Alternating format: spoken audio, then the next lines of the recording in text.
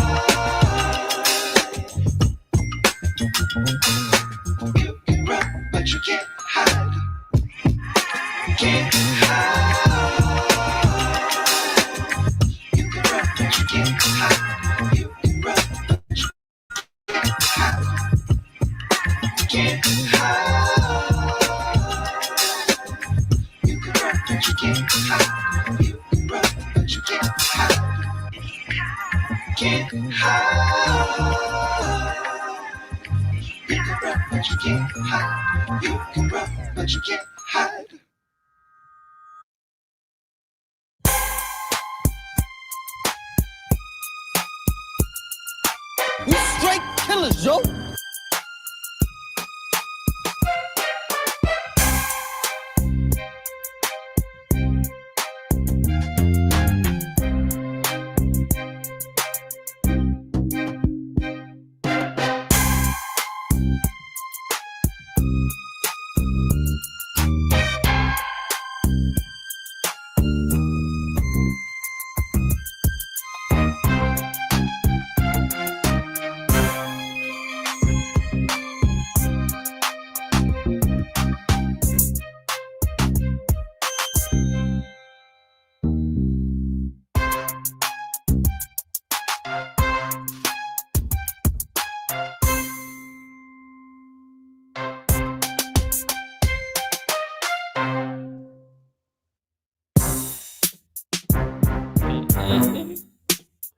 And forget it. Happy Thanksgiving. Happy Thanksgiving. Happy Thanksgiving. Happy Thanksgiving. What up? I'm Moda J. We on the clock. This is episode 4, Power Book 4's final season 3. We at the halfway mark. Well, next week we be at the halfway mark. Hopefully everyone had a good Thanksgiving. I was gonna do a live last night, but I ain't get home till probably about 2:00-ish. And then I definitely didn't wake up in time to watch the episode. And I'm going to be honest with you. I'm glad I didn't get up this morning and watch this episode. I give this episode a 6. Hopefully everyone had a good Thanksgiving. I had me a grand old time. Ain't nothing better than free food. Also, today makes 1 week sober. You know what I mean? My last drink I had was on the live last week. So look at that.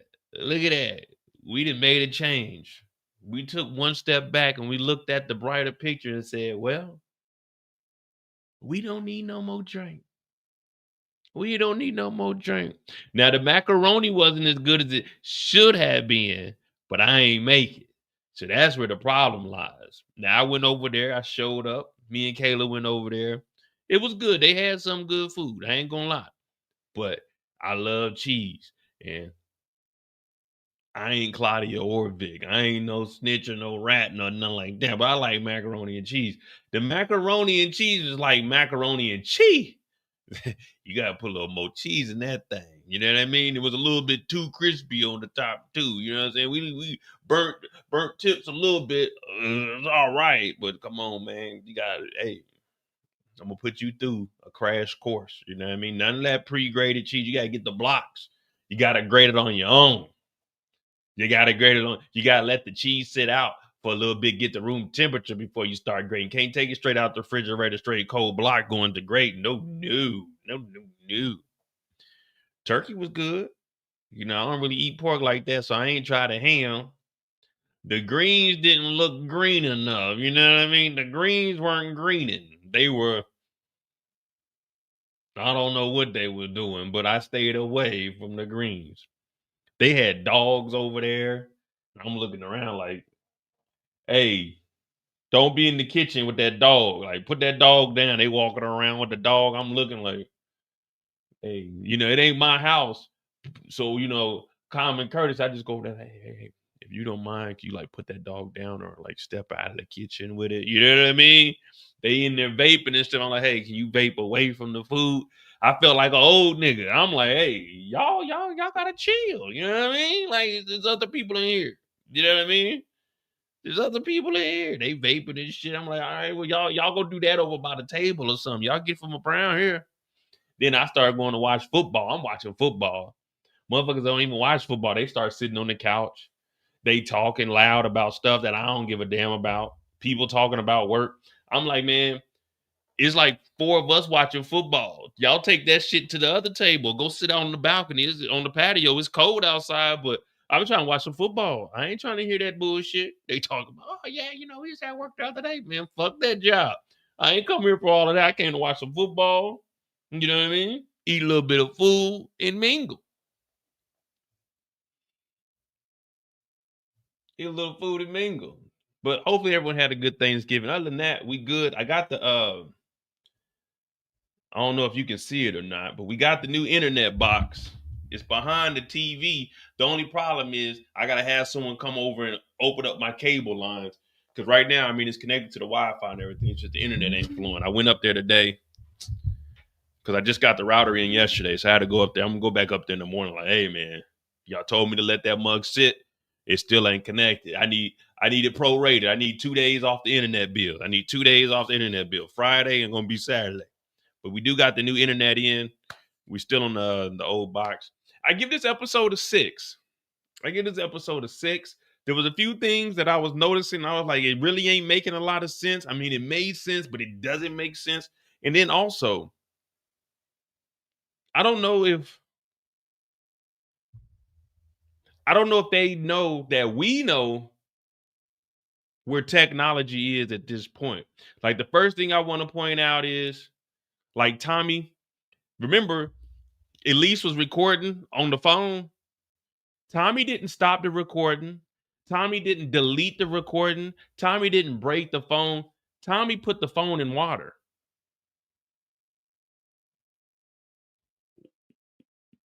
Why did Tommy put the phone in water? What did that do? These smartphones are good for like up to 5 meters in water. I can get in the swimming pool with my phone and get out the swimming pool. My phone still works. I can put this up underwater and it will still record what's going on in the room. Unless there's noise in the water, it's still going to be able to record any conversation. The beginning part of the conversation is still on the cell phone. The whole part where Tommy's like, yeah, I'm like the Santa Claus of cocaine. It's still recorded on the phone. He didn't delete it or anything. It's still on the phone. You can take that out the water and get on it. Get on the internet. You can play video games. I don't know if they were thinking this is 1991 where you put a phone in the water, it's over with. These phones are made for water. So I was like, man, what we doing here? I'm like the Santa Claus. He put the phone in the water. Okay, thanks, Tommy. You just dry it off. Put it in a bowl of rice. You ain't even got to do that. All you got to do is let it dry. you can go and charge it up. It might say the phone is wet. You can't charge right now. But yeah, in a couple of minutes, you'll be all right to go. So then we got that. Then Tommy gives the dirty gun that he got from D-Back to Vic, only to text Vic and tell Vic, where you at? I need the nickel. ASAP.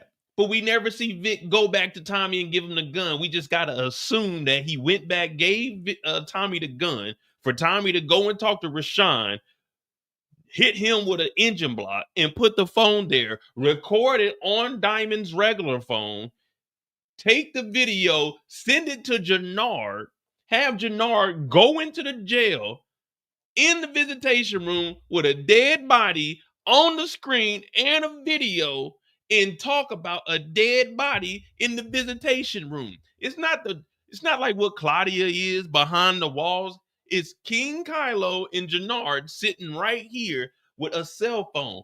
First of all, you can't even have your cell phone in the visitation room. Secondly, they gonna be like, what you niggas talking about over there? A body? How do you know that he's the one that killed Mad Dog?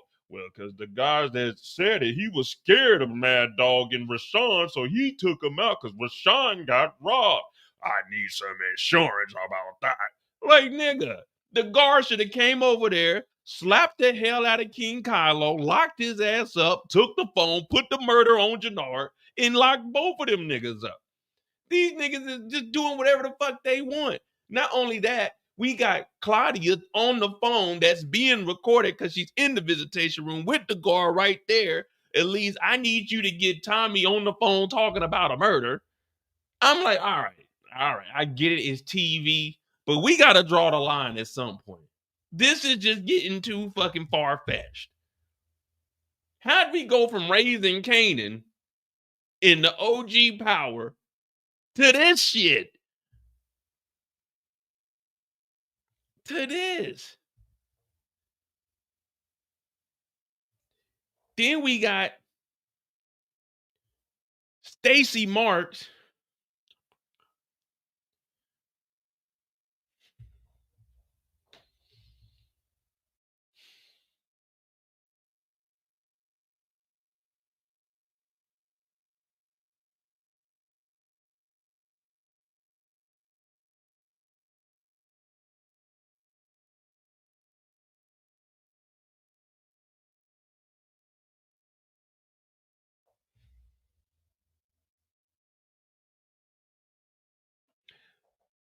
Ortega, put a 1 in the chat. Is Ortega in solitary confinement or not? Put a 1 if Ortega's in solitary. Put a 2 if Ortega's not in solitary.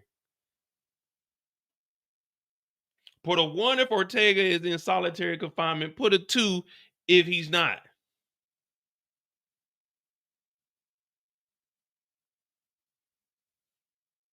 Because I'm seeing some discrepancies, and I'm trying to figure out what's really going on here. Because this week,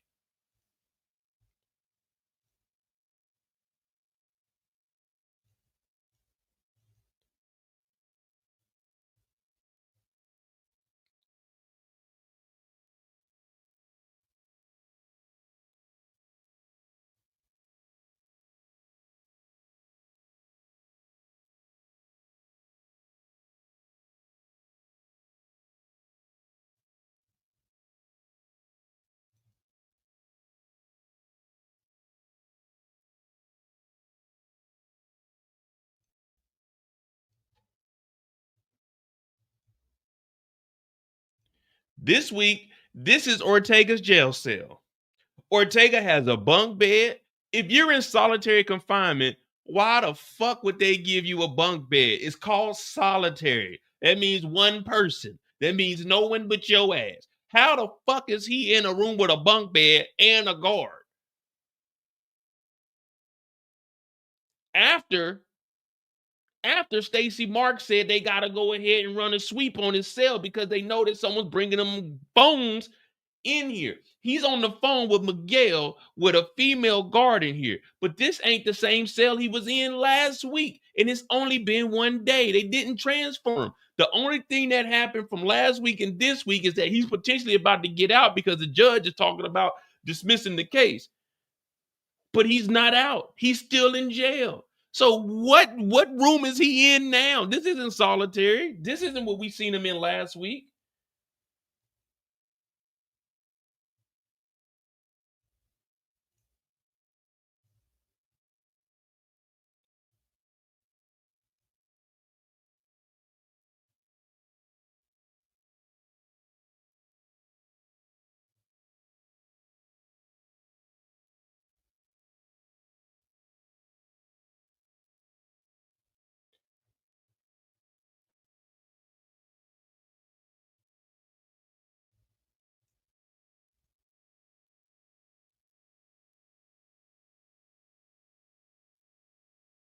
Give me a second.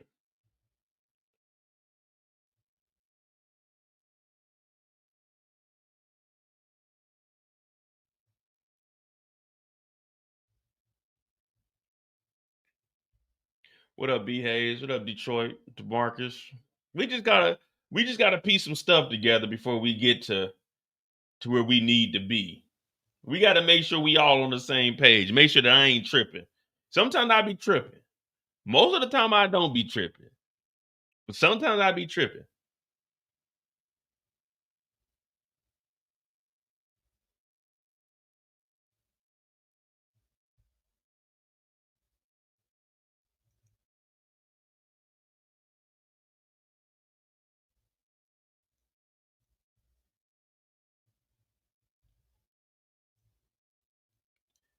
Am I tripping? Solitary confinement? Where he's at now. Solitary confinement?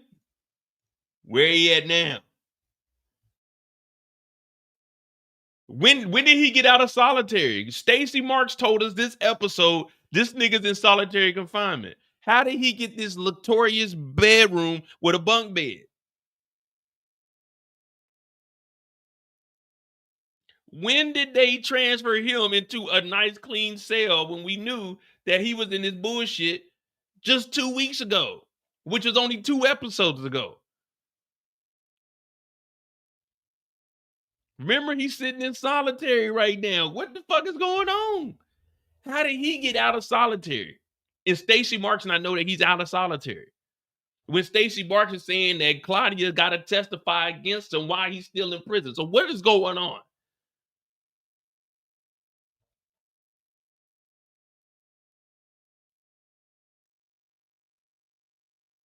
But Miguel still has access to give him a phone into whatever office he's in. But we know that Stacy Marks in the beginning of the episode said that we need to run a sweep on the cell. What is going on here? This is not how Chicago operates. But anyway, hit that like button, hit that subscribe button. I'm on IJ. This is On the Clock. I was just pointing out some of the things that I was noticing. I was like, man, this ain't making no sense. This ain't making no sense. What up, Steven?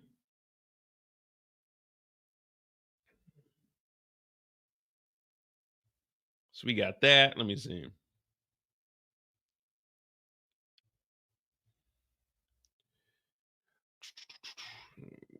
Mirkovich died. We'll go on over to the body dropper for episode 4. We got Roshan.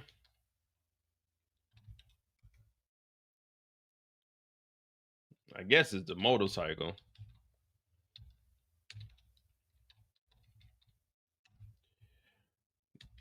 Tommy.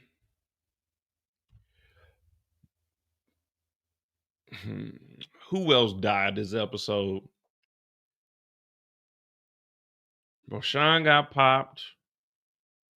Oh, the dude, the random. Che.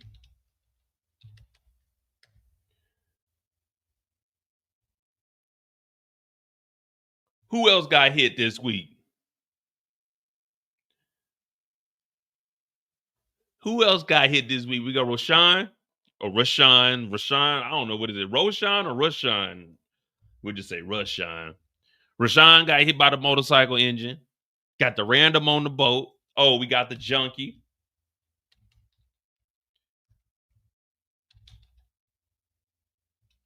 The real junkie, Jay. I would say self-inflicted, but we're going to go ahead and get at the Jenard.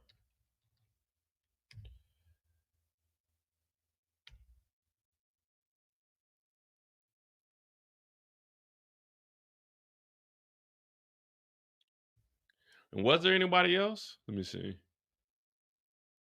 We got the dude on the boat. We got Rashawn. Oh, was there anybody else?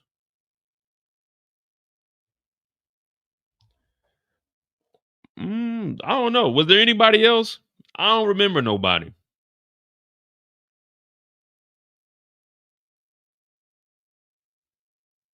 The beginning of the episode, they came in, cleared them out. We went and met up with Manny Fresh. Vic ain't knock nothing. Claudia ain't knock nothing. D-Mac didn't do anything but go visit his dad.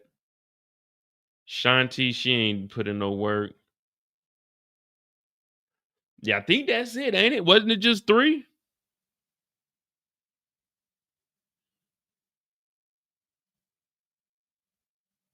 Oh man, the bodies with the fentanyl, we don't know. They didn't die this episode. The bodies with the fentanyl died a previous episode. Yeah, we can't count them. They didn't die this week.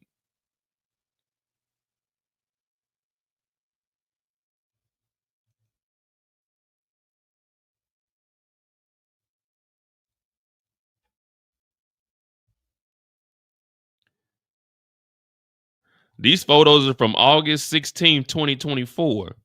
Yeah, these bodies ain't from today. These bodies been dropping in the streets. We don't know when these bodies came in, but they don't count for this week. They already stanking. They already in the morgue anyway. We ain't counting those for this week.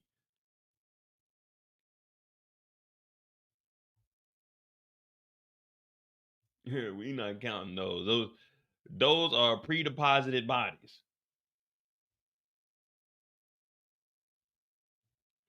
All right.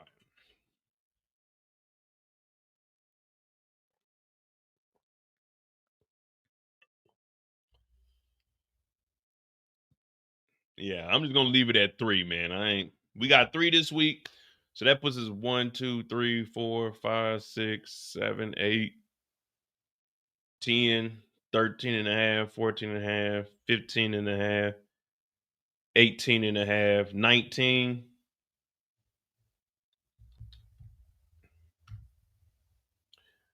19 divided by 4 episodes. We have 475. We a little under. We a little under. We a little under 5. We ain't meeting the quota right now. Yeah, we got Nutty. That's right here, the CBI goon.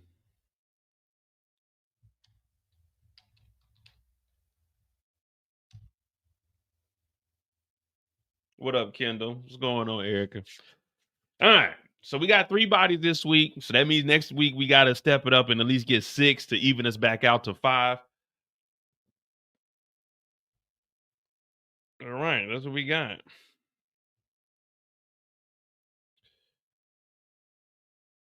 Episode 3, we had 15 bodies. Episode 4, we had 19. Let me just make sure. 1, 4, 6, 7, 10, 12, 13, 14, 15, 16, 17, 18, 19, 20. Wait a minute. We had 20? 1, 2, 3, 4, 5, 6, 7, 8, 10, 13, 14, 15, 16, 19. Oh, we had 20. So we had 4, but we got that 0.5. So we had 20 bodies.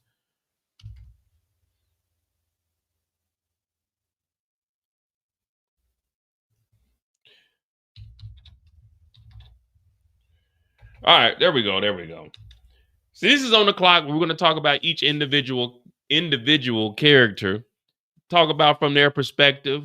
Probably about 15, 20 minutes. We're only going to do maybe 3 hours. Tomorrow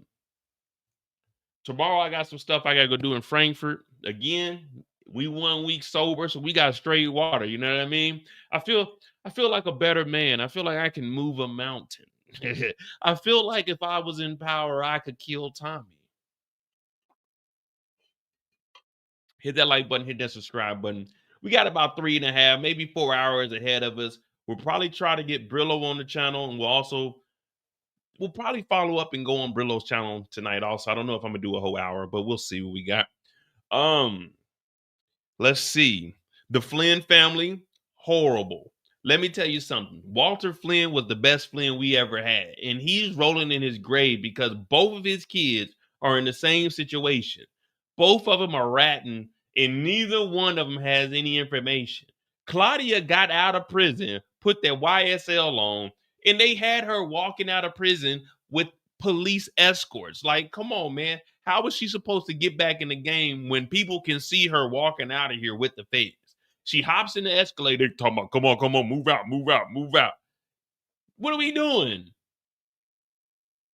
What are we doing?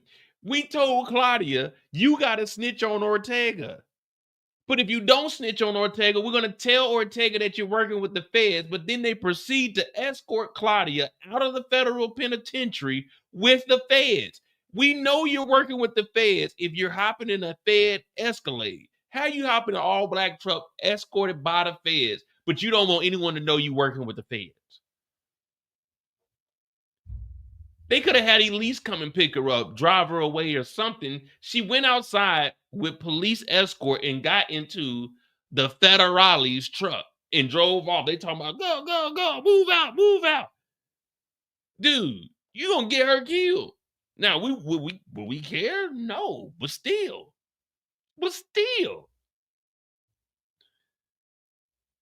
Stacy Marks got 2 deals with the Flynn's.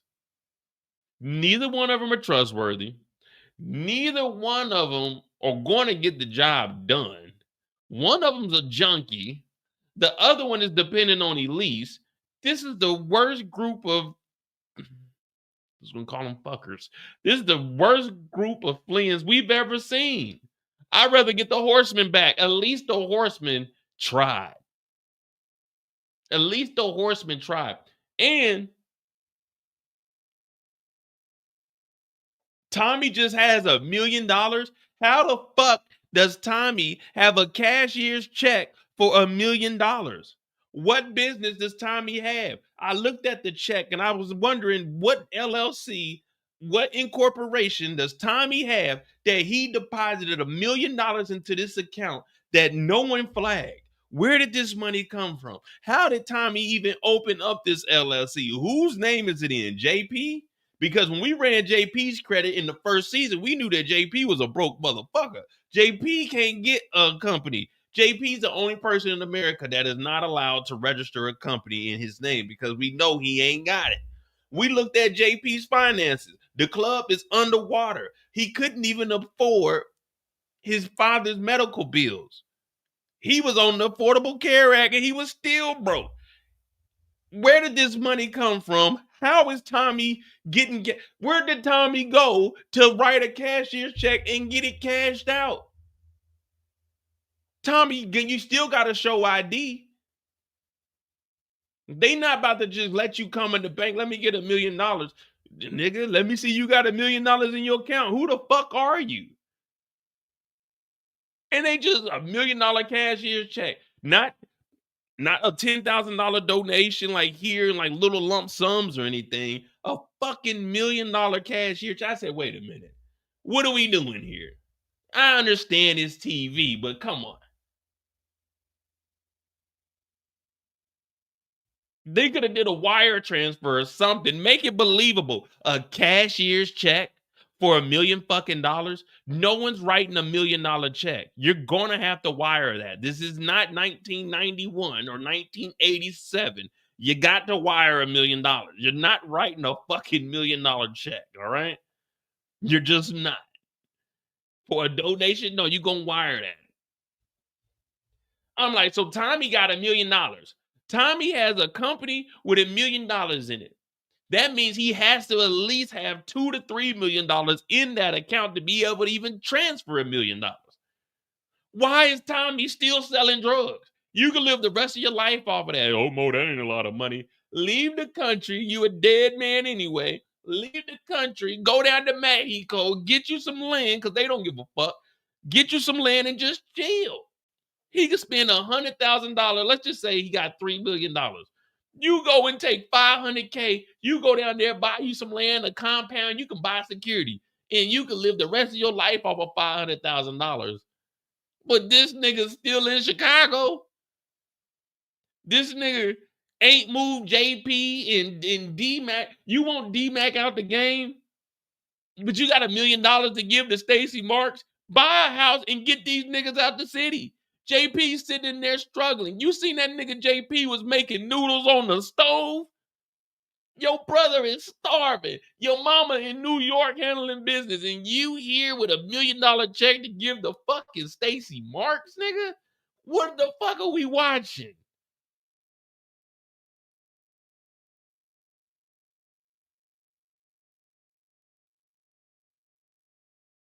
I was looking at this episode like, man, y'all fucking with us, right? This can't be for real. There's no way we watching this and we thinking, damn, this is good. This is some bullshit.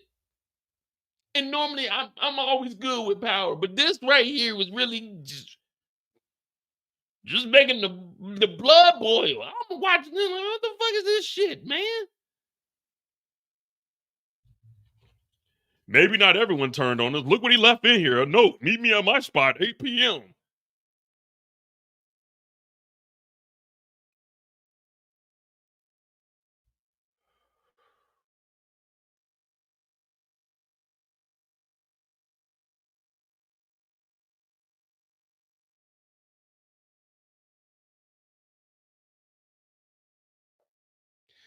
It's making good TV. Man, I'm J. We just getting started. But what I witnessed this week was unacceptable. This was y'all got to be real with yourselves. This week was. Who told y'all to do that? Who said do this? Who looked at that and said, let's do it? Let's push the button. I hold you guys to a standard. And I'm not deviating from my standard of watching Power. Y'all take that shit to BMF. But y'all better come back next week and y'all better provide us with some goddamn high quality television. Because I don't know what we did this week, but that shit wasn't right. Not at all. I can't stand by and let y'all make me try to believe y'all telling me that this was good. Every week, it's the same thing. Oh, the SDs ain't in here. The 9-7s ain't in here. The insane princesses are teaming up with the Marquez cartel. Jenard and Diamond, they're on the same page. Shanti doesn't like Jenard. Jenard got to go get a necklace back from fucking first season when we forgot all about who the fuck is Manny Fresh. Now we get the chain back. We're going to work with Shanti. Shanti ain't got no work. Jenard gets a junkie killed to get the necklace back. Then we got to meet with Che. Che's whooping ass. Marquez cartel is Che's ops, but they're working with Miguel. Miguel is going over to Tommy's house, sneaking in there to look at the damn surveillance system. Mireya's dumbass is talking about, yeah, we'll go to dinner with you. I know you and Tommy don't see eye to eye. Everybody is just fucking everybody over. Go tell King Kylo that D-Bag didn't do it, and it was actually Rashawn. Hey, man, he admitted to it. He was scared of it. I don't believe that. You mean to tell me it wasn't D-Bag? No, nigga. What the fuck are we doing? I don't want to meet no more new characters. This is the last season. Fuck all them other dudes, man. Fuck that coalition. We don't care about that shit. It's the coalition and they weak as a motherfucker. They ain't standing on shit. They scared of goddamn Miguel. They scared of the Marquez cartel. Niggas ain't got work. Niggas is getting ran down. Nobody's doing anything. We're just watching this shit every single week. We're starting back over. We got the Albanians. The Albanians weak as a motherfucker. We don't know what they... We got the Serbs. Serbs weak as a motherfucker. We don't care about none of this shit. Y'all got to make it make sense for me, man. I'm confused on what's going on here. We thought we had the coalition. We thought we had Chicago in the motherfucking headlock. Chicago is the Wild Wild West. No one gives a fuck what's going on here. Stacy Marks don't even know that Bill's song is just in that motherfucker. Yeah, you know, the judge said we're going to have to dismiss it and shit or take her by walk.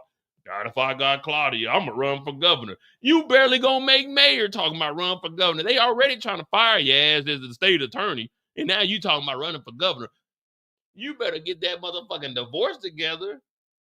What are we doing? Every week we starting over. It's 4 weeks and we ain't got nowhere. The whole time, Tommy's been saying D-Mac ain't back in CBI only to let CBI bring this nigga back in. Give me that gun. You got that dirty gun. That's a rookie mistake. And then he gives the gun to Vic.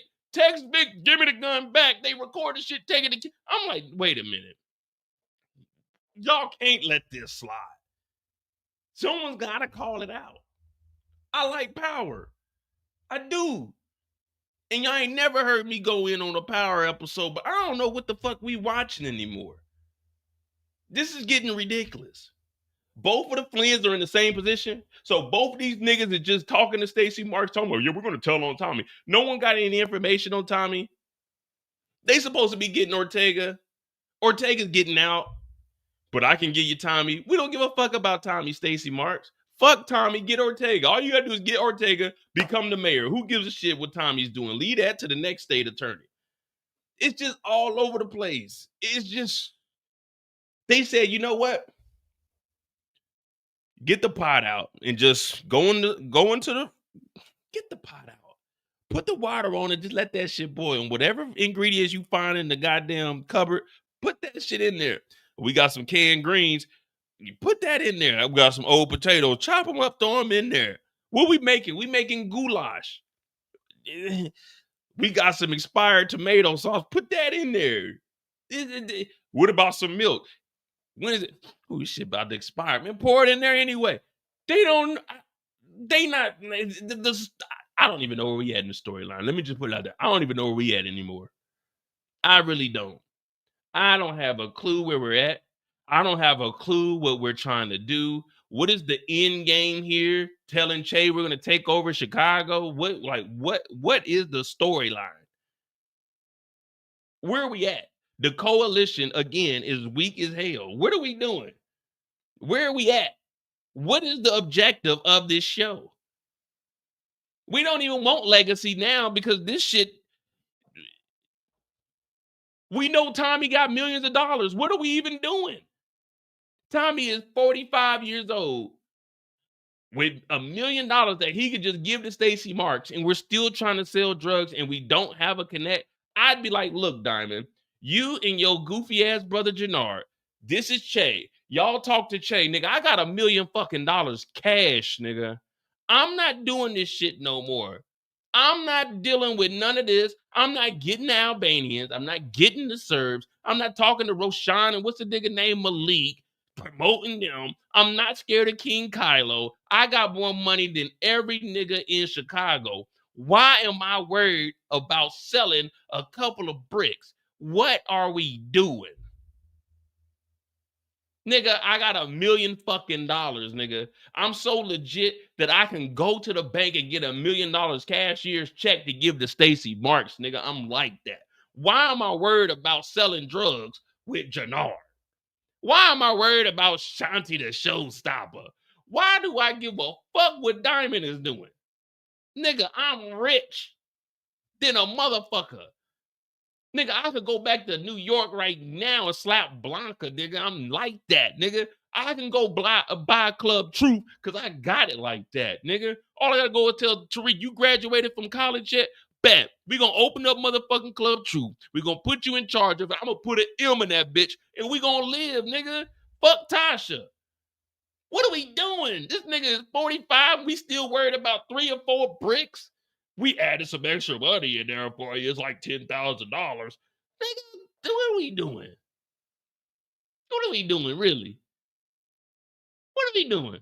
What is the objective? Why are we beefing with fucking Ortega, who's in solitary confinement, who ain't got no muscle, who ain't got no bricks, who ain't got shit? Why are we giving money to Che? Fuck Che. Tell Vic, go down there, tell Stacy Marks there's a fucking boat with a goddamn body that was tossed over it. It's a motherfucker by the name of Che. He's equivalent to Ortega. Drop the Rico on that nigga. I'll tell you where the pipelines are. I'll show you where the coalition is. Tommy, you take your $3 million in your bank account and get the fuck out the city. What are we doing? What are we doing? Why are we here? What is the reason for life? There was a poet that had a song and it went something like this.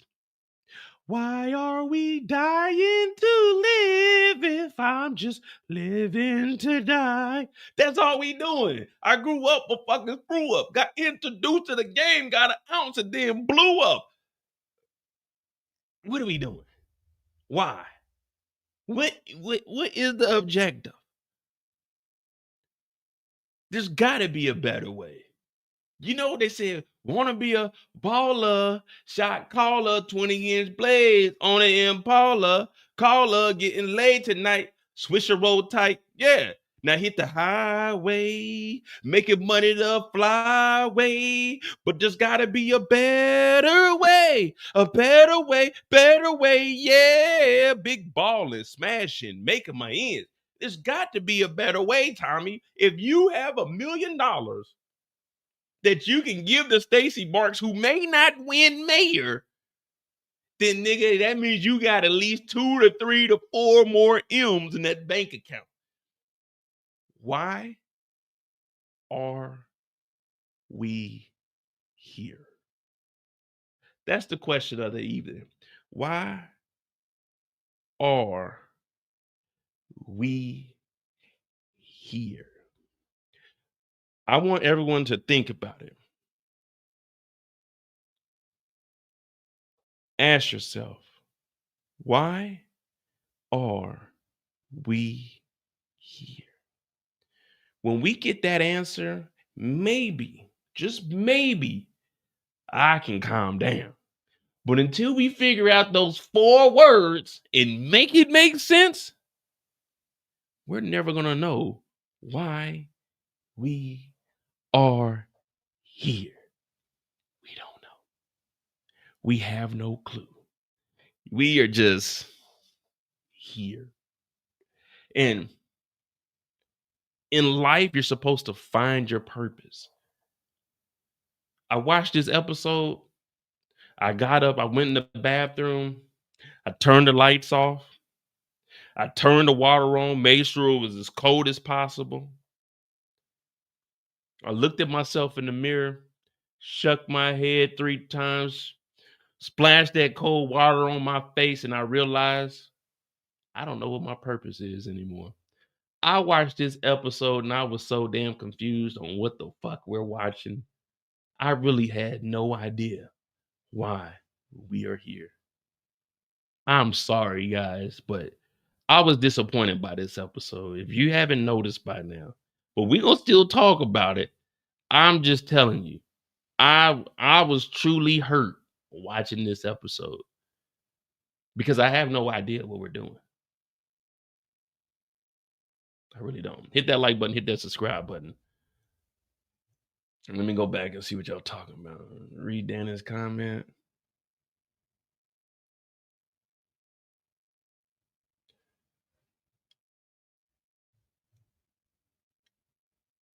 Tommy had to write a check to get flagged on the campaign for the feds.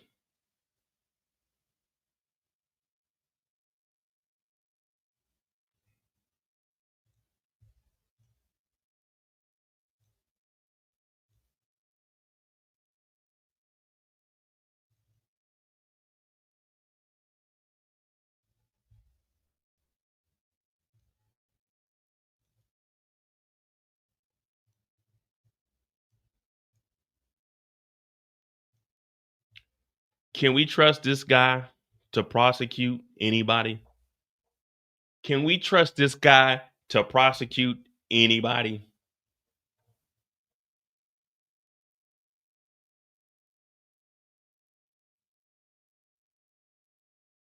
I don't know. Let's scale it back because that's good. Let's go with this. I don't know if anyone realizes what universe we're in. We're in the power universe. Ortega, Mirkovich, Claudia, Flynn. All 3 RICO charges. All 3 got RICO charges. One dead, one's getting out because of Bill, and the other is released because of Stacy Marks. Do we believe that the feds are going to do their job and realize that she got some money from Tommy Egan No. Tommy gave that money because now once she finds out she accepted dirty money, she's got to do what Tommy says to keep it hush hush. But we can't depend on. We've been watching Power for 12 seasons. We seen Ghost go to prison. He got out. We seen Tariq go to jail. He got out. We seen Mecca go to prison. Well, we didn't see him go to prison, but he got out snitching. Both of the Flynns are evading prison. No one is going to get in trouble for anything. If you want to commit a crime, I think the Power universe is the best place to commit a crime. I got you, DeMarcus. When I'm in story time, you got to chill. I get you, brother. Can I tell you why I'm in disgust this week? I just had a Thanksgiving. I was fulfilled yesterday, and I watched this morning. I was like, what is this?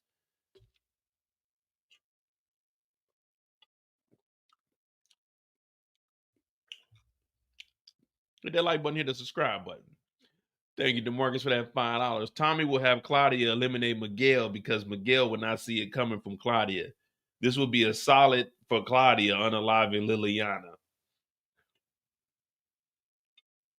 Man, I hope Che takes out Miguel. But, all right. So we already got 45 minutes. So we got probably about 40 minutes of me telling you guys what I didn't like. But what we're going to do is we're going to break this thing down how we're supposed to break it down. Let me know who y'all want to start with. We're about to get on the clock. Again, we'll talk about each person's story. We got to make it make sense. And we'll give it from their perspective. So don't get mad. I'm just giving it from their perspective, you know. If it's against Tommy, we got to go against Tommy.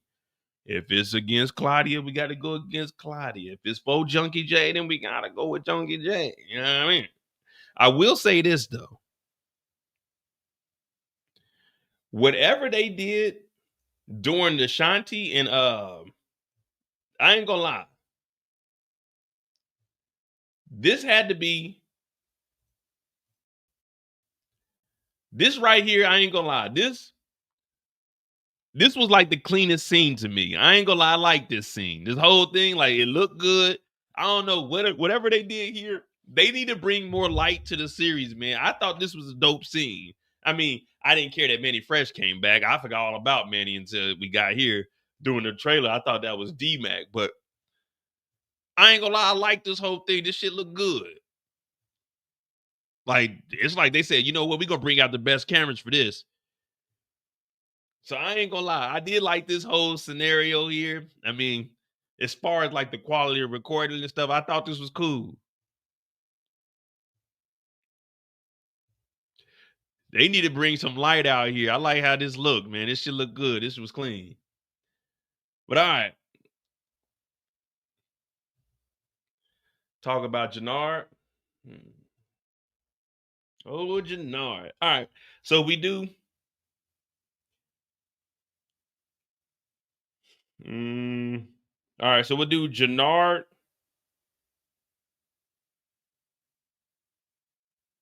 We'll do Jenard and Shanti together because Shanti doesn't have too much outside of Jenard. So Jenard and Shanti. Jenard, Shanti to Diamond. Diamond to Tommy. Yeah, D-Mac could just be his own individual thing because he didn't really have much. Jenard, Shanti to Diamond. Diamond to Tommy. Tommy to Vic. Vic to Stacy. Stacy to Claudia. And then we'll finish with JP and D-Mac story. All right, so we got Jenard, Shanti to Diamond, Tommy, Vic, Stacy, Claudia, and then if we get to D-Mac, because he ain't really do nothing this week. All right, so we're gonna start with Jenard. Hit that like button, hit that subscribe button. I'm J. This is on the clock. Probably about 15, 20 minutes for each character. We'll see where we can go from there. We'll mix We'll mix Miguel's story in with Tommy's because he didn't have nothing on his own besides when he talked to Ortega. Everything else was with Mireya and when Tommy was on the screen. So yeah, we'll put Miguel's story in with Tommy. What is that? That's on the characters. Bill goes into Stacy's story. All right, yeah, so we good. We good. We can make something shape.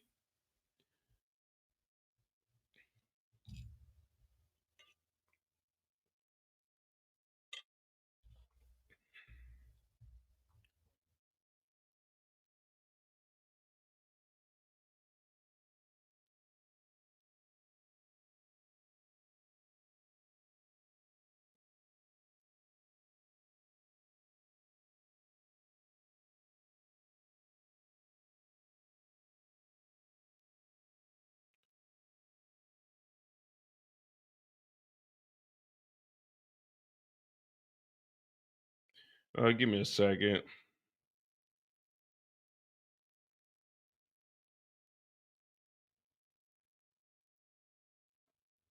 All right, we got Jenard up first. Jenard. The first time we see Jenard, well.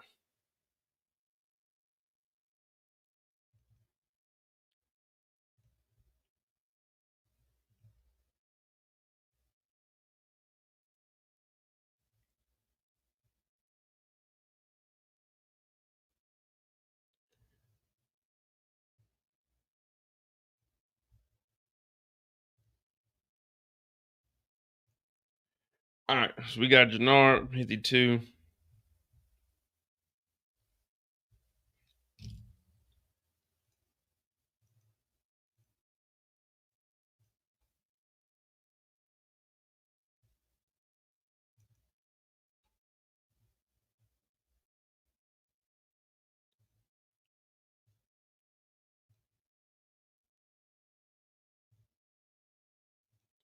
All right, so the first time we see Jenard, they down in the basement.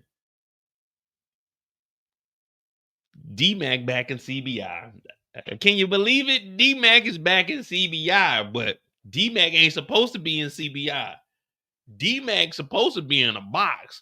But then again, D-Mac ain't supposed to be in a box because they supposed to use D-Mac to get Tommy and Diamond.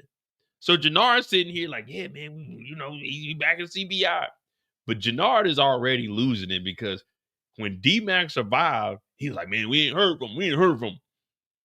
So when he's sitting down here, he really ain't saying much. And then Tommy starts tripping. So he kicks him out. He tells him to get the hell up out of here. He don't need an audience. I said, oh, man, they doing Jenard bad. I ain't never seen nobody get disrespected as much as Jenard. Jenard, boy, everybody talk bad to Jenard.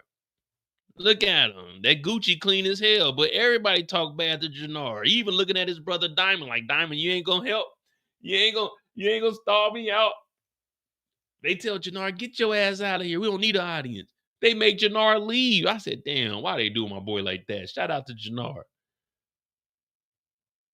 So they kick his ass up out of here. He ain't doing nothing. So when he leave here, when he left like this. I'll never get to do nothing, man. They kicked his ass out. So you know what's in the back of Jenard's mind right now? Well, I don't know if y'all know, it's that brick of that gnaw. He thinking about that fentanyl. And we'll get to it, but I know y'all seen it. Jenard was getting ready to go for that needle. You see, Jenard was getting ready to just try it. He was going to be careful with it. But he wanted to try it. I seen it in his eyes. I wrestled a junkie one time. I had to. I wrestled a junkie. He tried to steal my bus ticket. I had to wrestle his ass. He's strong as a motherfucker too. But Jenard, he already solid, so I wouldn't want to fight Jenard, especially when he on that shit. But Jenard was looking at that gnaw like he wanted to try it. We're going to get to that, though. I know I wasn't the only one that was like, damn, look at Jenard. He already about to go at it. So Jenard leaves here, and we don't see Jenard until the next day. Or later on, he went to change clothes or something. I don't know what he did, but he got up out of there. Jenard leaves, and where does he go? He goes to see the showstopper. Now, when he shows up at the showstopper's crib, But she's at the boxing ring. I don't think Shanti has a house. I think Shanti lives in the crib, like upstairs. I think that's where Shanti lives. So Jenard shows up. He's like, "What's going on, baby?" She's like, "Jenard, what the fuck you doing, man?" He's like, "Man, you know how it is. I'm maneuvering, man. I'm trying to get in those rooms. I'm trying to get in those rooms, baby. I'm trying to get with Chase." She said, "Fuck all that." So Shanti, these last couple of episodes, she's really getting tired of Jenard's shit. Remember she was checking his arms? She like, "You ain't on that stuff." He like, nah, baby, you know me. I'm good. On my channel, we already know. We got a saying here. If you're new to the channel, once you hear once a junkie, always a junkie. And that's what Jenard is fighting right now. And Shanti ain't making it no better. She's on his head. She telling him, you got to work harder, not smarter. Yeah, I said work harder, not smarter, because when Jenard thinks he's doing something right, it's the wrong way. So Shanti's like, "Man, fuck all that. What you doing, Jenard?" He's like, "Come on, baby. You know, Tommy kicked me out of there." She talking about, "I'm tired of playing second fiddle. I want to be the big dog. I want to be the head queen pin in Chicago, HBIC." We know Shanti gonna be on her bad bitch shit later on, but right now she want to be the head bitch in charge. But she can't do that when you got this guy. Now, Jenard, he always sweating when we see him. That's my boy, but you got to get right, Jenard. You got the showstopper talking bad to you. You got Tommy talking bad to you. You got your brother that don't really give a damn what's going on. So Jenard's like, fuck, I got to try to figure this shit out. Because remember, Jenard went from being in charge of CBI to now he's Shanti's do boy. Shanti say do, he say how fast. She say crawl, he say how high. She say swim, he said what? Jenard losing it. And Shanti ain't making it no better. She yelling at him. Got the zip. Anybody that wear their zipper all the way up like that already on some bullshit. Look. Hot as hell in that gym. It ain't no lights in that gym. Ain't no fans in that gym. It's hot as hell. Shanti over here acting like she got to drop 2 pounds for a fight. But she letting Jenard know, man, I'm not bullshitting with you, dude. Get this shit done. So it sucks for Jenard. Because Jenard really ain't got no leverage or nothing. The whole D-Max situation, he's still walking around. And Shanti like, dude, do something. Do something. Make a move.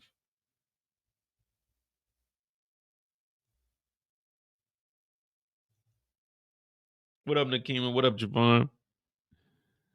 He goes and talks to his brother. He's like, man, what we gonna do, man? What we gonna do? And let's be real, man. These two brothers, they weak. They weak. Now, we talking from Jenard's perspective, so he don't know what's going on behind the scenes with Tommy and Diamond. So we got to keep it that way. But these two brothers, man, Tommy is treating Diamond the same way Shanti is treating Jenard. And Jenard is getting treated even worse over there in the coalition. He gave that fantastic speech, and now they don't even care about it. He's sitting on the couch talking about, man, we gotta figure this D-Max shit out, man. We gotta figure this shit out. He's like, man, Tommy got a plan. He said, man, fuck Tommy, man. We gotta do. King Kylo in there bullshit, and he ain't tripping. He trying to flip the script and whoop our ass, Diamond. But Diamond, he partnered up with Tommy, man. He ain't really trying to hear his brother. Jenard's still trying to take Diamond out. And all of this is because Shanti's in his ear telling him he got to do this. He nervous as hell. You still want to kill your brother? Yeah. You know I'm with it. Man, anybody that say that, they bullshitting. So now he's sitting here and his own brother, who he thought had his back, is telling him, nah, we got to chill, man. We got to chill. You know what I mean? Tommy said, man, fuck Tommy. And that's what Jenard says all the time. Fuck Tommy. While this is going on, Shanti gets paid a visit by Rashawn.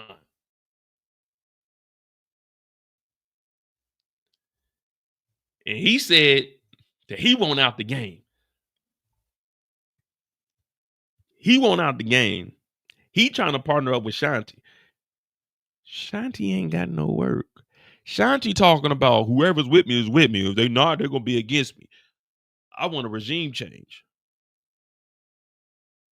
And how exactly is that gonna happen? So he talking about, yeah, Shanti, we're gonna roll with you. We're gonna do what we gotta do to survive. You don't cut the plug off and then go to somebody that ain't got no work. How you go and team up with Shanti when Shanti is getting the work from the same place you're getting the work from? Tommy Egan. I didn't understand this. What up, Grand Man? What kind of business deal is this? All right, guys, look. We got two people. They both buy their stuff from this one individual here. So they both getting their drug like this, like the triangle. You know, and they both go here. This little piggy cuts off the market. This little piggy says, I'm going to go to this person who is still going to the market. So instead of getting it for 100 a piece, we both getting it for 100 from the market. You got to go and get it from Shanti because you ain't really, he talking about, yeah, we're going to go do this. We're going to work with, you trying to team up with Shanti. Shanti's trying to take over. Shanti's not going to allow you to be partnered up with her and then you going to get the dope from the cartel. Nah, Shanti going to make sure you're getting it from her. So now instead of paying the 100, you got to pay the 120 for it because she going to want to profit off the top. I'm like, really? This is what Rashawn was thinking? Cut ties with Tommy and link up with Shanti?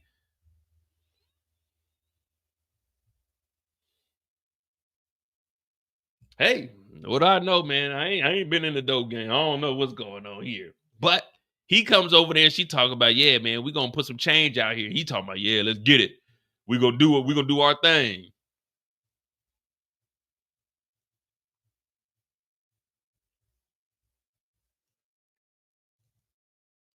So what does Shanti do? Shanti gets up off her high horse and she goes to try to make some new connects.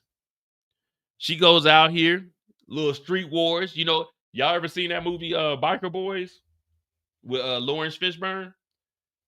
Yeah, is it Biker Boys? Yeah, it's Biker Boys. So they going out here, everybody out here kicking it. Like, I ain't never seen niggas this hype to go watch some niggas ride motorcycles. This is a grown man. I ain't never seen nobody this hype. Look how hype this dude is.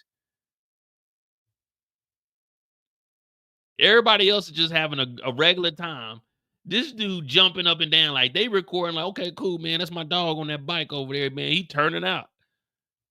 Look, he's like, okay, he turning up. Look, he like, okay, he turning up. This dude like, yeah, man, who got the money? Who putting bets out? Everybody out here kicking it. But then you got this one dude right here. Look at this dude. Yeah, this one dude right here jumping in the air. I'm like, yeah, nigga, yeah. Man, calm down, nigga. You drawing too much attention over here. You know what I mean? Yeah, we gonna do it. Yeah. Hey, nigga, calm down. This the nigga, he shows up, he ain't putting no money down. He just here for the vibes. That's all he here for. He just here for the vibes. So everybody getting hyped. Shanti shows up with the Chicago Bulls. I don't know what this is, but she showed up with the Chicago Bulls in the spandex. You know she mean business. She talking about, I got money on Manny Fresh. Manny Fresh, freaking fresh, Manny Fresh. I'm like, oh shit, Manny Fresh is back. So Manny Fresh is like, what's up, shawty? Shanti's like, what's going on? She said, I'm about to whoop some niggas' ass to get this money. You smell me? So Shanti like, yeah, you do what you do. I got a business proposition for you. So Manny Fresh is like, I got you, wolf. They line up. Everybody to the line. See, look, this dude ain't jumping. All he's doing is saying, you know what I'm saying? Power to the people. He ain't jumping in the air. This dude right here, you know he fucked up a check. He got at least $2,000 on it. He work at a warehouse too. See, this guy right here, I know a couple of brothers like this. He work at a warehouse. He been there for about 13 years. He got a Class F driver's license and he can drive forklifts. So he be working a lot of overtime. So his checks be coming in like $2,500, $3,000. You know what I mean? He be getting them $3,000 checks and shit. So he got a little money to fuck around. I know this guy. He talking about, yeah, I got the money on that one. So you know he's really dedicated. He got his money on Manny Fresh also. You already know. So he like, fuck it, I'm trying to get this bag. But they line up the bikes. He said, on your mark. Hey, they take off. I'm talking about they on the chrome on the Yamaha. They hitting it too. At first I thought this was D-Mac, but no, it's Manny Fresh. Shanti like, yeah, there go my money. Boom, Manny Fresh wins. So when they get done, Shanti going talking to her like, yeah, you know, you doing your thing over here on the east side, Manny. You know, I'm thinking about having, you know what I'm saying? I'm thinking about expanding my business. What you with? Manny Fresh like, oh yeah, that's what you trying to do? Yeah, all right, I'm with it. We could do that. We could talk the numbers, you know what I mean? We can go kick it first, but we could talk numbers. So Shanti like, yeah, this is what we gonna do. You know, I got the supply, I got a little club. We got some shit on lock, you know what I mean? My work, your people, we can make it happen. So Manny Fresh is going with it. Manny Fresh is going with it. They dap up, but then the homeboy come over. He looking at her like, wait a minute. Is that the showstopper? Shanti, when he said, don't I know you? Where I know you from, girl? You used to box? Not like she ain't got the damn boxing gloves on her chest. You used to box? She's like, yeah, Shanti the showstopper. She should have. Oh, okay. I remember Shanti. I remember you did get knocked out that one time. You remember 2018, you got knocked out in the third round. But they disqualified because, you know, some other shit. But yeah, I remember you. Wait a minute. You fuck with that junky ass nigga Jenard. She like, yeah, I fuck with Jenard. Manny Fresh is like, Jenard? Jenard, the nigga that stole my chain, Jenard? I said, everybody in the city know this nigga Jenard a junkie. I said, what the hell? Everybody in the city know Jenard a junkie and Shanti's fucking the junkie. You know how embarrassing that is? For everybody to know that the person you messing with is a junkie? And then not only that, Manny Fresh like, that nigga stole my necklace. He stole my chain. We can't fuck with you. That's some embarrassing shit. Everybody know the person you fuck with is a junkie. We ain't fucking with you. I said, oh man, here we go. Another setback for the boy. Another setback, man. It's like we can't win with Jenard. And then when they showed Shanti on the screen, the next time we saw her, I ain't gonna lie, man. Y'all know what I thought when I seen this? When I seen her lighting up, what did y'all think, man? What did y'all think when y'all first seen this? All I can remember.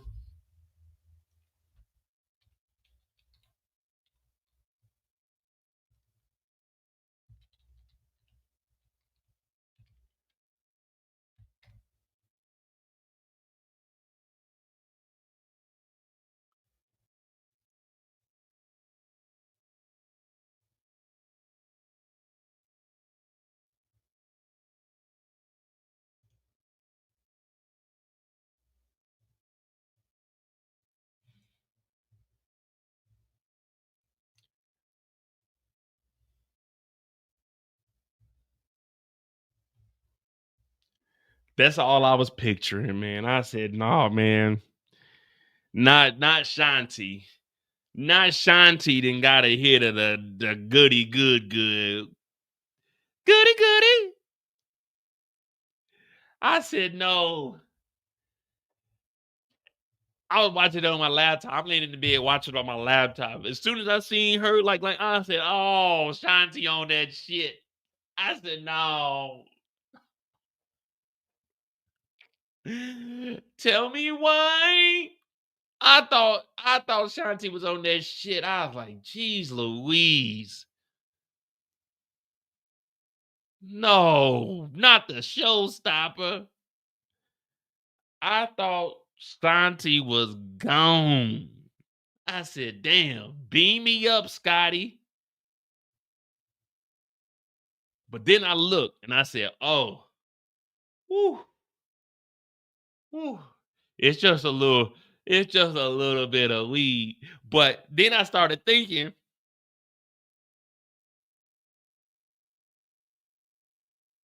if you smoking that gas, I am smoking on that loud. Life should be on Cinemax movie. Bought my boo bigger and a bigger. I was thinking like, damn, Shanti, you really suffering. You didn't just roll up another one. You hitting what's left. I'm like, damn, you really struggling over there. You really, real smokers know, like, yeah, I got it like that. I got a whole zip in the bag. I'm not about to, no, that right there start burning fingertips. You got to get a roach clip and all that. No, if I ain't finished the whole thing, pause, then I'm just going to roll up another one. You know what I mean? She over there. I said, damn, Shanti, you nervous as hell, ain't you? You fucking with a junkie, and now you got junkie moves going on. We already know the gym is failing because the gym ain't got no lights. It ain't like people are coming in here signing up to train with Shanti, the showstopper. So I'm like, oh shit, she really going through it. She ain't even stuffing that motherfucker. That flat as hell. She sitting in here, Jenard showing up. Ain't nothing worse than a nigga that's fucking up. That nigga, I got them burgers. I got them cheeseburgers. And them fries, girl. You know how I do. You like them fries, don't you? This nigga done showed up with fucking burgers and fries when we talking about elevating and going to the next level. This nigga, I got that shit, baby. Come on, girl. Why you ain't talking to me? Shanti looking at him. He told me, let me hit that. She let him hit it. Girl, you don't even know what's going on in these streets, man. I'm out here. I'm like that. She said, nigga, did you rob Manny Fresh? He said, man, nah, she bullshit. Manny Fresh, you talking about the nigga that make beats? No, nigga, Manny Fresh, the motherfucker that ride the bike, nigga. You robbed that motherfucker? Oh, man, that's some bullshit, man. You know I would never do no shit like that. She said, you fucking up the business, man. Every time I tell you to do something, you fuck up, Jenard.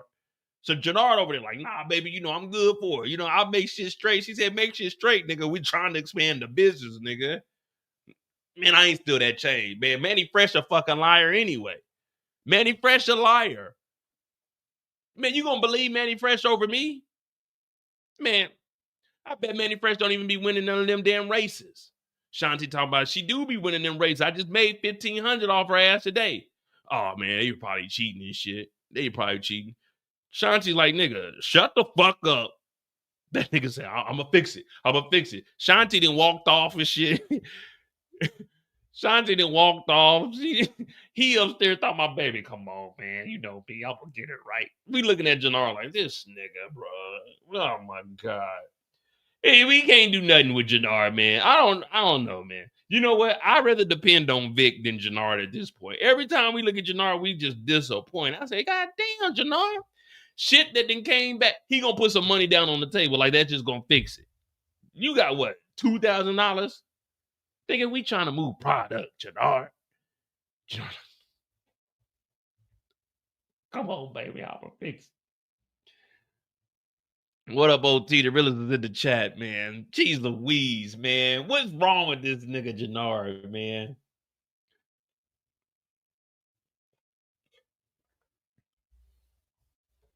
So now Jenard got to fix the situation. Jenard gets up. He leaves from here.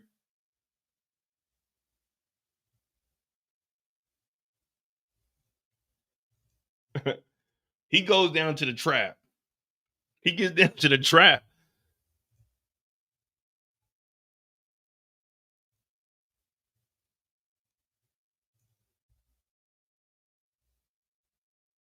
Jeez Louise, what's wrong with my damn computer, man? Ain't loading up my photo. There we go. So he go down to the track. Now, when he get down there, he runs into Joey. Now, Joey's the one. Remember, Jenard was up on that bridge, about to hit that pipe. He goes to talk to Joey. He's like, what's up, Joey? Joey said, man, what's going on, baby? My name Joey Joe, nigga. I'm about to serve the junkies.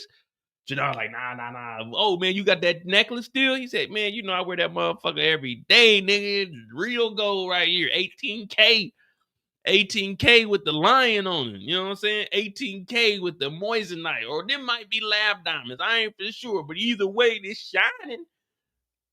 He talking about, yeah, I got this motherfucking chain on, nigga. My bad, Jenard, for saying nigga, but you know how it is when you're on the block, playboy. Jenard, let me buy that motherfucking chain off you. Would you need a couple $1,000s? Said, man, fuck all that, Jenard. I'm out here serving a junkie. Rap game easy, but the dope game gravy. Quarter brick, half a brick, whole brick. Hey, serving junkies moving major way. Joey, like, I'm out here, nigga. What you talking about? Jenard, like, look, man, look. All right, you want to go get that bullshit pack?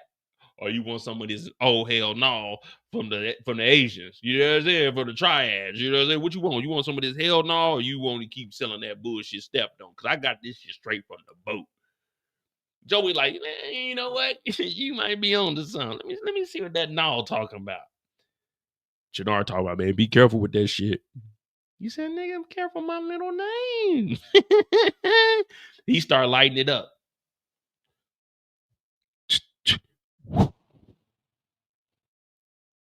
Got to get it bubbling. You got to get it bubbling before, you got to break it down a little bit. You got to get it from the powdery form. We don't need to be talking about it, but you got to get it from the powdery form to the liquid form to be able to put it in the syringe and then be able to extract it and inject those. See, cuz. So he ended up boiling and you trying to get it right. Break it down a little bit. Jenard talking about, man, be careful with that shit, man. Well, he wasn't careful with that shit. He put that gnaw straight into the arm. And as soon as he put that gnaw in the arm, the body said, no, I'm done. Flatline. He starts slobbing from the mouth. Jenard scared as hell. I don't know why he is. But Jenard does like any real nigga would have done. Snatched the chain off him. I would have went in his pockets, though. I would have went in his pockets, got the little $200, $300 up off him.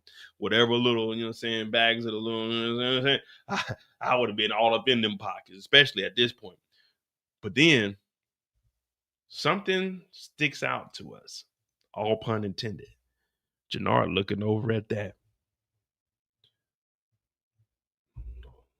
What'd you say, Nikema? Some of them going to sleep. Fuck God!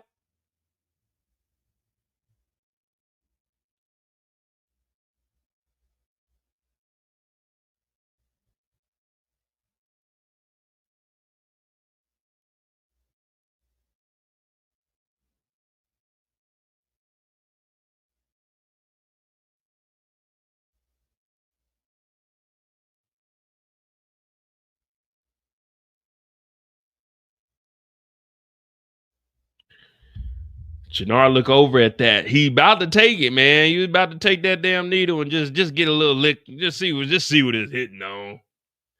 Just see what it's hitting on. Sometimes you ain't going all the way. You just want to see, You know what I'm saying? You don't really know what you want to do, but you just want to see. You know what I mean? So from there, Jenard does go and talk to Manny Fresh. And when he gets to Manny Fresh, it was supposed to be on site, but I guess it ain't on site anymore. It went from it was supposed to be on site whenever they see him to now it's like, all right, you're getting your necklace back. But again, it wasn't like this was a $20,000 necklace, 40,000, 60,000. This is like the chain, maybe 18K because it's a little bit brighter. This is 14. No, this one's 14. So it's probably about 18K. Maybe it had real diamonds in it. So the piece probably is about 4,000 at the most. The necklace, depending on when she got it, we know it was 2 seasons ago. So gold wasn't as expensive as it is now. So let's just say this is $5,000. Let's just say on the high end, this is a $5,000 chain and piece. It's not like they was $50,000 or nothing. He brought this back. Man, they should have stepped on Jenard. I'm going to be real with you. They should have laid Jenard ass down, left him stanking, took his chain, took that Gucci jacket. That's a nice Gucci jacket, too. Try not to get any no blood on the off-white shirt, but you could definitely do with the Gucci jacket. That Gucci bomber is nice. I said, damn, Jenard got some taste. But yeah, you got to take that chain up off him, take them earrings up off him, and then put them on down. We got to stand on business. And you can still do business with Shanti. You can still go do business with Shanti, but Jenard like, yeah, you know, my bad. You know, I was down and out, man. I was on that shit, man. You know how it is. No, we don't know how it is, Jenard. None of us in the chat know how it is. I don't know how it is. They don't know how it is. Manny Fresh and Stroke don't know how it is. Shanti don't know how it is. Tommy do know how it is because Tommy used to be on that shit, him and his mama. Diamond don't know how it is. And don't nobody know how it is, Jenard. You can't tell us that, y'all, you know how, nigga, we don't know how it is. We ain't been up under the bridge butt naked. We ain't never did no shit like that. So you don't come over here talking about you know how it is because we don't know how it is. You gonna know how it is when this motherfucking 4-5 go across your head and they keep fucking around. But no, we don't know how it is. And then Manny Fresh throwing a slick one time. I might take Shanti up off your ass. Knowing Shanti might just leave off of GP. You know what I mean? GP, are you with me? But he does fix the situation and he got to go back.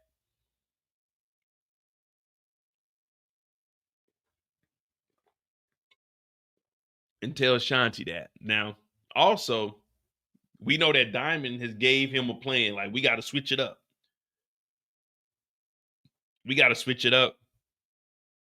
Tommy came up with a plan. We got to convince King Kylo.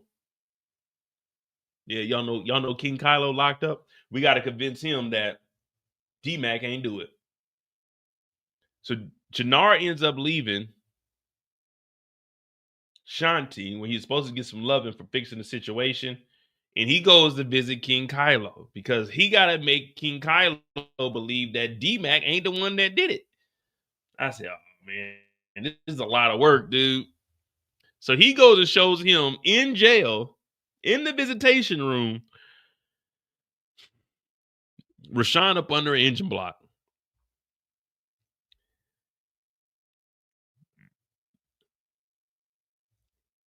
You been telling me that D-Mac did it and now he didn't do it? I can't sleep. I need confirmation. So Jenard like, nah, man, for real. Rashawn was robbed at gunpoint. Him and his baby mama, they got robbed. And he's saying that Mad Dog did it. Yeah, your boy Mad Dog. He said Mad Dog did it. So he went in and he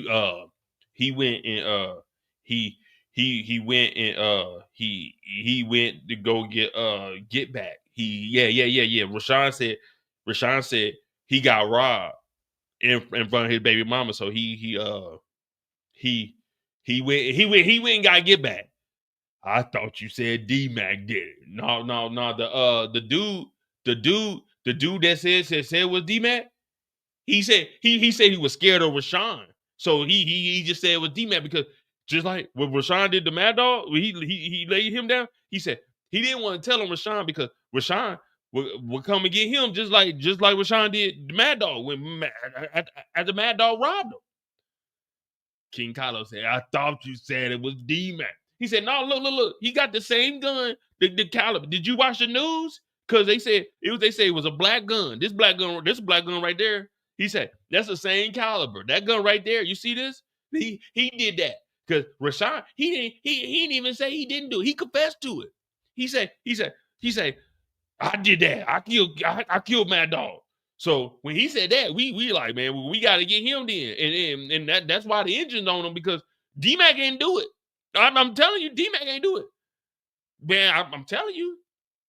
Well, I need a confirmation. He said, oh, that no problem. That ain't I promise he got robbed. That ain't no problem. So Jenard and this motherfucker sweating, telling King Kylo that Rashawn is actually the one that took out Mad Dog to get the damn heat off of D-Mac. But King Kylo like, nigga, no, I need a confirmation. I need some insurance on this.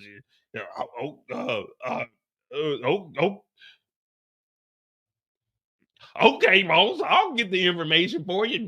No problem. No. He said.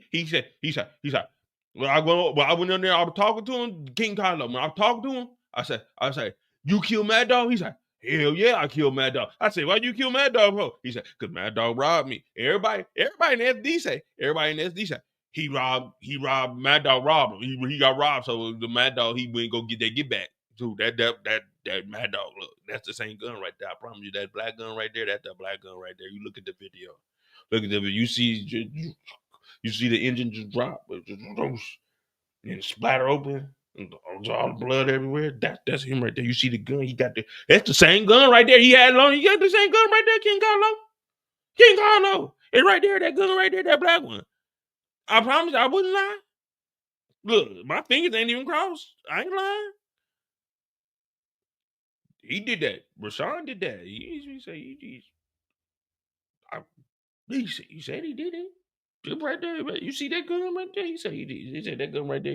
He said Mad Dog robbed him. He said, I gotta get that get back. Don't nobody rob Rashawn. Rashawn said, I gotta go get that get back. So he went over there. He had that same gun. He said, this the gun right here. I shot the nigga with this gun right here. Same one. You see the news article? So then I said, man, why you do that for? You know, that's King Carlo, man. He said, I don't give a fuck who, man. He robbed me and my baby mama. So I had to do what I had to do. You know, real nigga gonna do real nigga thing. Be real. How long you know me, Carlo? Carlo, how long you know me? I ain't gonna lie. Who I got lie for? I'm right here. Real nigga in the flesh. Who been coming up here? Who been putting money on your books? It's me. Motherfucking Jenard. I know they call me a junk in the street, but I wouldn't lie to you. Nigga, I lied to my wife and kids before I lied to you. Nigga, same gun. You seen the news article? Matter of fact, hold on, let me try to pull it up real quick. They got Wi-Fi here. Hey, guard, y'all got Wi-Fi? I'm looking at my phone right here. I'm trying to show him that this gun goes to the gun from the murder thing. It's the same caliber. Y'all got Wi-Fi here? Hold on, look, King Carlo. I ain't gonna lie to you. Look, right? It's the same gun, same black gun. That black gun is the same gun that they say with the one that took out Mad Dog. I wouldn't lie, wasn't D-Mac. D-Mac, no. D-Mac wouldn't hurt a fly. I don't even know who D-Mac is, to be honest with you. I don't even know who made that story. Who made that? Where'd you hear D-Mac did it from? I heard it from you. Oh, man. You know I be lying sometimes. Man, I ain't have it all right. I think Rashawn was really trying to get that get back. They say he got robbed in front of his baby. That disrespect, King Carlo. Think about it. What if you got robbed in front of your baby mama? I'd never get robbed. Well, I'm just saying, what if?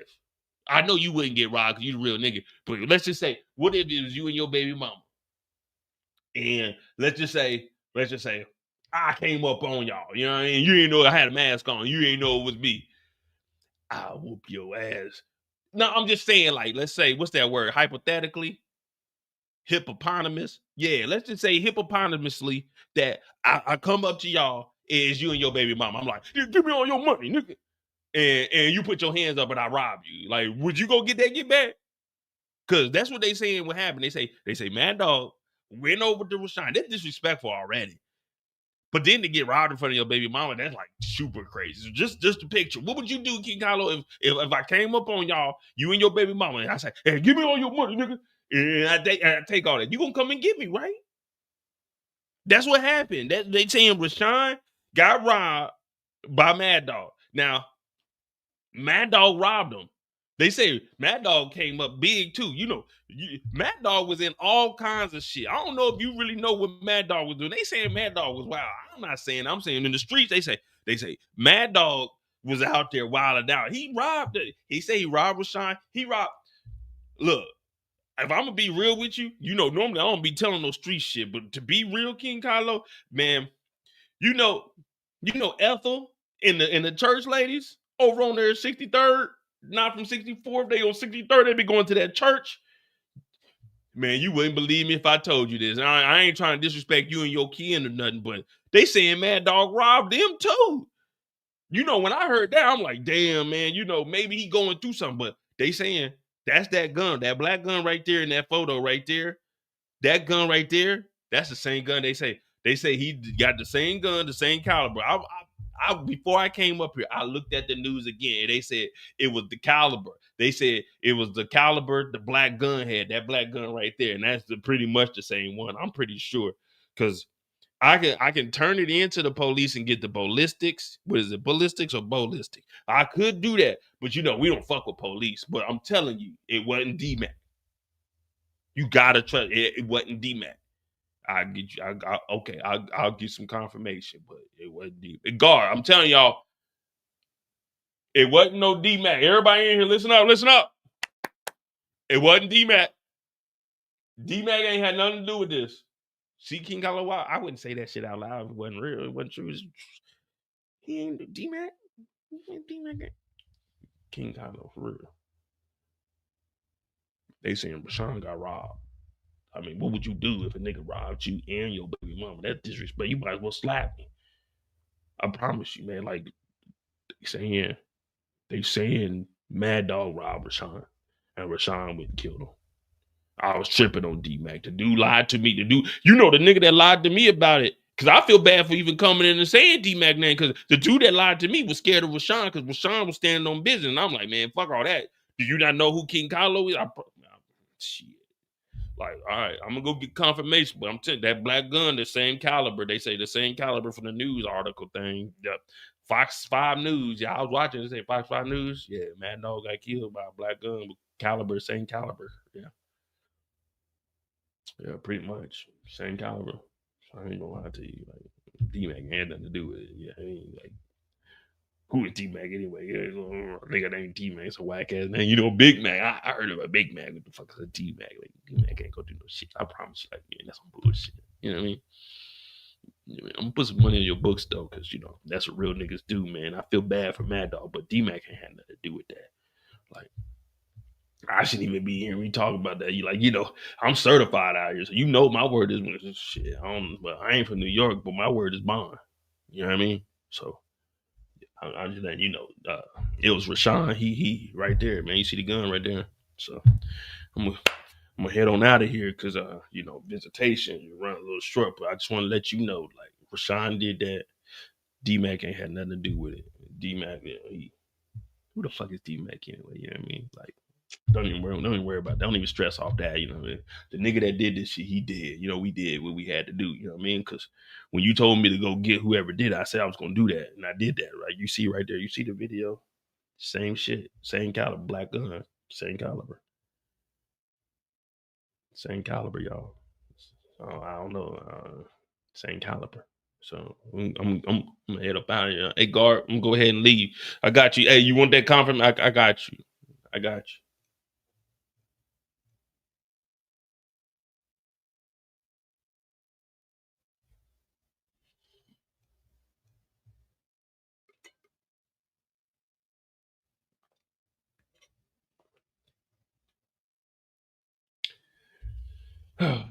And that there is pretty much Jenard's story because he does go back and tell Diamond, man, I did my thing. But other than that, do y'all believe that D-Mac didn't do it? We off the clock. Do y'all believe that D-Mac didn't do it? I don't think D-Mac did it, y'all. Put a 1 in the chat if D-Mac, you believe D-Mac did it. Put a 2 in the chat if you believe Rashawn did it. We not gonna put it on nobody, but put a 1 in the chat if you believe that D-Mac took out Mad Dog. Put a 2 in the chat if you think Rashawn did, because I'm believing Jenard. I'm just gonna be real with y'all. I'm believing Jenard.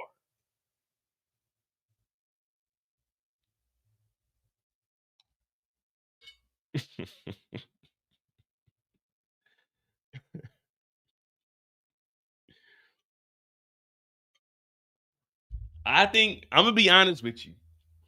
After hearing Jenard, we off the clock right now, so y'all can talk freely. After hearing Jenard explain it like that, I'm thinking it had to be Rashawn. Would Jenard lie? You know what I mean? Would Jenard lie about that? I don't know, man. We off the clock. It ain't no trick question right now. You can talk freely. We off the clock right now. When we get on the clock, that's a different story. Off the clock. And we just said, do you think? It don't matter what you think. I think that I'm a billionaire, but I'm not. So, you know what I mean? I think, I don't know. I think Rashawn did it now. Look, all right. Before we go on to Diamond's story, let's just look at the facts.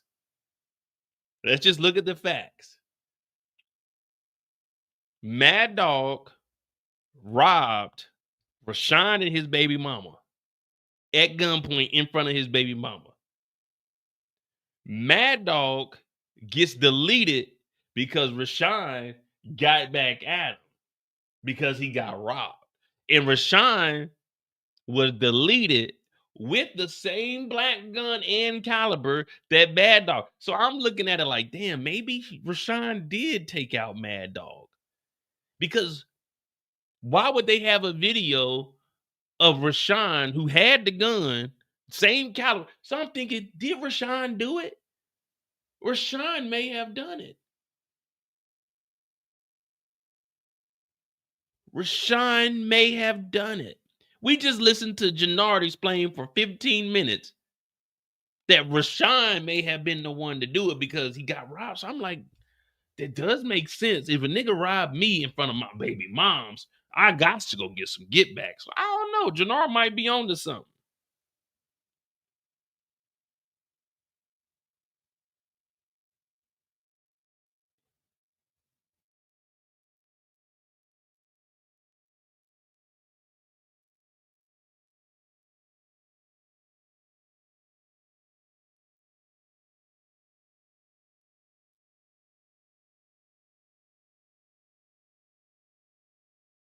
Do we have bean footage?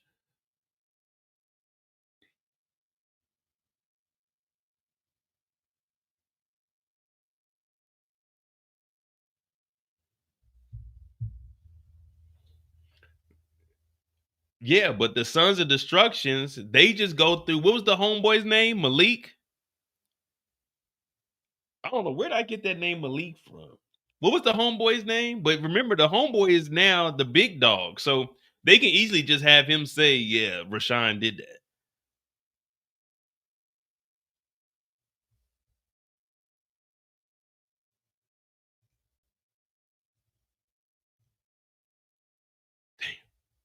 Oh, well. Hit that like button, hit that subscribe button. Yeah, Malik. All right. I thought I was right with the name Malik. Yeah, so Malik is now the big dog. So if Jenard goes back and tells Diamond, yeah, this is what happened, I just got to verify. Then they can easily just go to him and have him say it because he's teamed up with Tommy and them now. And plus, you ain't trying to lose that plug. Well, at least I wouldn't be trying to.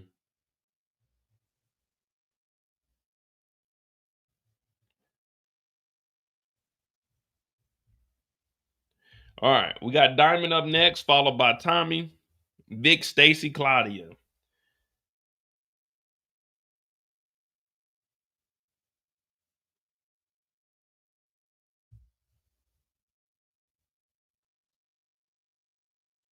Let me see. Let me see.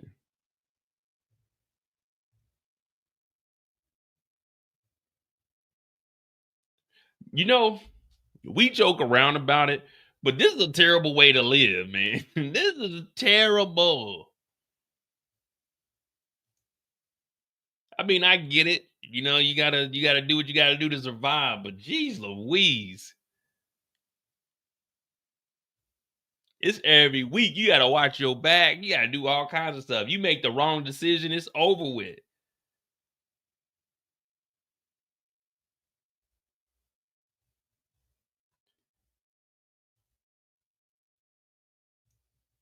You can't just have a peaceful Sunday. You can't have Thanksgiving. Niggas gonna be shooting at you. Oh man, I just feel sorry for everybody, man. I just feel sorry. I feel sorry for your mother. What you say about my mother?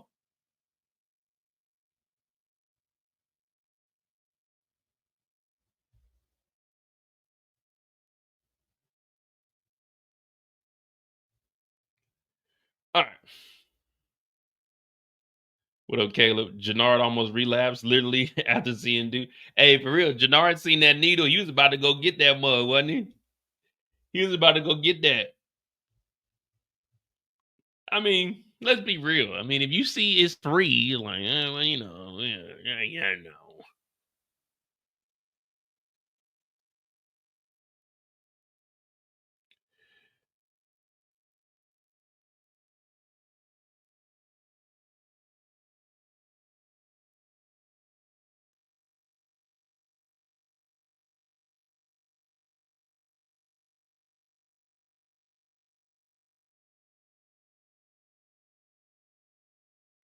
All right, so we got Diamond up next. Diamond's story is gonna be short, man. Diamond. One thing about Diamond, they really haven't given Diamond a story. After he turned down Gianna, I knew it was pretty much downhill from here.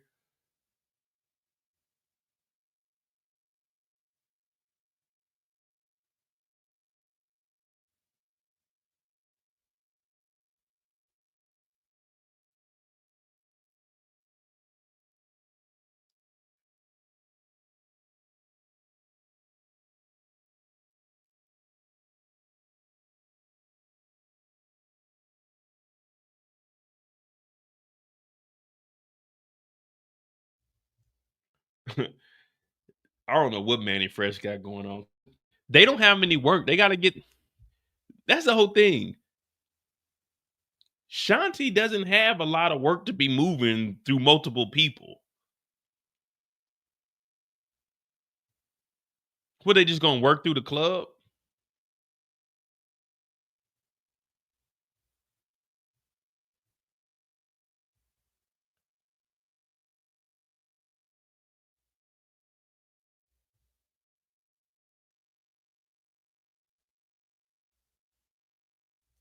I don't know. I guess we'll figure it out, man, one way or another.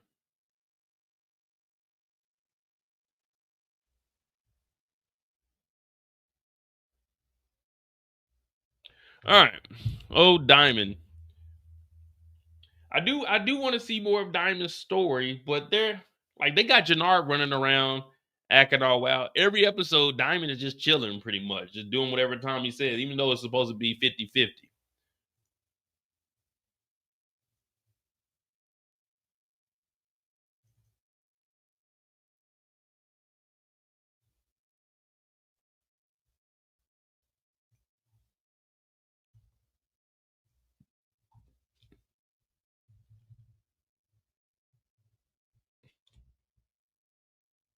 All right, let me get this up, and then we got Jenard. Hit that like button, hit that subscribe button, get this thing cracking, get this thing moving and grooving. Diamond, his 50%, like, if I found out that Tommy had $1 million and we supposed to be in this 50-50 and I ain't got a pot to piss in, Tommy gonna have to see me, cuz. Tommy gonna have to see me. Tommy got to see me. When we see our boy Diamond, he's in the basement. Now, CBI is supposed to be putting D-Mac back on after the hit that went wrong. Well, it went right for D-Mac, but it went wrong for CBI because D-Mac was supposed to die. CBI DIE. Tommy cussing people out. He didn't kick D-Mac out. He didn't kick Jenard out. And this is exactly when we see Diamond start to talk about, look, D-Mac a killer. What he did for CBI was what he did for CBI to elevate his name and status amongst the organization in furtherance of the game, the Rico. Now, we can't control him. We can't do anything with what that young man wants to do, but he is a killer, Tommy. Tommy said, that wasn't my orders. He said, orders? Whoa. We don't do orders around here, nigga. We 50-50 partners. And I'm like, Diamond, you do got a point here, Diamond. You got to stand on business. If you let people push you over, they're going to knock you down. And I know they say when you get knocked down, get back up. It ain't that easy. Sometimes when you get knocked down, it's best to just stay down. You remember the Wayans brothers when they were in the ring, they were boxing, he kept getting it up and everybody like, stay down. Listen, there's nothing wrong with getting knocked down. Sometimes you need to get knocked down and roll about the ring. You know what I mean? Put your pride aside. But right now, Diamond, all he's doing is he just got his back against the wall. And every now and then Tommy throws a punch. Now he's blocking him, but you got to throw a punch back. At some point, you got to tell Tommy, man, shut the fuck up. Like, you on some bullshit. But Diamond ain't like that. I don't know if Diamond is turning over a new leaf. I know he turned down Gianna last week. I'd have been trying to turn Gianna into a pretzel or something, especially with all the stress that I'm going through. But Diamond, I don't know what he's on. He can't trust his brother. At this point, it's not looking like he can really trust Tommy because Tommy is treating him like he's a goddamn errand boy. Like he's you do as I say, not as I do. Like we 50-50. We in this together. But Tommy ain't giving him that same respect. And at some point, you got to slap the hell out of somebody. But he does tell him, man, D-Mac is a killer.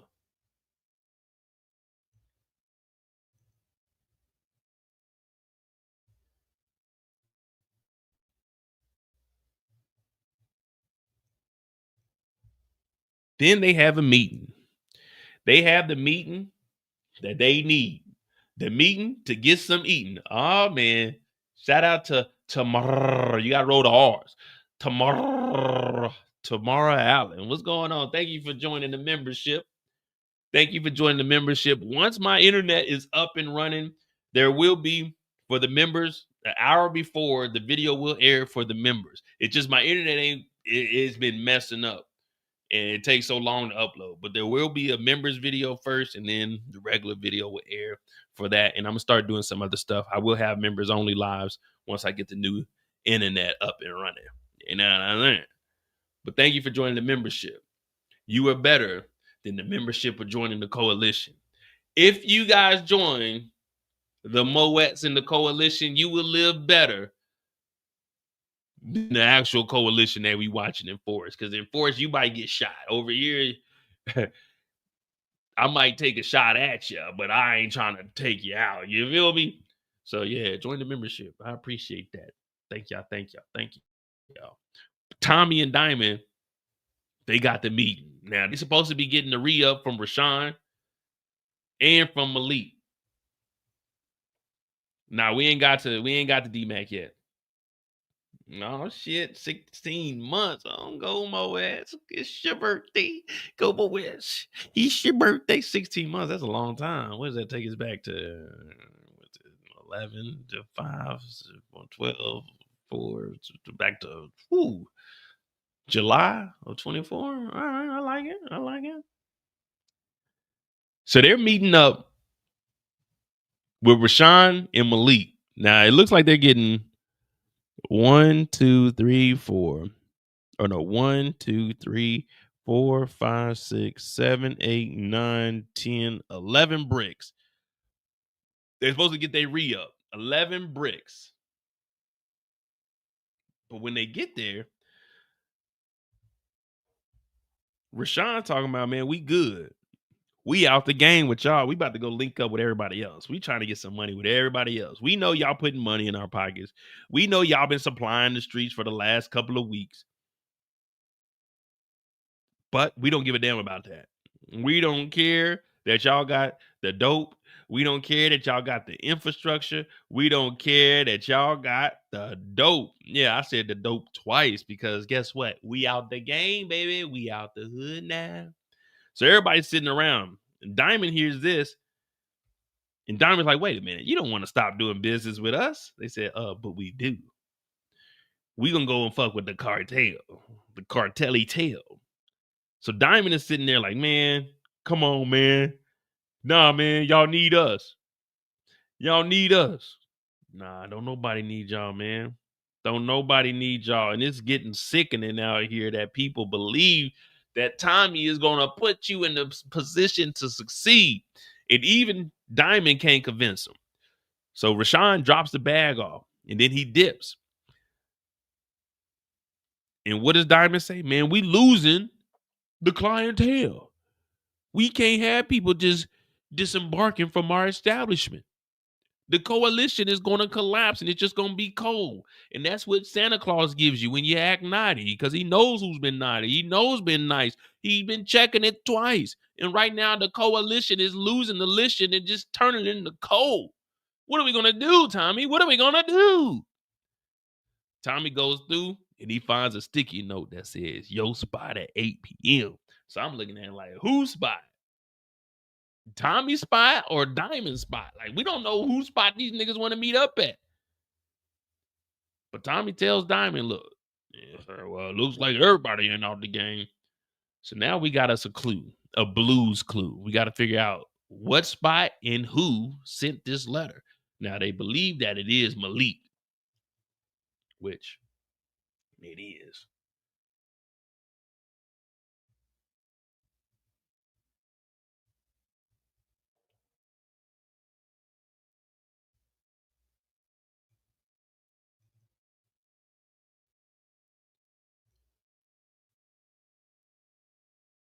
Jenard goes and meets up with his brother.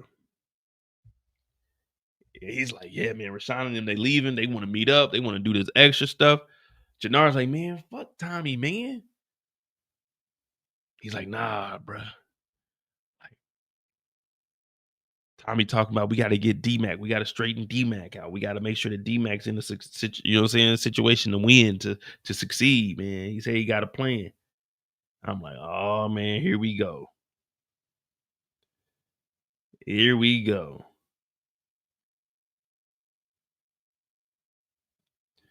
Every single time. We ain't getting nowhere. What up, Tamika? Right now, we're just talking about how Diamond he can't get right. He can't get right. It makes you wonder, like, dude, what is going on?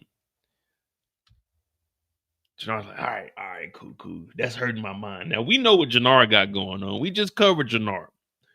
Jenard's all over the place because of Shanti, and he can't get right because every time Jenard's getting ready to do something for Shanti, guess what? Big bro talk about, nah, you need to do this. This is what Tommy say do. Tommy say we got to go right. Dude, there's a pit with spikes at the bottom of it going right. Let's go left and just go across the bridge. Nah, man, Tommy said we got to do it this way. So we all looking at Diamond like, come on, Diamond, please. You the head of CBI, man. You can't. And it's sad because there's people like this in real life. Not saying that they're weak or they just, I won't even say that they're not leaders. They're leaders in their own right, but I don't know what to call this. This is just, there's no way Tommy knows more than you. Even if you don't know, by now it's the third season. You should have picked up on how to maneuver out here. You literally don't know anybody out here. Like, you were in jail, you were the head of CBI, you was locked up, your brother made some connection. What's going on, Diamond? Please talk to us. We on your side right now. I am your conscience. I want to make sure that you get out this jam. You got to stand up to Tommy, man. I put my life on the line last week, episode 3, against Brillo, OT, Detroit. I said that you need to be the one to step up. Me, MOE, Diamond, me. I stood up for you. Now you need to stand up for we. You can't keep letting Tommy get away with this. Even your brother, your little brother, like, man, fuck Tommy Egan. Diamond, you got to get right. You got to get right. They got you walking around like a preacher man. Jenard and Gucci, you walking around like a preacher man with the jacket from Burlington. You need to get right, Diamond. You got to get right. You can't keep letting Tommy walk over you. These boots were made for walking, and you need to walk on by. If you see me walking down the street and I start to cry each time we meet, then walk on by. Walk on by. You don't see the tears done. Let me be. You need to step up, Diamond. Every week we looking like this nigga's a come up, but easy come up, man. Do something, Diamond, please. Fight back. Throw a haymaker. Use your words. Please, Diamond, please. But it's the same old song, just a different beat. And I'm like, Diamond, please, we here, we rooting for you. You got Leon killed. You got to make up for that. You got to make up for that.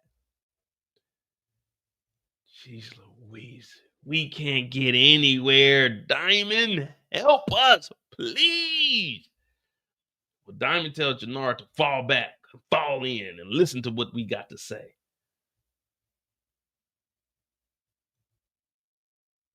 Then they go and meet up with Che.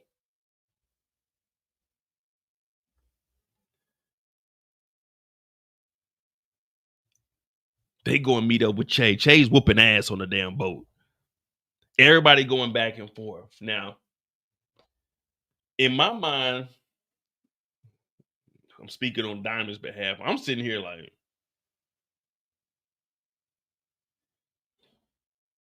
Does Tommy know Spanish?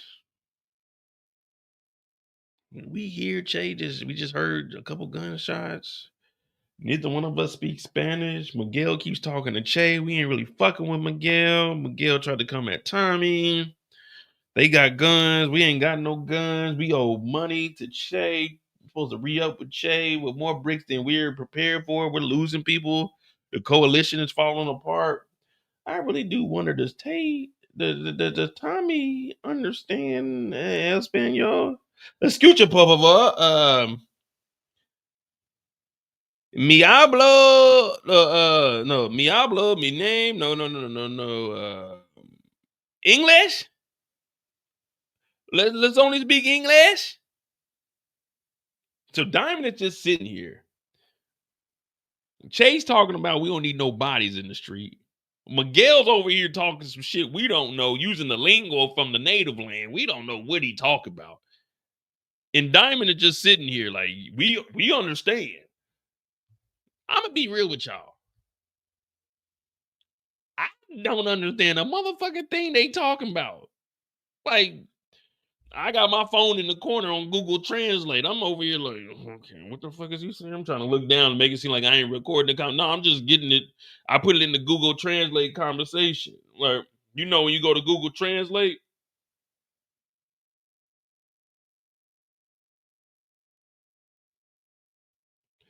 look, we got the live translate. Let's see.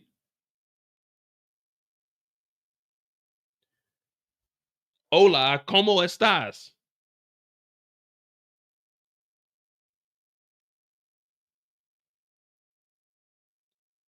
Hello, how are you? I'm doing well. How about you, Che? Estoy bien. ¿Y tú, Che? Estoy bien. Estuche. We just trying to sell these bricks, Che. We trying to get this money and do what we gotta do. You feel me?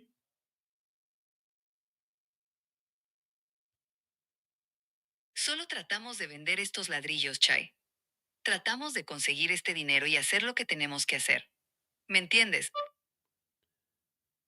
With that being said, I know you don't want no bodies to drop off in the street, but sometimes a nigga gotta do what a nigga gotta do. I'm talking about we gotta flood the streets, right? You want us to take over Chicago, correct?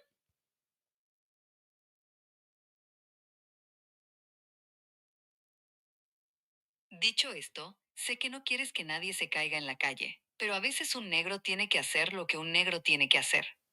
Estoy hablando de que tenemos que inundar las calles, ¿verdad?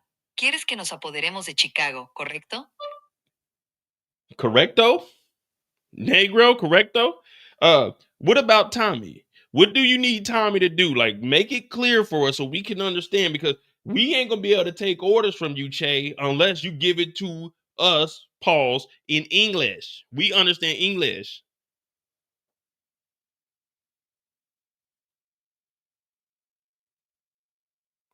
¿Qué hay de Tommy? ¿Qué necesitas que haga Tommy?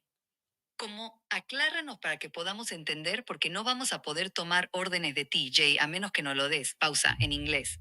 Entendemos inglés. We want to make this money for you, Che, but right now we kind of got a dilemma. We do want some more bricks, but the coalition is kind of falling apart. But at the same time, Miguel's bullshitting. Like, Miguel, he's trying to go at us, and we all work for you, Che. So let us know exactly what we need to do, and can we get those extra bricks?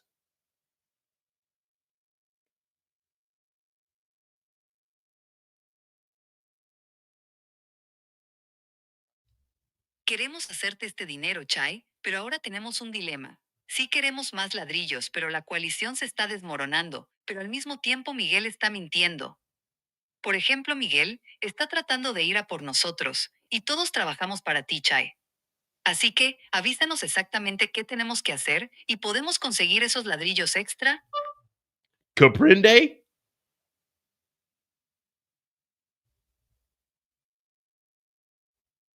Do you understand? See, Che? You see how easy that is, Che? We just need to know what exactly, like, don't go English and then Spanish and then go Spanglish. Like, we just need it all in English, all right? We just need it all in English so we can get an understanding. If we get triple the work, we'll get triple the money. But what do you want us to do exactly? Because we're kind of confused. Like 1 minute you say we need to take over the streets, but then the next you say that we need to not have any bodies drop, but we pull up and we hear bodies dropping and getting thrown off the boat. So we just want to make it clear. No bodies, sell the bricks. That's what you want us to do. That's what's going on in Diamond's head. Diamond is like, man, what the fuck is going on here? He just standing there like, we understand, Che. And nigga, we don't understand nothing. We don't know anything that Miguel said. Che coming over here, this is business, Tommy. I need to call up the Better Business Bureau. This is some trash out here. Where are we at? Tommy, what location is this? Where is this? I've never been on this side of the town. You know what I mean? Where did Che get this old fisherman's boat? You know what I mean? He got the same boat that Forrest Gump was getting shrimp on. The Bubble Gump, you know what I mean? He had the same damn shrimp boat. I'm looking at it, I'm like, damn, that motherfucking boat rusty as hell. So this is the cartel. I can't tell. This is not the cartel. So Diamond just sitting there like, we understand, Che. But in his mind, he's like, nigga, I don't understand nothing that's going on. So this is the one reason why when we say Diamond, you need to fight back. This is why Diamond ain't fighting back. It's not like he can go out here and just talk to Che and them by himself. We don't know what the fuck is going on. Look, I'm just going to be real with y'all. We some niggas out here. That's it. We know the south side of Chicago. I don't even know where we at right now. Where are we? And it stink out here. What the fuck? Bodies is in the water. We don't know what the hell is going on. Look at this boat. Like, what the fuck is going on? Why are we out here? We couldn't just meet in a warehouse or something? We couldn't just link up like we normally do in the city, nigga? I don't even know where we at. I'm confused. I just rolled with Tommy up here. That's all Diamond is thinking. I shouldn't have rolled with Tommy on this one. Maybe we should go 70-30 and you handle all of this shit. Maybe I don't need to be as involved as I need to be. You know what I mean? Maybe I should just fall back. You know, when I was in the 8th grade, that's when I realized that the NBA was no longer a valuable option for me. See, a lot of people chase their dreams. Well, I was chasing a dream. I woke up and realized that, nigga, you're never going to make it to the NBA. No matter how hard I try, no matter how much practice I put in, the NBA was never an option for me. I knew that in the 8th grade. Well, actually in the 6th grade, I made the 9th grade. I made the freshman basketball team, but I was on the second team, meaning nigga, you're not gonna play. And it was at that moment I knew that the NBA was never gonna be an end destination for me. So you know what I did? In the 9th grade, at 13 years old, I said, nigga, get focused, because that basketball shit ain't gonna work for you. You need to get correct, Mo. This basketball, yeah, you can grab the rim. I called a oop my first time my 9th grade year. I could jump, but I couldn't dribble work for damn. I couldn't shoot for shit. And I knew in the 9th grade when I was on the second team, I said, fuck basketball. This shit's stupid. And I still played basketball, but it was like AAU. Well, it wasn't even AAU. It was like South Suburban, but it's kind of like up under AAU. And I said, we had a Saturday practice one time. I said, oh, fuck this shit. My dad dropped me off at like 7 o'clock. We hooping. Man, fuck that. I knew in 9th grade that dude, this basketball shit ain't for me. I knew in baseball wasn't for me. When I got hit by a pitch, I said, fuck this. And that was like in the 6th grade. I said, oh, no. Because, you start off in T-ball, and then you go do the underhand, and then you start having the other kids pitch to you. That motherfucker hit me in the goddamn side. I said, oh, man, fuck baseball if I got to get up here and potentially get hit. So I knew baseball wasn't it. I knew not football. I knew basketball wasn't it. Sometimes you just got to know when to quit. Fuck what everybody talk about. Put your mind to it. You can't do it. All right. You can put your mind to it all you want, but you ain't gonna be able to stop no bullet with your teeth. Go have someone shoot a gun at you. You're not gonna be able to stop that bullet with your hand. I don't care how hard you try. You got to know when to hold them and when to fold them. And I was a young nigga and I knew to fold them. And right now, Diamond is looking at this situation like maybe I need to fold my hand because I don't understand nothing that they talking about. Tommy is on some wild shit, beefing with Miguel, and Miguel is standing right there talking shit. And I know he talking shit because if he wasn't talking shit, he would be speaking in English. Diamond is like, you know what? You right, Tommy.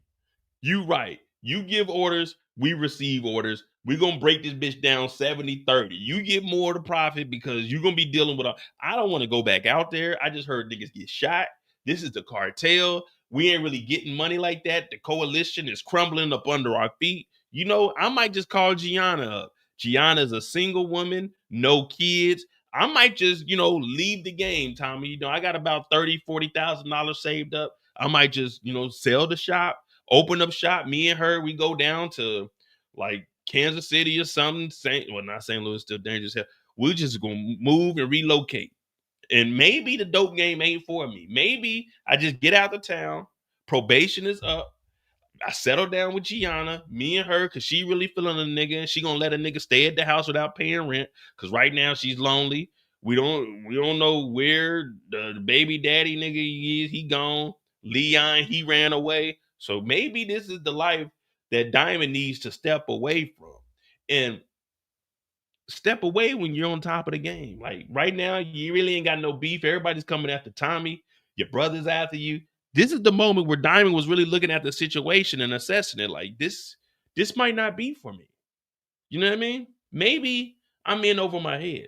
Maybe hanging out with this white boy has really put me in a fucked up situation. Maybe I should step away from the game. You know what I mean? Just maybe. Maybe. What up, OT? The Eagles lost. Pray for Lays. Fuck the Eagles. The Eagles are looking like Diamond right now. They taking L's left and right, and they ain't fighting back. They ain't fighting back.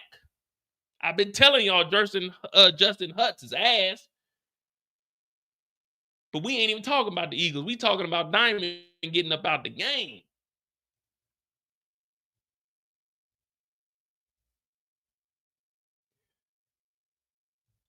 Well, after all of this,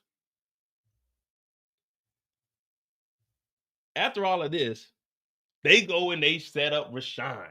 Now, when they get over there, Tommy kicks down the bikes. Yo, Rashawn, what up, man? You leaving the coalition? He said, yeah, man, I'm getting out of there. Then Diamond, the muscle, he go and put him in the headlock. Felicia said, he ain't leaving the game. Come on, Felicia, have a dream. Felicia, have a dream, please. Have a dream. Have some faith in the brother. He put him in the headlock.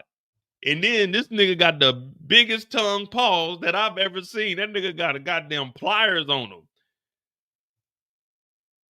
Got the pliers on him. They cut his tongue off. Can't talk. Then they throw his ass down and they put that gun with the same caliber that was on the news next to the body and they drop an engine block on him while Diamond is recording. What up, Rel? The Diddy doc? Yeah, we're gonna watch. I'm gonna cover the Diddy documentary. We definitely gonna do that. Then, we were just discussing out there at the docks, wherever the hell we were at. Y'all remember we were just at the docks discussing not being in the game? Tommy told Diamond, take your phone out and record this.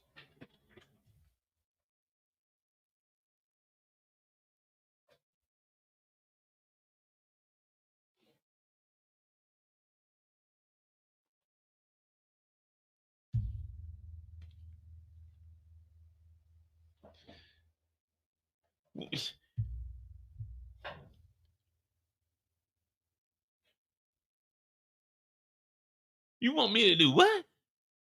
Man, get your phone out, Diamond. Record it on your phone. All right, look, Tommy. I'm gonna be real with you. You know, I've been down for all the bullshit. I went out there to the docks and stuff with you. Nigga, I'm not recording that on my phone, nigga. Man, give me your phone. I'll record it on your. I'm not putting that on my phone, man. Hell, nigga, do what? Record it off of my phone. He said, Diamond, get your phone out. Nigga, give me your phone. I'm not recording that. I'm not putting the murder on my phone, nigga. And then you want me to send it to Jenard? What you want me to airdrop it? You want me to email it? What you want me to do? I'm not recording that on my. Where your phone at, Tommy? You dead anyway. Tommy been dead for the last 8 years. Where your phone at, Tommy? I'm recording on your phone. I'm not recording on mine. Like, what kind of sense did that make? Even if I delete that shit, it's still gonna be on my phone forever. In hell, well, I ain't got my shit linked to the cloud, but I'm pretty sure iPhones, y'all don't even know how to use y'all setting on iPhones, so y'all shit going to the cloud all the time. Man, hell no, I'm not uploading. No, we don't need to record this at all. We just say the nigga dead. They just gotta believe it. How many bodies do we see on camera anyway? I'm not recording that, Tommy. Tommy talking about, yeah, man, record it. He hit the button, the shit drop, splatter everywhere. Yeah, you get that angle? Tommy, I'm not recording that shit, man. I'm not, all right? Fuck you, Tommy. But anyway, they record the shit and they send it off to Jenard, and that's Diamond's story this week, man. That's Diamond's story, besides Jenard coming and he not giving Jenard credit, but that's it. That's the story. That's how the cookie crumbles, I guess.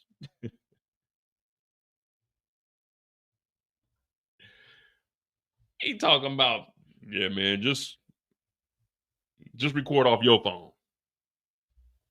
Nah. This torture niggas is what Tommy does. Hey, for real.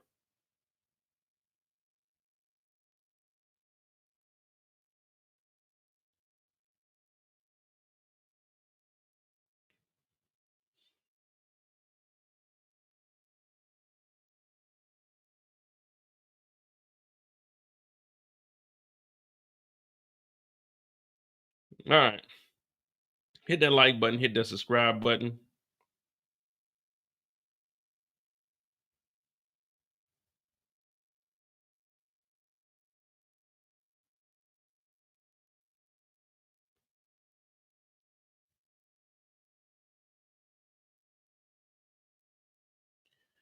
All right, we gonna all right, we got Tommy, Vic, Stacy, Claudia, D-Max. So we got 1, 2, 3, 4, 5 more characters.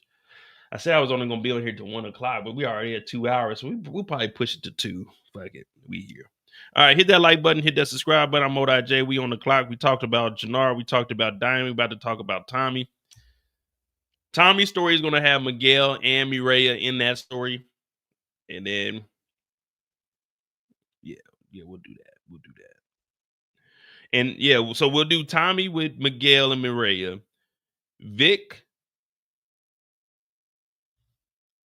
on his own. Stacy and Claudia might run together because the only times we seen Claudia was with Stacy, besides when she talked to Elise, but that wasn't really that important. And then that way we can get D-Max story in by himself. 1, 2, 3, 5, 6. Yeah, get 6 videos. All right.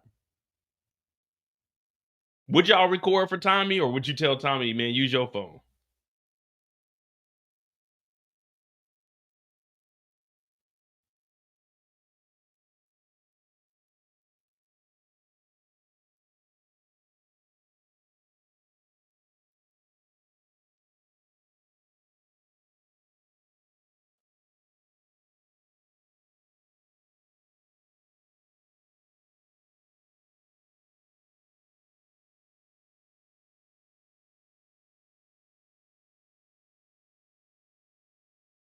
All right, we got old Tommy Egan's ass up on deck.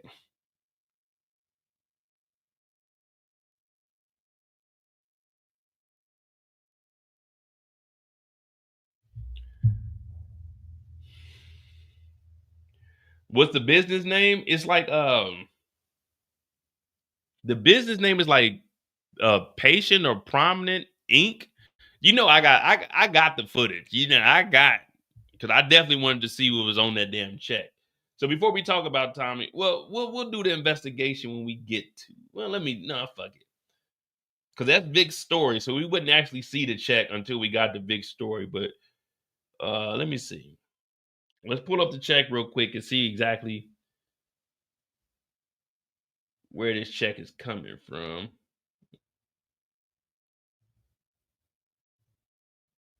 All right, so we're about to just pull up this check real quick. Try to make it out as best as possible. I got 2 photos of it.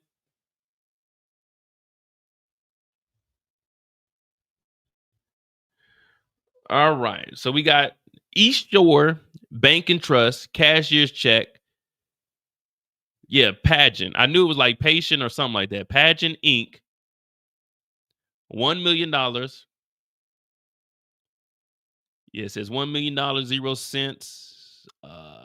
Really can't see it, but it does say Stacy Marks here. I think this other one's a little clearer.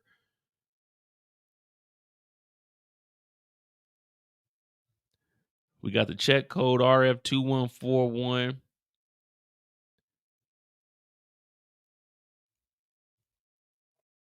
But yeah, it's Pageant Inc. So that's Tommy's company, Pageant Inc. Unless he sent the money to Vic and then Vic did it through one of his companies. But it's Suite 111, Stacy Marks.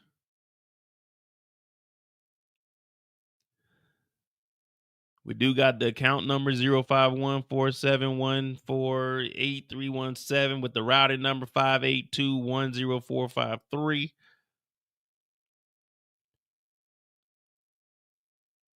Was a cashier's check, so and there you go.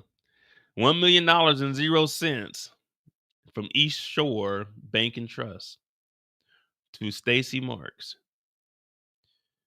Now, I thought you had to, like, when you donate to a campaign, you have to actually donate it. Like, the check has to go to the campaign's name because it has to go into that account. So then that money is then accounted for. And that's what Trump got in trouble for using campaign funds. He didn't get in trouble for paying off. You know what I'm saying? He didn't get in trouble for paying her off. He got in trouble for using campaign funds to pay her off. That's what he got in trouble for. But this is $1 million from Tommy.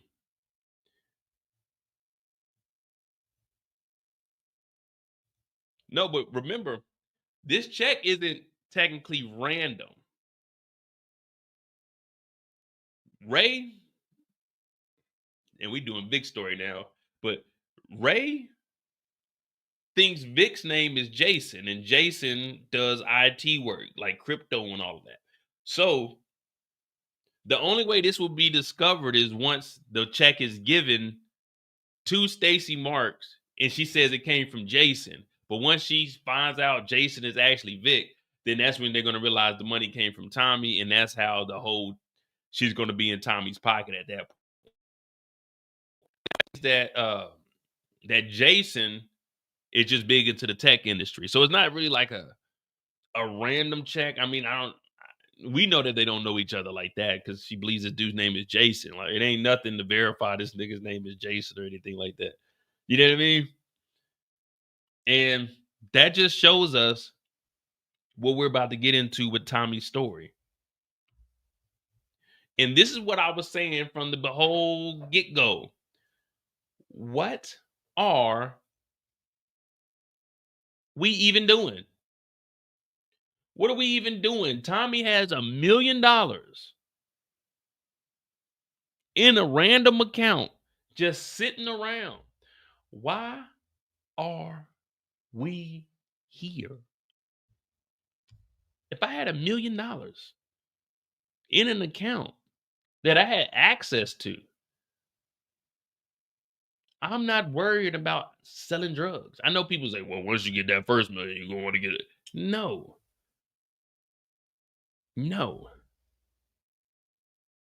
When I got my first $100, I continued on. I'm like, okay, cool, $100. But that's $100. There's a difference between that and a mill. If I got $1 million, I'm like, man, do I really need another million? It'd be nice to have another million, but am I risking losing the first million to make the next million? Hell no. I'm gonna make sure I get to keep this million and whatever else I got. This is what we live in. This is the world we live in. Tommy's out here wilding out. Hit that like button, hit that subscribe button. I'm on that J. Tommy is on the clock. Tommy is on the clock, man. All right, we got old Tommy. Tommy St. Patrick. That's what we're gonna call him from here on out. Tommy St. Patrick. Because Tommy got $1 million just laying around. Would you believe that? Would y'all believe me if I told y'all at the beginning of this spinoff, Tommy had $1 million sitting in an account somewhere? Because we ain't heard Tommy open up no accounts. We ain't heard Tommy open up no business. So Tommy had already had this prior to leaving New York City. So would you believe me if I told you that Tommy had $1 million sitting around that he could give to Stacy Marks? Would you believe me if I told you that Tommy not only has $1 million, he has a legitimate company with a bank account and an EIN number that he can move $1 million through a cashier's check? Would you believe me if I told you that Tommy Egan also pays his taxes? Would you believe me that Tommy, although he's dead, paid his federal income tax? Would you believe me if I told you that Tommy Egan, the man with no plan, had $1 million in a legitimate account that the bank actually authorized $1 million cashier's check? Would you believe me if I told you that Tommy, who has $1 million that he could just give away, was still selling dope in Chicago? Would you believe me if Tommy with $1 million was beefing with the cartel when he didn't have to? Would you believe me if I told you that Tommy Egan had $1 million but couldn't move his brother and nephew out the project? Would you believe me if I told you that Tommy Egan has $1 million and he's worried about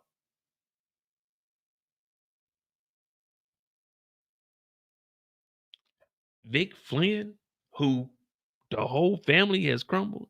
Would you believe me if I told you that Tommy Egan has $1 million and he's worried about Mireya and not going at her brother?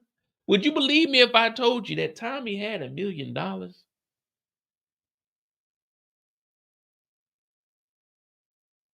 and he let his nephew back into the gang? Would you believe me if I told you that Tommy had $1 million and instead of building his wealth with his legitimate company that the money is in, he's scraping around with low-life thugs by the name of Rashawn and Malik? Would you believe me if I told you that Tommy with $1 million is hanging out in the basement of a ran-down barbershop that had 2 clients and one of them was killed by the barber? Would you believe me if I told you that Tommy had $1 million and he barely got money to re-up with the plug Che?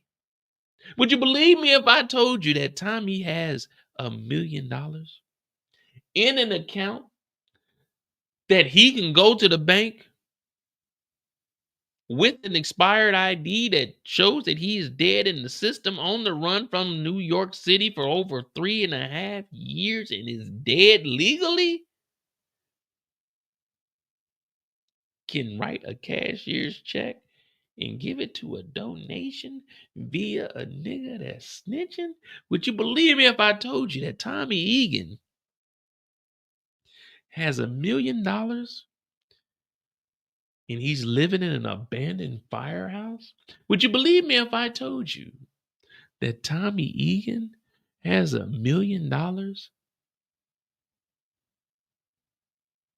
And he's 3 seasons in, and he's still just a white boy in Chicago that ain't the big dog. Would you believe me if I told you that Tommy Egan has $1 million? $1 million.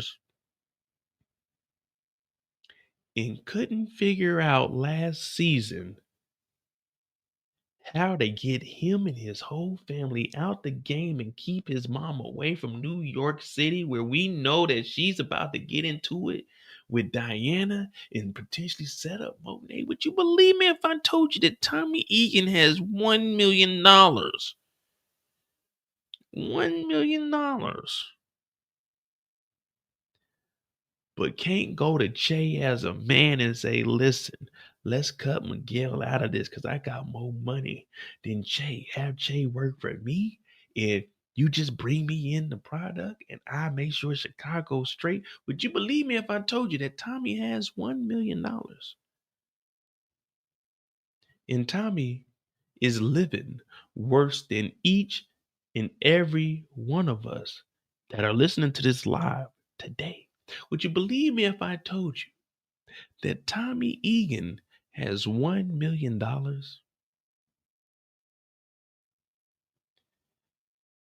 and couldn't buy a fucking plane ticket to Barcelona, had to get the buddy pass?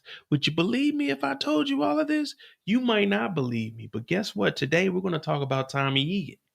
And we're going to talk about how Tommy Egan took this $1 million and instead of getting his family up out of here, instead of taking this money and going on the run, Tommy decides to let that same nephew back into the game that he, in the opening scene, said he isn't in that game. Well, this is the story of Tommy Egan in episode 4. I'm Monet J. And we're going to call this, Would You Believe Me If I Told You? This is Mo's Believe It or Not. Well, Tommy goes into the basement and he hears that J-Mac, or is it J-Mac or is it D-Mac? We don't know. It's CBI business. But we find out that D-Mac is now back in CBI. Would you believe me if I told you that Tommy says that D-Mac ain't in there and he kicks D-Mac out and he kicks Jenard out just to talk to Diamond? He tells Diamond straight up, listen, he ain't in this shit. Now, while all of this is going on, we're watching this episode thinking, oh shit, this is interesting. This is getting intense. He doesn't want his nephew in the game. Now, at this point, we don't know that Tommy Egan has $1 million. From the conversation we're hearing, it sounds like they are struggling and he's trying to keep his nephew out of the streets. So he tells Diamond, D-Mac ain't like that. D-Mac ain't in CBI. That's my order. But D-Mac tells Tommy, D-Mac's a fucking killer. Tommy said, no, he ain't no killer. But don't push him. That's my nephew. He's not going to be in this. So Diamond's like, all right, you know what? We 50-50, right? I don't take orders. But Tommy has $1 million, and we don't know that Tommy has $1 million in an account. In an account. The only way you get that cashier's check is you have to have the money verifiable in a legitimate account. You can't go up to the card machine with a debit card and like, let me get a cashier's check, because they only accept up to $500. So if you wanted $2,000, you got to get 4 $500 cashier's check. So Tommy had to go to the bank, but we don't know at this point that Tommy has $1 million in an account. He tells them, my nephew ain't in this bullshit. We out here struggling. We gritting and grinding. But Tommy has $1 million. $1 million. After this, where does Tommy go?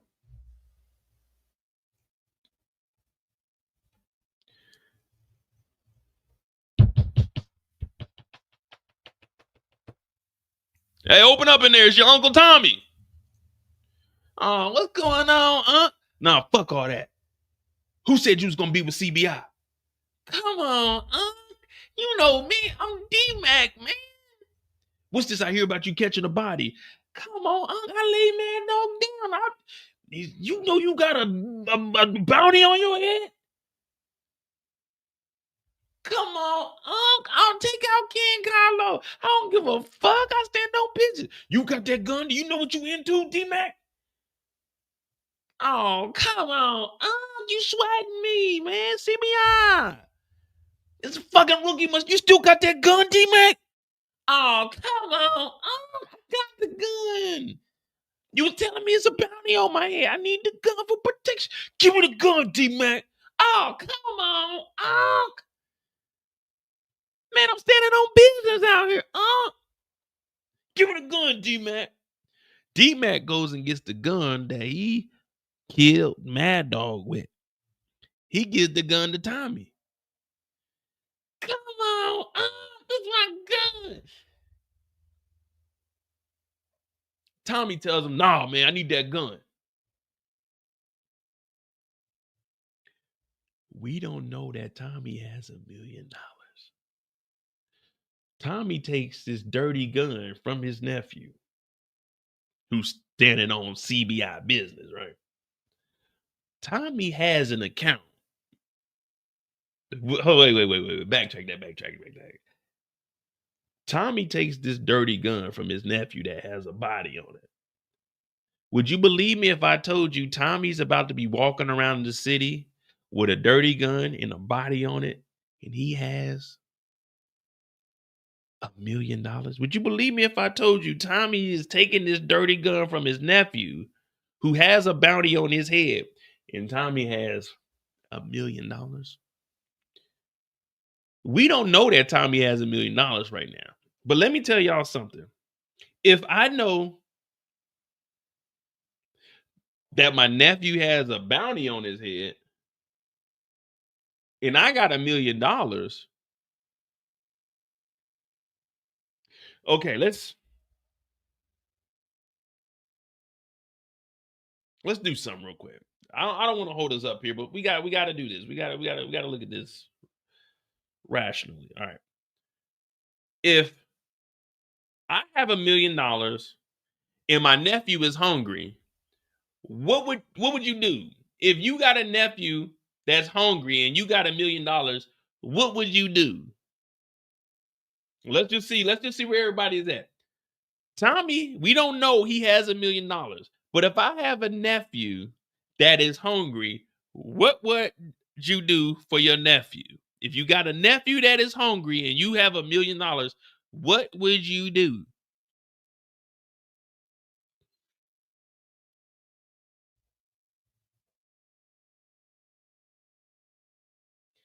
Come on, Unc, I'm hungry. Oh, guess what, D-Mac? I got $1 million. Let's go get something to eat. Now, if Tommy has $1 million, D-Mac got a bounty on his head.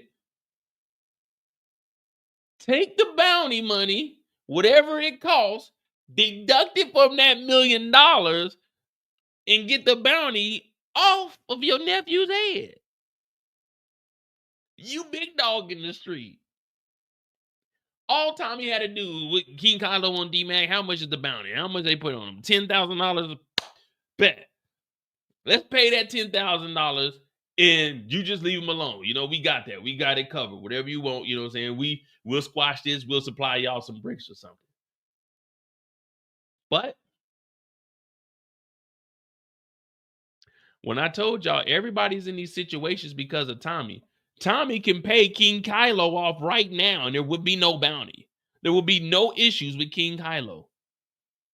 But Tommy rather spend $1 million on Stacy Marks than to get his nephew out of some trouble. That's where we're at right now, guys. And that leads me back to, why are we here? What are we doing? Tommy has $1 million, guys. We don't know it yet, but Tommy has $1 million. We've seen the check.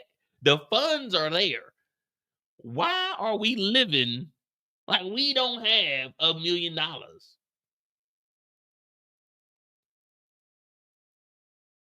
But you'll buy tickets, a buddy pass to go to Barcelona with Mireya, but you won't help your nephew out when you've been telling us that he's not going to be in the game per your orders. Oh, come on. You taking the gun from this nigga? He got the gun up under the sink.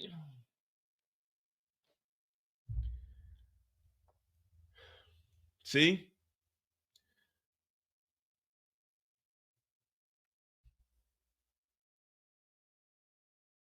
Now y'all starting to look at Tommy a little like, it's got you looking at Tommy like, damn, Tommy, that is kind of fucked up. That is kind of messed up, Tommy. You could easily get D-Mac. There's a bounty on D-Mac's head. Get D-Mac out the city. You got $1 million. You bought bullshit tickets. Whoever gave you that buddy pass to Barcelona, get a buddy pass for D-Mac. Get him out of here. But guess what? Tommy don't work for nobody but Tommy Egan. Tommy fucking Egan. Walter Flynn never liked Tommy, and I liked Walter Flynn, so I gotta agree with Walter. I gotta agree with Jenard. I gotta agree with James St. Patrick. Tommy Egan really screws everybody over. I'm just gonna be real, but they get the gun. Oh, come on. He took the gun from D-Mac. D-Mac out here naked. Well, he got the gun up under the mattress, but we don't know nothing about that. Up under the cushion, should I say. All right. So from there, he takes the dirty gun. He takes the dirty gun and he goes to visit Vic. And when he gets to Vic's house, Vic is like, "What up, man?" Vic gives him a little stash. He give him a little stash, little 10 pieces, maybe 20 pieces. Might be about 35,000 a year. What up, TSF? Shout out to TSF Entertainment, man. Y'all make sure y'all subscribe to this channel. You know, they be doing big things over there. It's just, I be wanting to join. It just be late my time, but I'm going to get on this channel one of these days. So shout out to TSF Entertainment. Make sure you subscribe to this channel. Yeah, D-Mac got the other burner, but we on Tommy's story. So Tommy don't know about that other gun. We just know about that. Oh, come on. Oh, that's my gun, man. You said it's a bounty on me. He pulled up to Vic. Vic give him a little package. He's like, "Come on, Tommy, man. What's going on, man? I done everything you said, man." Tommy like, "You ain't did everything." Now, Tommy's getting a little reckless here. I gotta say, Tommy puts a gun to this nigga's throat. I don't care if there ain't no goddamn bullets in there or not. Like, dog, you're not pulling no gun on me, man. Tommy's really wilding out. I don't know what then got into Tommy, but Tommy's on some different type of time. So he pull up. No, you ain't did nothing. And I will say this. I ain't really like how they was going at Stacy Marks. That right there did kind of rub me the wrong way. I ain't gonna lie. I really didn't like how Tommy was going at Stacy Marks. It was getting a little carried away. So I gotta look and see who wrote this episode. I definitely gotta see who wrote this episode. I will say I ain't really like how Tommy was going at Stacy Marks. It was getting a little too aggressive. What you got on that bitch? What you got on that fed bitch? I'm like, you don't talk about no other character like that. Why are we talking about Stacy Marks like that? I ain't really like that. That may have just been me, but they didn't have, what you just got on that fed? What you got on that motherfucker? But what you got on that Stacy Marks bitch? What you got on that fed bitch? I'm like, wait. You don't even talk about Miguel that bad. I'm like, why we got to talk about Stacy like that? You know what I'm saying? Maybe one time, okay, I get it. It's in the heat of the moment. But 2 times, I like that. I'm definitely got to go back and see who wrote this episode. I thought that was a little overboard. You know what I mean? I ain't really like all of that. What you got on that fed bitch? That Stacy Marks bitch. I'm like, hey, all right. Like, come on. You ain't called nobody else in this series a bitch. Motherfucking goddamn Jenard and them got your nephew back in the game. You ain't called neither one of them niggas no bitches. You ain't called Claudia no bitch. But you, Stacy Martin, what you got on that fed bitch? I'm like, hey, you ain't called Claudia none of that. And Claudia gave you some dahlia in front of the hotel and put your bitch ass to sleep. You ain't call her no bitch. You getting on the phone with Claudia talking about, yeah, you gonna figure it out, Claudia. But when it came to Stacy Marks, you was tough guy. I ain't really like that, though, to be honest with you. Like,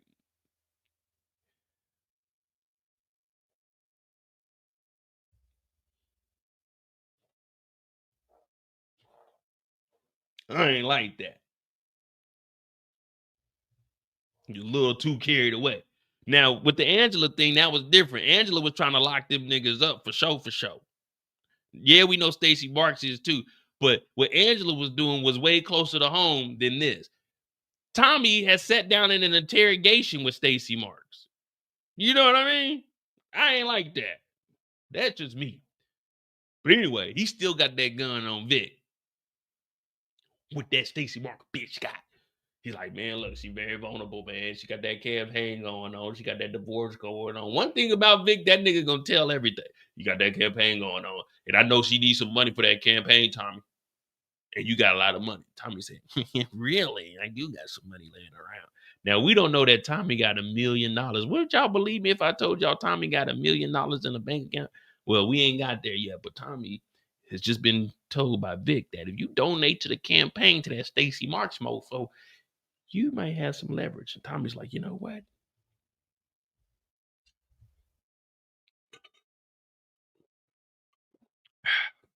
Take this dirty gun.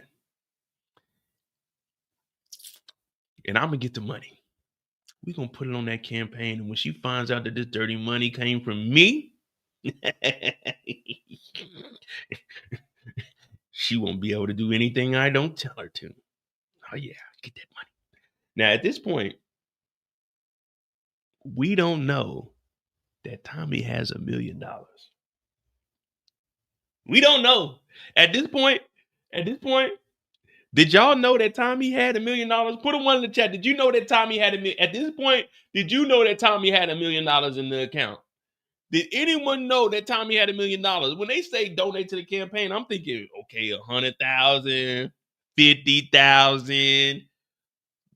I didn't think anything over like maybe a quarter, and a quarter is high as hell. So I'm thinking, okay, they're gonna donate 50,000, 100,000. I didn't know that around the corner was a whole ticket. But we ain't there yet, so we don't even know. We don't even know how much money he actually has. But the meeting goes down, and the meeting is between him, Malik, and damn Rashawn. Now, we know Diamond is in the background, not knowing what the hell is going on. He just here. He just here. You know what I mean?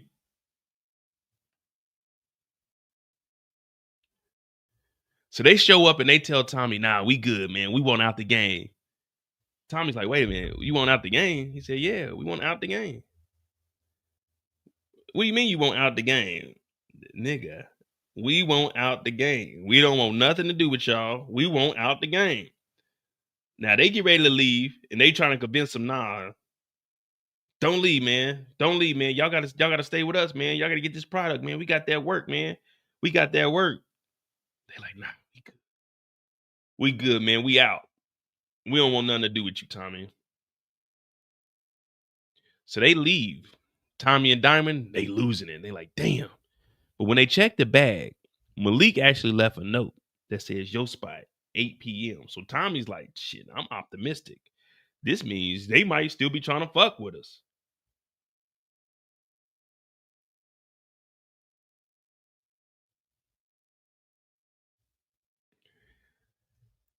Your spot at 8. It's 8 o'clock on the dot. I'm at Tommy's house trying to buy bricks. Bloom, bloom, bloom, bloom. My buddy Rashawn just quit. Now it's all on me. I pull up with 60,000 to cop some bricks to flood the streets. I got plans to be a big dog, take over Chicago. Y'all know what I mean. Let me tell the coalition straight up now. Malik is a big dog, and I don't want no talking back from none of y'all bum ass niggas. So go and buy these bricks from me. Now here we are at Tommy's house, trying to buy the bricks and try to make a name. They talk about sell them bricks on the block, pushing up the real money. So now we got a meeting at 8 o'clock. We got to follow the Blues Clues.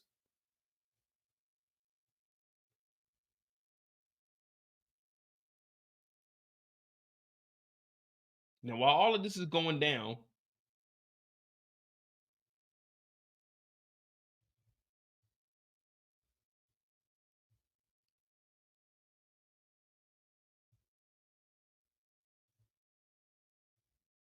Tommy's meeting up with Malik. Like, look, I know you want to get out the game,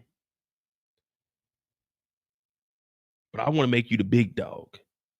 Because getting out the game really ain't an option.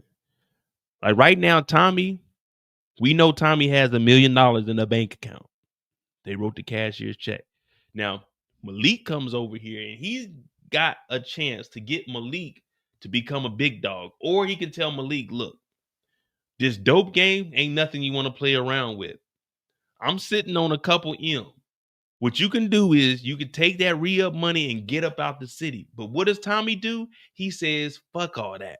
What we gonna do is take out Rashawn and make you the big dog. So Tommy really doesn't care about getting anyone out of here. Tommy's like, fuck it. If I can destroy someone else, then so be it. So what we gonna do is we gonna go and take Rashawn out because Tommy got another plan, and that's to make sure that D-Mac is all right. So the plan is in full effect. The plan is in full effect.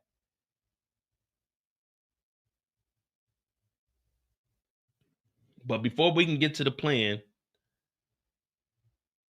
we end up running into Che because all the money we collected from all the lowlifes within the city, we got to re-up. But when they get here, we see Che and them on the boat. Got this man tied up like a hog, whooping his ass with a chain. Ah, you're going to learn your name, boy. What is your name? Kuta Kinte. Your name is Toby. You're gonna learn your name, boy. Che ain't playing around. We ain't seen Che. Che just came back from an all-expense paid vacation in Mexico. That nigga was down in the Gulf of America kicking it. He took his tugboat all the way from the motherfucking Gulf of America up the Mississippi all the way to Chicago. He said, you're gonna learn your name, boy. Well, it's Toby. Pop, pop, pop. They popped him, dumped his ass off the tugboat. Like, damn. And Miguel is there, hands in his pocket. This is some cool shit. He said, kill him and make him stew. I think they were supposed to keep him on the boat, but they didn't make him stew. They threw him off the boat. So I don't know if they're going to get that stew or not, but he kill him, make him stew. But they threw him off the boat. So I guess the stew is in the water. I'm not for sure. I've never been around the cartel, but Tommy and them pull up. All black Escalade, clean as hell. Who's that, Diamond driver? Yeah, it's Diamond. It's Tommy over there. So they pull up in the all black Escalade. These new Escalades go for like 110, 120 base model, like 110, 115. You could probably talk them down, but yeah. They are very nice, but I wouldn't pay that much for no Escalade. It ain't that nice. But they show up.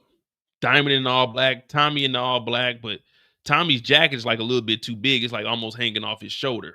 So they pull up. Che is like, this is business, Tommy. Tommy said, this is a bad time?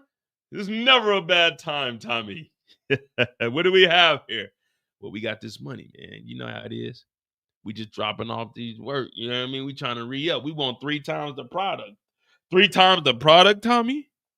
When I'm hearing that there's bodies dropping in the street, Tommy said, oh, man, you know, that just comes with the game. You know what I mean? If it's too hot in the kitchen, then get out the kitchen. Shout out to Auntie Knows Kitchen. Auntie loves the kitchen. We love Auntie. But Tommy's talking about, yeah, man, sometimes the bodies is dropping. Chase said, I don't want the bodies dropping. Miguel talking about beasts only come. They only bring problems, Che. Jefe, he's going to bring bad problems, bad mojo, comprende? So Miguel over here hating on Tommy. Che's like, what did I tell you about dropping bodies, Tommy? Tommy's like, hey, look, Che. I just need 3 times the product. I got $1 million. I don't know if you heard or not. I got an M. I'm playing with real M's over here. While Miguel is over there bullshitting you, buying pigs and shit, nigga. I'm buying motherfucking mayors. We different. M&M, mayors and millions. That's what I got. While Miguel over there with his shirt unbuttoned, he ain't really living like that. I am. I got $1 million. You know what I mean? I'm really like that, Che. I'm a valuable asset to the organization. So Tommy's listening, Miguel's hating, and Che is making it clear. Listen, yeah, we'll see what we can do about that 3 times the product. You do got the money on you. But there's just something fishy about this white boy. But Tommy don't give a damn. Tommy don't care if you're with them, if you're against them. Tommy's objective is to fuck you over so Tommy can win. And that's exactly what's going on here. Miguel talking about, we need to get some more bodies to move that extra weight to keep up with Tommy because Tommy's getting 3 times the product. Che, that means you got to get with Ortega. And we know that he ends up calling Ortega. And we also know that Miguel went over to Tommy's spot. We're going to take a step back because we're putting these stories together. But Tommy didn't know that Miguel pulled up to his house to visit Mireya. That was the next step.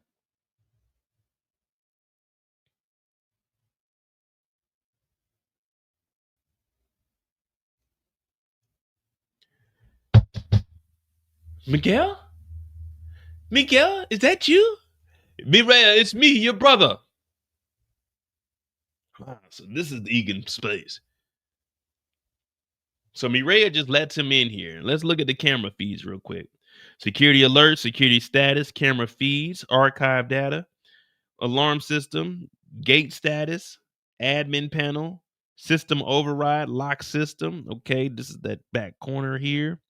Tommy's, wait a minute. So Tommy left his vehicle here and he rode with Diamond. Okay, so it makes sense. So Miguel left the dock and went straight to Tommy's house. Tommy went to go meet up. Well, he was riding with. Wait. I'm trying to get the logistics together. Diamond came to Tommy's house to pick him up because on the security footage, we know that Tommy's car is at the fire department. So that means Diamond had to come and pick Tommy up to go to the meeting, which means they probably went back to the barber shop when Miguel drove straight from the dock to Tommy's house to talk to Mireya.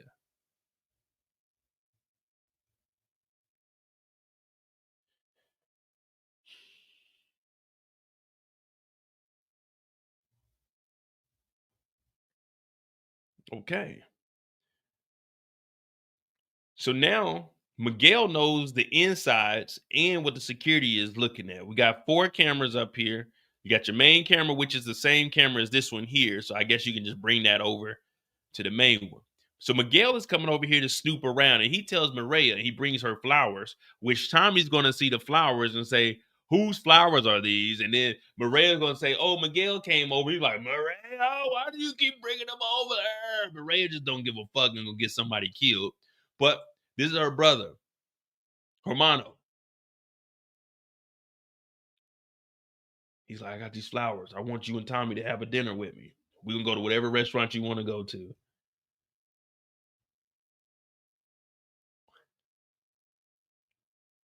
He said, just dealing with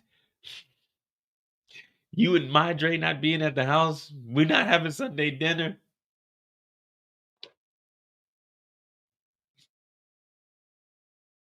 Orderly, hombre. I miss you, Mireya. We're going to have dinner, you and Tommy. And Mireya just goes for it. He kisses her on the head. He knows the layout of the land. He got the security footage. He knows where the cameras are. Mireya is just setting this man Tommy up.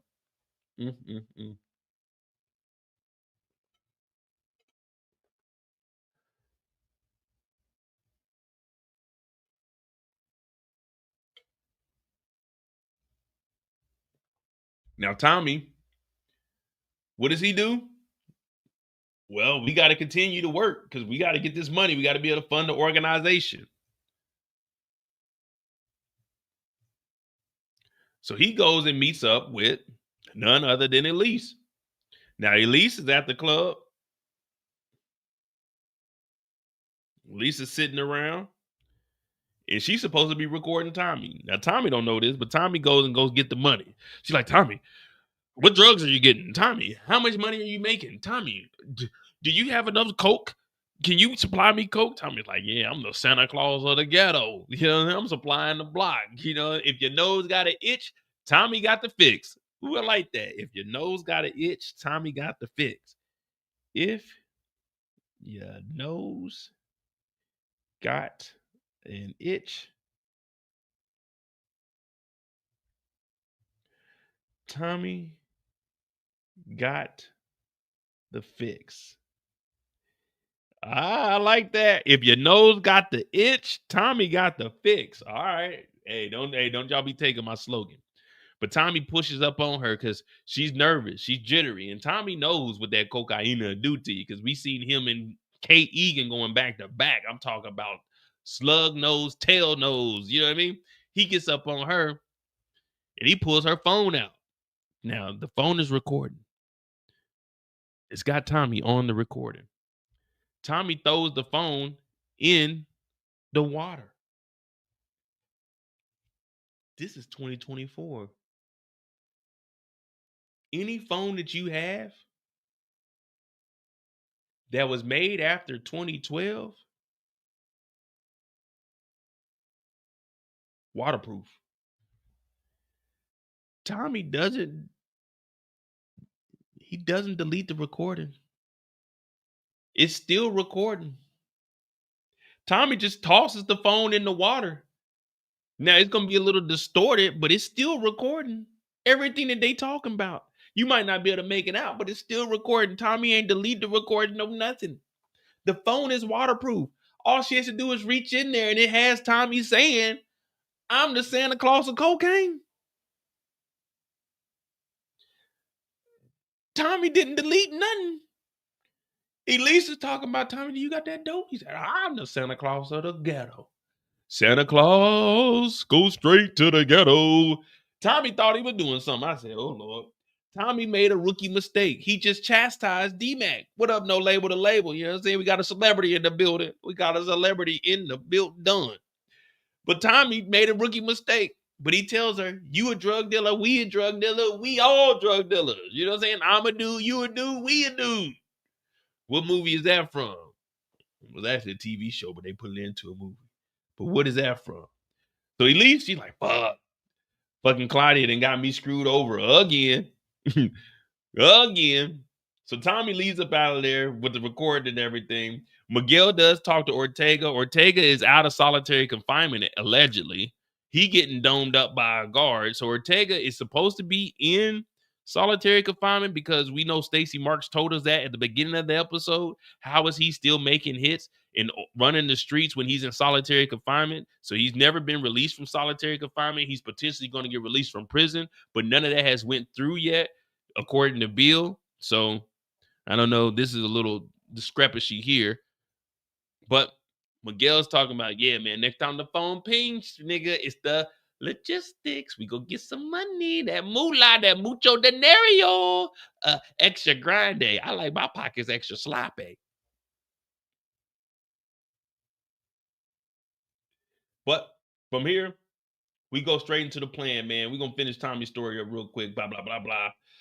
Anyway, they go and they meet up, and they go and take out Rashawn.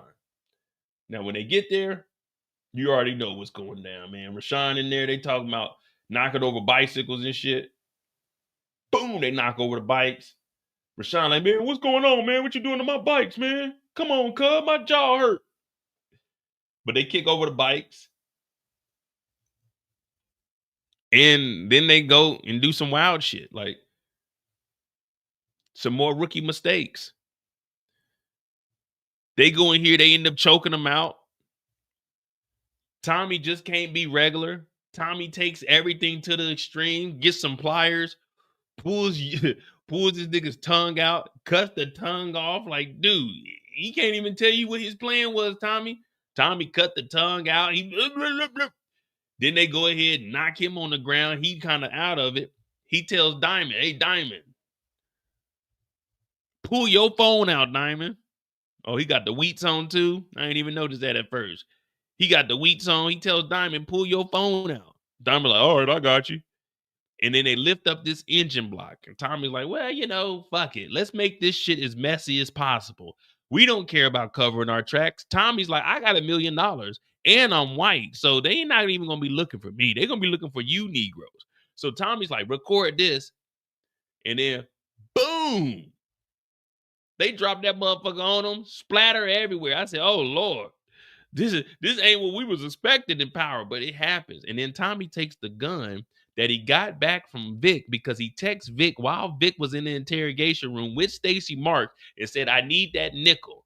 I need it now. So Tommy gets the dirty gun back from Vic that he gave to Vic before Vic told him about getting $1 million to go and give to Stacy Marks, puts the dirty gun next to Rashawn. Rashawn is smashed by a car engine. Diamond recorded it on his phone, and they got to send this to King Kylo in order to save D-Mac. Well, all of that works because we find out that Jenard, which we already covered, went up there. And then Vic also tells Tommy, while all this is going on, that Stacy Marks is letting Claudia out, while Tommy is talking to D-Mac. Because Tommy, for some reason, decides that it is now safe for D-Mac to be outside because King Kylo believes that Rashawn deleted Mad Dog. So the bounty just magically disappeared off of D-Mac. And Tommy says, D-Mac, you can be back in CBI.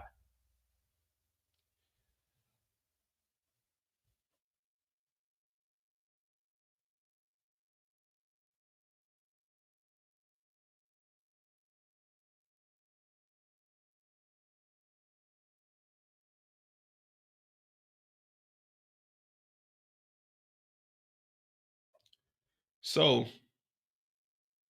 we just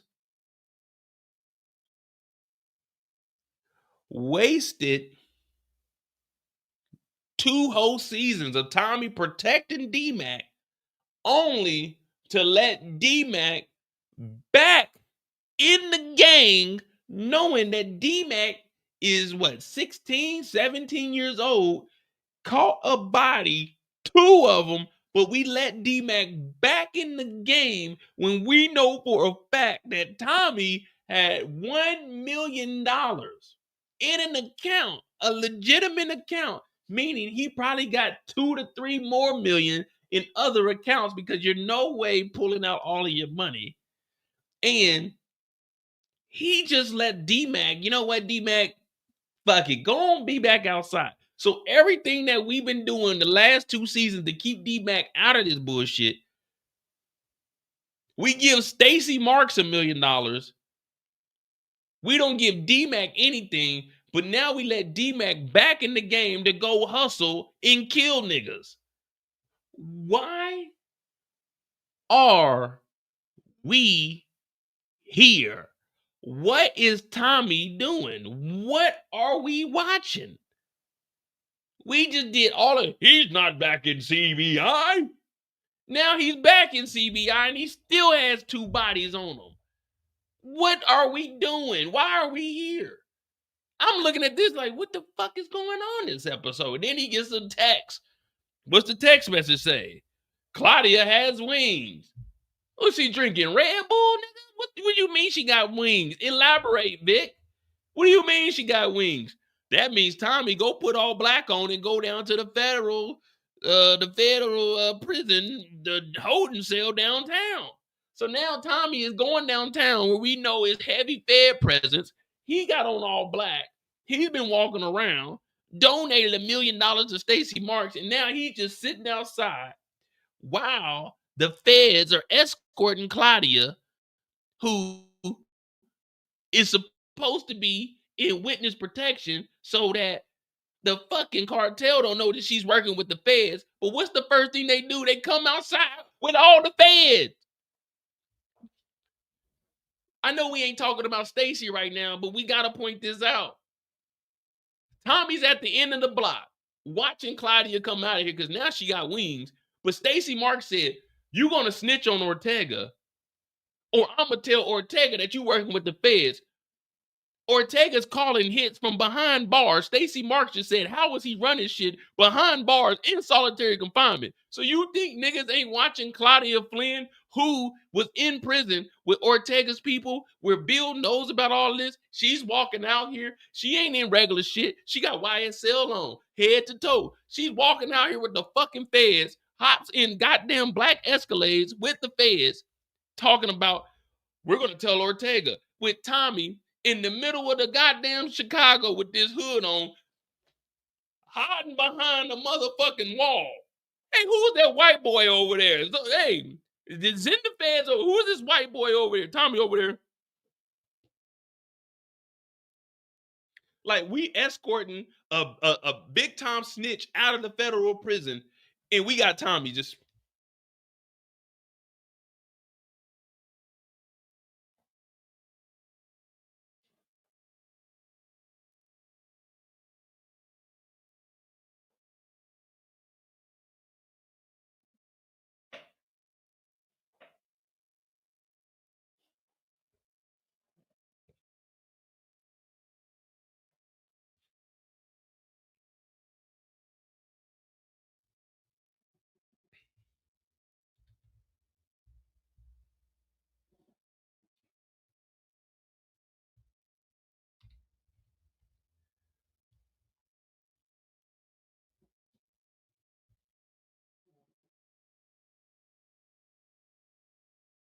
This is how Claudia's coming out of jail, man. That's Tommy's story, man. We off the clock.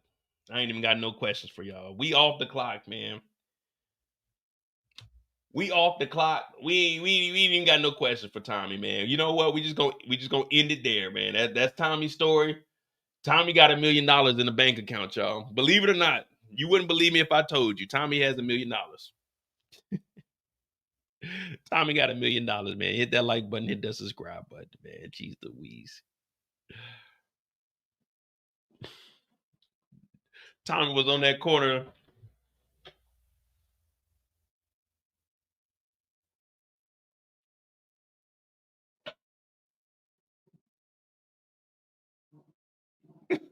Get out of here, man. What are we doing?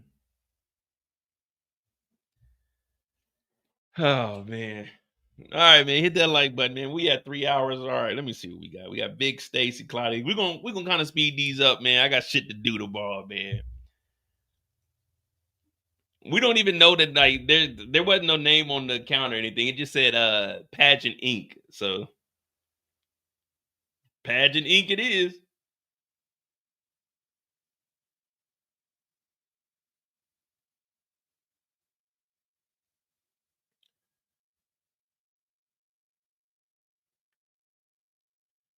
All right. Hit that like button, hit that subscribe button. We can honestly knock all of these out, probably like 10 minutes a piece, 10, 15 minutes a piece. Because no one really got it. We knocked out the big part of the stories. And like I said, we got Tommy with Miguel. So we got Vic, Stacy, Claudia, and D-Mac. Hit that like button, hit that subscribe button. We got like 50 people in here. Let me see where we at. I appreciate everybody tuning in again. I hope everyone had a happy Thanksgiving, a good one with the family.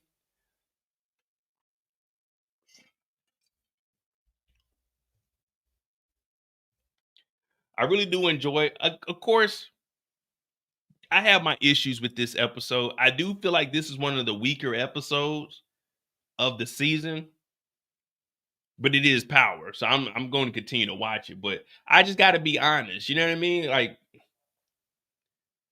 I'm just giving my perspective of what I think of it. You guys, like, I don't knock any of you. Like, you say 8s, 9s. Hey, man, it's everybody's opinion. I don't know, man. It's just some of the stuff I was looking at, like, really? Claudia getting out, just walking, hair blowing like she Michael Jackson or something. Who she thinks she is? Madonna? Came outside walking. She putting glasses on. The feds are walking. They jackets is blowing open. Tommy sprints downtown. Like, you didn't even know where Claudia was at. They could have escorted Claudia to another building. It wasn't, I don't know, man. He gives a gun. He gives the gun to Vic, only to text Vic back, like, let me get the gun back.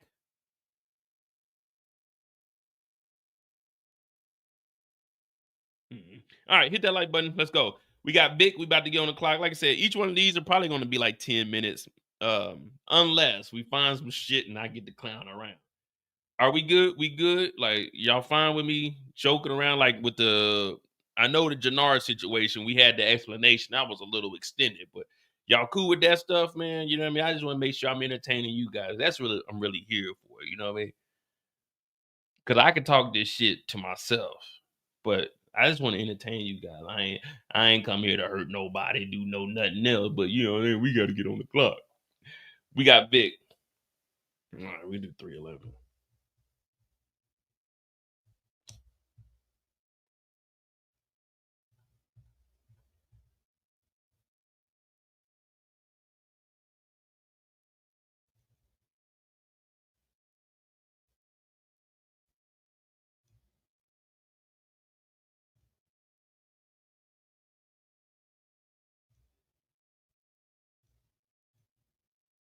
All right. Tommy Egan pulls up on VIC at the penthouse. Now, this penthouse is very, very nice. Remember, Elise was living in here, but Vic had to get her ass up out of there. So when Tommy shows up, he giving Tommy what little bit of money he has, what little bit of information he has. Yeah, well, shit. That's really all Vic can do right now. That's all he could do right now. But Tommy pulls a gun on him. And Vic's like, man, I done everything you wanted me to do, Tommy. I'm trying. I'm doing everything. Tommy said, you ain't do everything. What information you got on that Stacy Marks bitch? That Fed bitch. Vic is like, man, what do you want from me, Tommy? What else do you want from me? But Tommy gives him the gun. Of course, there ain't no bullets or anything in there. But he wants information on Stacy Marks. And at this point, Vic, he probably just shit himself. He's like, oh, well, fuck it. Look, this is what she's doing. She's running the campaign for the mayor. She needs some investors, and she needs somebody with a lot of money. Tommy, you got a lot of money? I know you got that money. So what you gonna do? Tommy said, all right, I'm gonna go ahead and invest that money into her. Once she finds out this dirty money, she ain't gonna be able to do anything once she accepts it. Now, Vic, or is it Vic? Or is it Jason? I don't know. Right now, he's Vic. He's like, all right, look. There just needs to be a lot of money donated. So Tommy said, all right, I'm going to do that. Now, would y'all believe me if I told y'all Tommy had $1 million? You probably wouldn't. But Vic, he has to do what Tommy says. He has to get more information. Now, we don't see Vic for a while because right now, Vic is scounging around trying to figure out life. Vic is in what? What do we say Vic is in this year? This season is about what for Vic? What do we say Vic is in this season?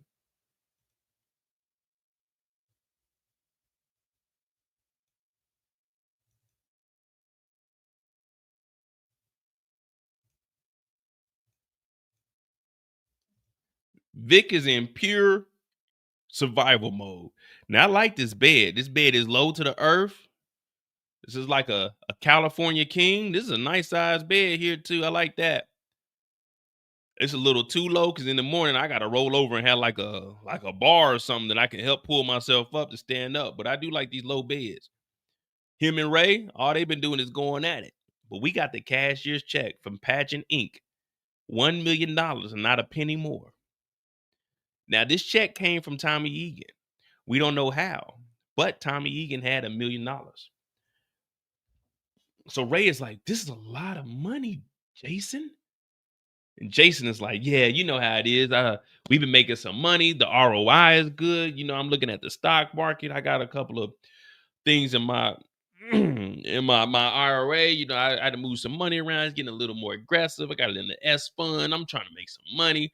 One of my investors, they got $1 million. And he said that Stacy Marks, you know, with the DEI initiative and everything that they got going on in Chicago, with the backing of the Chicago Police Department, we good to go. So Ray is like, oh my goodness, I didn't know that you were into all of this, Jason. He's like, yeah, you know, fellas, it's always good to have a good lie. Like, there's nothing wrong with lying. It's always good to have a good lie. It's okay to tell a lie. The reason lies are important in life is because without a lie, you can never get to the truth. You got to have a lie to be able to offset the truth. So Jason, he ain't lying because there's some truth in this. He does have a rich investor. We found out that Tommy Egan has a legitimate company that had $1 million in there. So he ain't lying. He ain't lying. He does have a client that is very, very rich. So Ray, we already know. We already know what money do.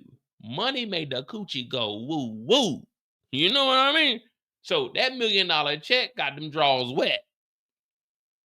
Hey, and then they lay down in the bed and they get ready to get it on. Now, I ain't making this up, man. This is the truth. This is the whole truth and nothing but the truth.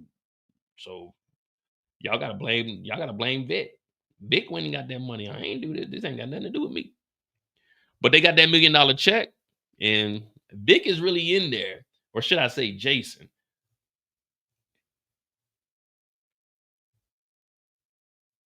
Now from there, this is where it gets interesting because he gets a text message from Stacy telling him to show your ass up. And that's because Stacy Marks, well, she trying to figure out how to get them goddamn mayor, right? Vic is playing hardball. He's sitting right here, arms crossed. He ain't saying nothing.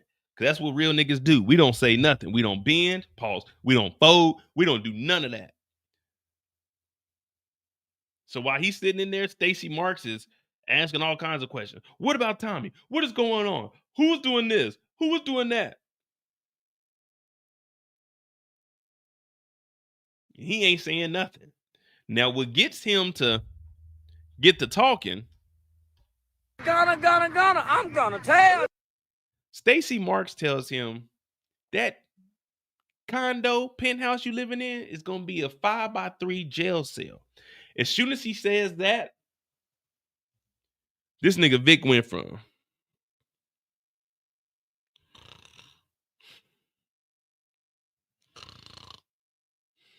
you're gonna be in a 5x3 jail cell. Look, Tommy and the coalition are talking about expanding their whole coalition. The coalition is thinking about taking over Chicago. Now, right now, they are partnering with Che. This cartel here is very, very bad. Now, there is the Marquez cartel who they're beefing with, but I'm thinking that they might be actually teaming up with the Insane Princesses behind Che's back. But what's going on now is that Tommy, he has bricks. I'm talking about bricks on top of bricks. Also, he may have $1 million. That's hearsay. I'm not for sure, but I will tell you this. Anything you need me to tell you to get me out of going to jail, I will tell you, Stacy Marks. Don't you ever threaten me with jail time. I am telling you right now that Tommy Egan and the coalition, they're partnered with CBI. You know Diamond and Jenard? They're big names in the street. Go look up Diamond. Yeah, Diamond just got out. He just did a 15-piece. He just got out. Yeah, he's a very bad man too. I'm thinking word on the street is he may have took out his CEO. I can't confirm that. Was it the CEO? No, it was his PO. My bad. When he was in prison, he was fucking the CEO. Yeah, I'm telling you everything, Stacy. I ain't trying to go to jail. Fuck all that. But anything else you need to know, just let me know and I'll get you the information right now. For real, for real. Plus, there's a little nigga named D-Mag. I'm sorry for saying nigga, but I'm so nervous right now. I ain't trying to go to jail. So Vic is in here telling everything. Once she said you gonna go to jail, that nigga say, wait a minute. Wait a minute, I'll tell you everything. And then she said, oh yeah, that's right. Claudia, she about to be snitching too. So now we got 2 snitches in the family. And both of them are snitching to Stacy Marks about all the criminal organizations in Chicago. The Flynn family knows about all of them. And one thing about the Flynn family, we heard that they gonna find a way. They're gonna find a way to snitch. They're gonna find a way to tell. They're gonna find a way to do anything that just degrades the family name. Vic went and told everything. Once she said you gonna go to jail, that nigga said Tommy and the coalition talking about expanding. D-Mac got a gun, burner gun, and then he gets a text message in the middle of it. Luckily, Tommy texts his ass. He said, where you at? Need the nickel now. That means the chrome 4.5 to 4.5 on your ass. Now. He get up out of here. Vic like, oh shit, let me get up out of here because Tommy calling now. So like, damn, Vic, you just ain't gonna make it, man. You just ain't gonna make it at all.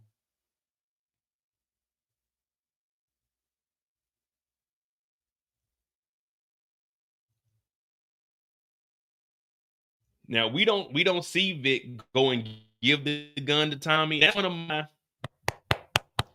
one of my pet peeves right now. Don't insinuate something and don't show it. Any other time we get a text message on the screen, we see them physically go do whatever the text message was saying. So we didn't see Tommy get the gun back from what's his name? Jason. Well, Vic. Yeah, Jason here, but we didn't see Tommy get the gun back, but we just had to assume that he gave it back because the gun was on Rashawn when they did the photo and everything. So he goes and he shows up to talk to Ray. Now him and Ray, they starting to get a little bit closer, but he fucks up. And that's one thing also. Always have you a good lie, but remember, don't do too much talking. Like what I'm doing is a lot of talking right now, but you don't want to do too much talking when you fumble. The ball's in his court right now. All you got to do is just play it cool. That's why you just, you know what I'm saying? Keep the conversation to a minimum. So he's like, yeah, you know, I'm doing my thing. I'm successful and shit. He's like, how'd you get into college to become, you know what I'm saying, what you are? You had a silver spoon? She's like, nigga, I had to catch 2 buses and a train to work. I had to earn everything I got. Now, Vic or Jason, he didn't earn a damn thing. He got everything from daddy, Walter Flynn. R.I.P. to Flynn, one of the realest. But he almost fumbles, and he's like, my bad. You know, I ain't know, man. Stuff you didn't know about me. Let's dance. In the jungle, the mighty jungle, the lion sleeps tonight. In the jungle, the mighty jungle, the lion sleeps tonight.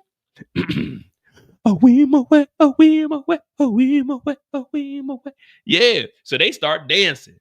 He had to make up for it one way or another. He made up for it with the dancing. So she ain't leave. That's all that is. That's all that is today. That's all it takes. And he ends up texting Tommy and telling Tommy that his sister got wings and she is out of there. And that is the Vic story. Again, like I said, all of their stories are going to be somewhere shorter. But that is the big story. And he basically throwing his sister up under the bus so Tommy won't come after him.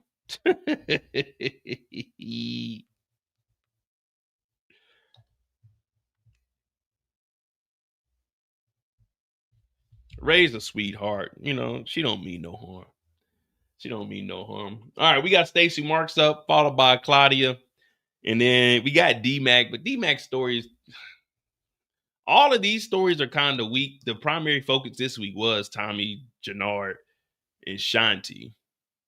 Like Claudia's story is short. Stacy. Oh, matter of fact, we're gonna do Stacy's story, but I do want to explore the board because they did have a board up, and we got to do a little deep dive on that and see what we can discover. So we'll just jump straight into Stacy Mark's story.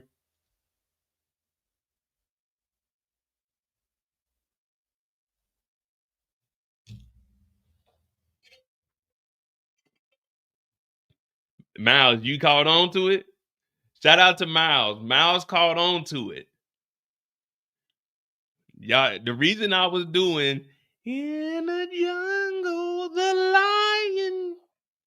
lion, that's where I was singing for.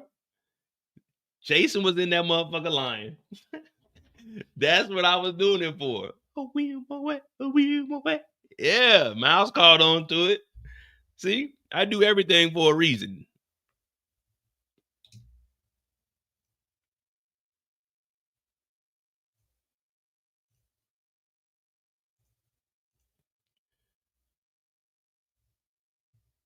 All right, so we see Stacy Marks.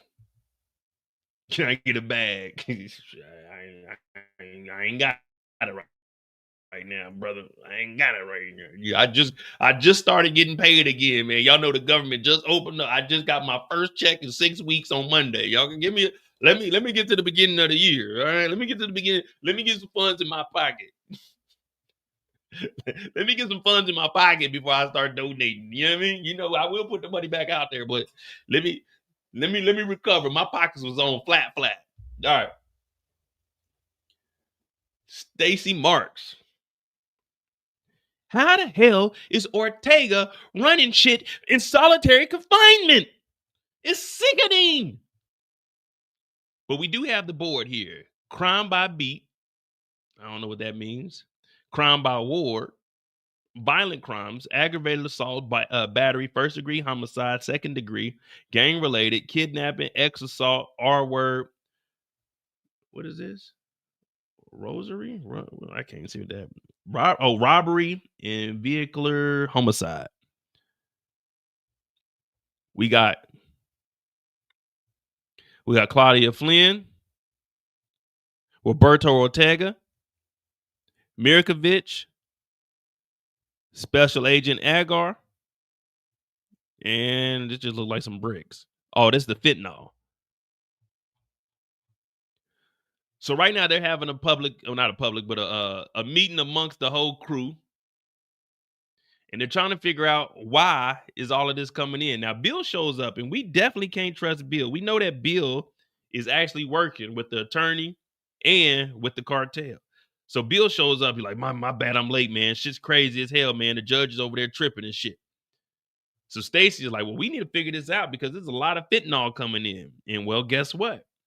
Who comes in and clarifies exactly what's going on?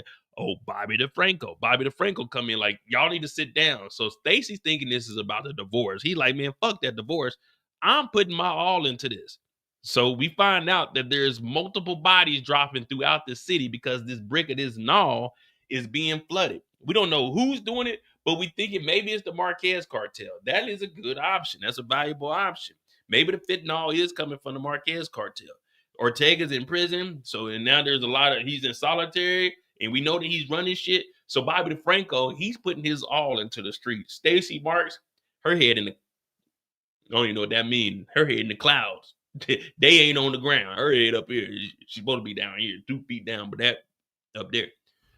So Stacy Marks is like, God damn it. We gotta clean these streets up of this fentanyl. How are we gonna clean up the streets of this fentanyl? We don't know. That's your job, Stacy.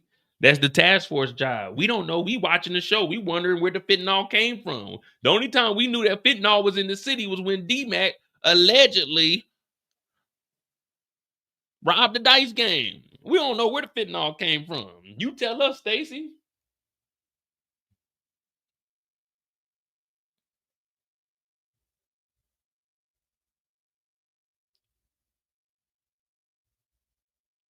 And then from here, we got Bill talking to, what was her name? Ella?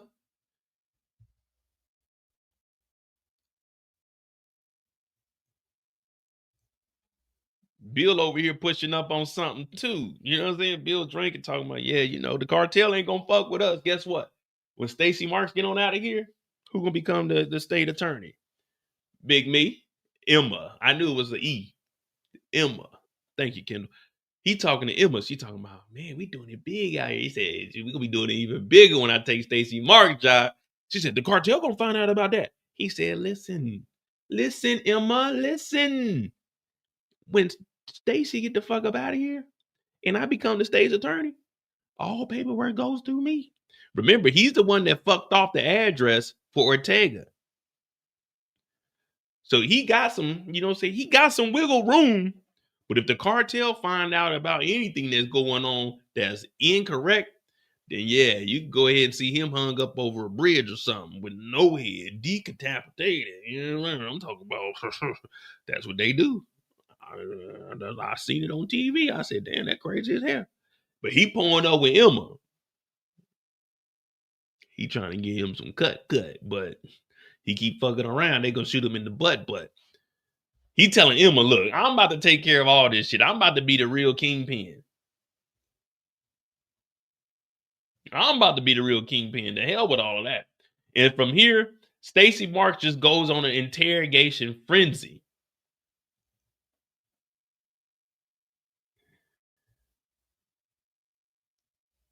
First off, she got Vic in there.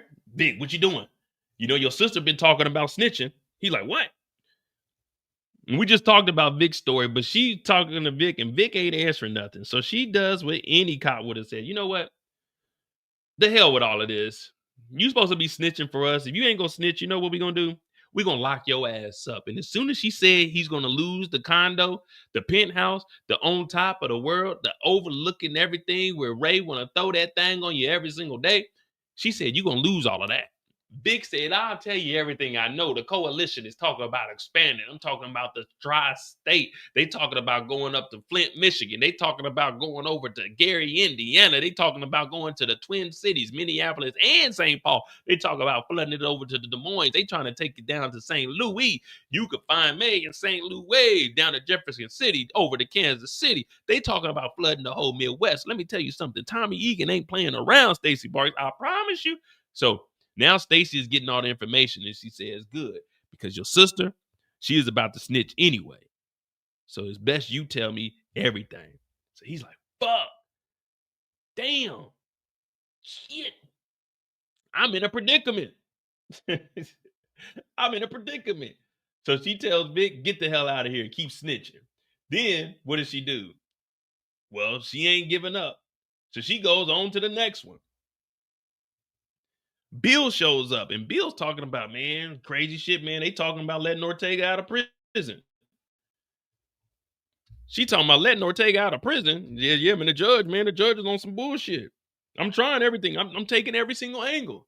Stacy like, do this. He said, I tried that. You think I didn't try that? She said, if you ever think that you're going to be damn number one in this office, taking on the big cases, you better get this shit right. Now, we know he ain't trying to get shit right. He trying to fuck shit off, because when you fuck shit off, you get more money. It seems like doing illegal stuff seems to get more money. You go to work every day. You got to pay your taxes. It's like crime pays. They always tell you that crime don't pay, but crime does pay. Tommy got $1 million. Would y'all believe me if I told y'all Tommy got $1 million? Put a 1 in the chat. Would y'all believe me if I told y'all Tommy had $1 million? Don't tell me crime don't pay when I know that Tommy got $1 million. But back to the story. He over here talking about, I tried, Stacy. I promise. Stacy talking about this shit should be easy. We should be locking Ortega up.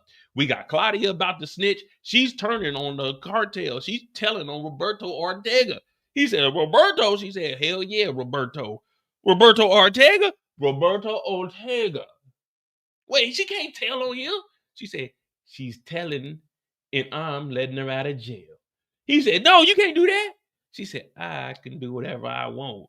I'm running for governor. Governor? I thought you was going for the mayor. This shit's so easy. I'm running for governor next. Bill said, no, you can't do that. She said, you don't tell me what the fuck I can and can't do. Get the fuck out of my office and go get this motherfucking conviction on Ortega. So Bill is hurt because he was just talking big shit to Emma, talking about, yeah, Emma, I'm going to lay it down. I'm talking about big dog status and the next U.S. attorney. He didn't know that Stacy was back behind the scenes running shit, talking about, I already pressed the button. I said, oh, Lord, we didn't already press the button. We didn't already, who pressed the button? Who authorized pressing the button? So Bill leaves and Bill go get on the phone. Bill's like, oh, shit, this ain't what I'm supposed to be. I ain't supposed to be hearing this. I ain't supposed to be hearing this. Well, it don't even matter, because Stacy Martin already pulled the trigger.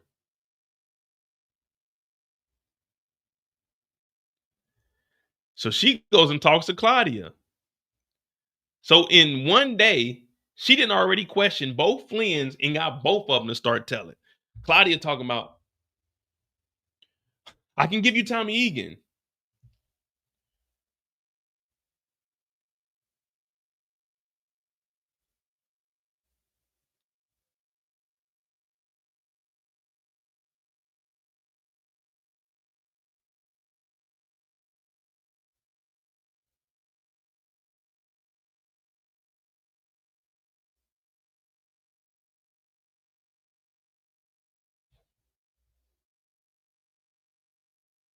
Unhand me, witch.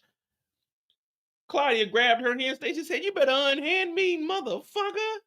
Claudia talking about, I can get you Tommy. She said, man, look, fuck Tommy Egan. You have to snitch on Ortega. You gonna snitch on Ortega or no? She said, oh, I'll tell you everything you need to know about Tommy, but I gotta do it. I just gotta get out of here. She said, well, we're gonna have to put this shit in right. You're not just getting up out of here. So I can work better on the outside. You're gonna have to tell on Ortega. Everything you know, you're gonna have to tell on Ortega, or we locking your ass up. She said, I'll tell. I promise you, I'll tell you everything you need to know. I just want to get about this motherfucker and be able to wash my ass without worrying about a motherfucker hitting me with a shank. So Claudia is saying she'd snitch on Ortega in order to get out. She said, I'll tell you everything you know, everything you need to know. Just let me out.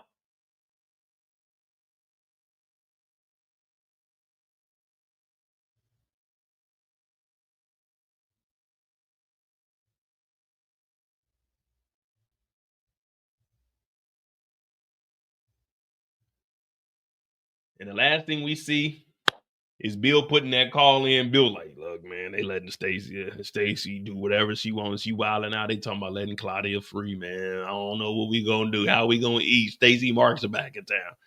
Bill scared as hell. And we know Claudia ends up getting out. That's Stacy Marks' story. And right now, Stacy Marks got the whole Chicago in shambles. She got the whole Chicago in shambles. Now, she hasn't accepted that money yet, so we'll see that in episode 5. So it's going to probably start kicking off. But right now, that's where we're at.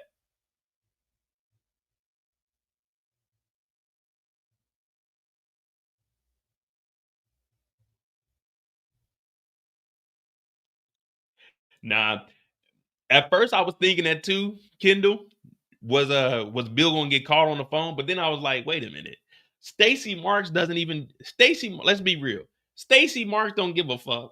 Stacy Marks does whatever the hell she wants to do, man. Stacy don't give a damn. It's not like she's about to do her job. You know what I mean? Stacy Marks is running for mayor at this point. Who gives a damn? Yeah. You know, it's like you got your 2 weeks notice in. You think you care for that 2 weeks? What up, John? Nothing much. We about to just talk about Claudia. You think she cares? Like, she not about to, hey, who you on the phone with? She don't give a, man, who gives a damn? Stacy Marks is checked out, man. Which may be a bad thing. But then at the same time. All right. We got Claudia and D-Mac, and we'll finish this on up. Of course, both of their stories are very, very short. We got Claudia on deck. Now, Claudia, the whole time, all she's trying to do is get out of jail. Every time we see Claudia, what is she doing? They asking Claudia, hey, what you know about this fentanyl? What you know about the cartel? Claudia's like, look, man, I really can't tell you much. I can tell you enough if you let me out of here. So, what we doing? You gonna let me out? Stacy Marks got this blouse on. I like this blouse. She talking about, no. It ain't gonna work that easily. You're gonna have to give us some information. Where is the gnaw coming from? Is it the cartel? Is it the Asians? Where is it coming from, Claudia? Claudia's like, I promise you I don't know much. I've been behind bars, man. I don't know. But Claudia's ultimate goal is to get out. Now, she has a vengeance also, and that's taking out Tommy Egan. So she's sitting here thinking in the back of her mind the whole time, yeah, if I can tell on Tommy Egan, what a wonderful day. I can just hear it now. Birds chirping, dogs barking.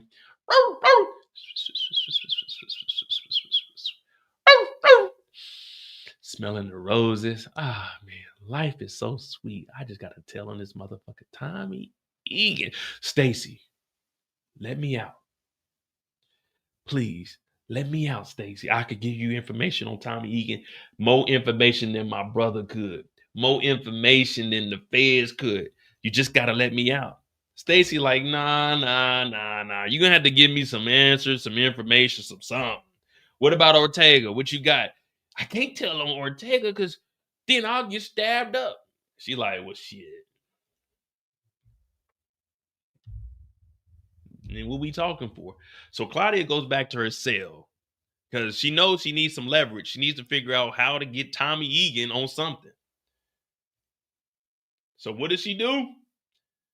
She does what any nervous person would do. She calls up Elise.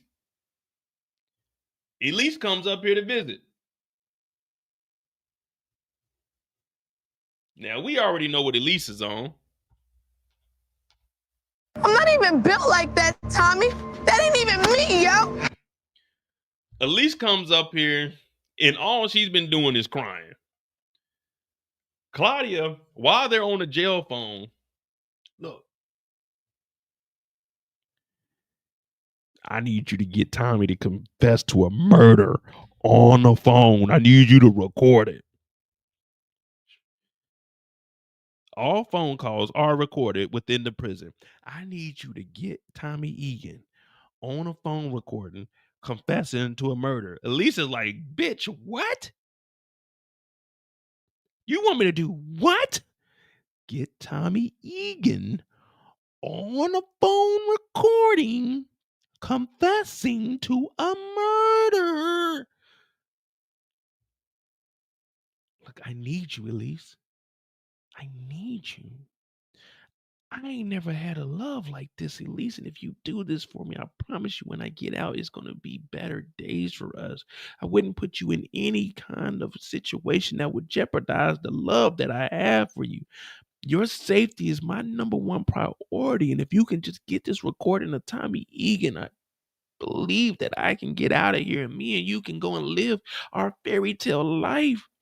Elise is like, that sounds good, but I don't know, girl. Last time I did some shit like that, Shanti the showstopper almost put her foot up my motherfucking ass. We was getting robbed. I don't know, Cloudy. Please just do this for me. Get Tommy to confess to a murder on the phone. Hey, what are y'all talking about over there? Nothing. Just get Tommy to confess to a murder. That's all I'm asking you to do. It's not that hard. Just do it. Elise is like, man, I don't know, man. Get a murder on the phone? I don't know, man. That sounds a little wild, doesn't it? I'm like, you want me, Tommy? Oh, that's a little too far now, Claudia. Come on, Claudia. You couldn't tell me like to get a picture of Tommy like getting some drug money or Tommy with a brick in his hand. You want me to record him? I'm about to cry because I don't want to go to hell. Claudia, he gonna kill me if I do that. Claudia said, look, you just gotta do it.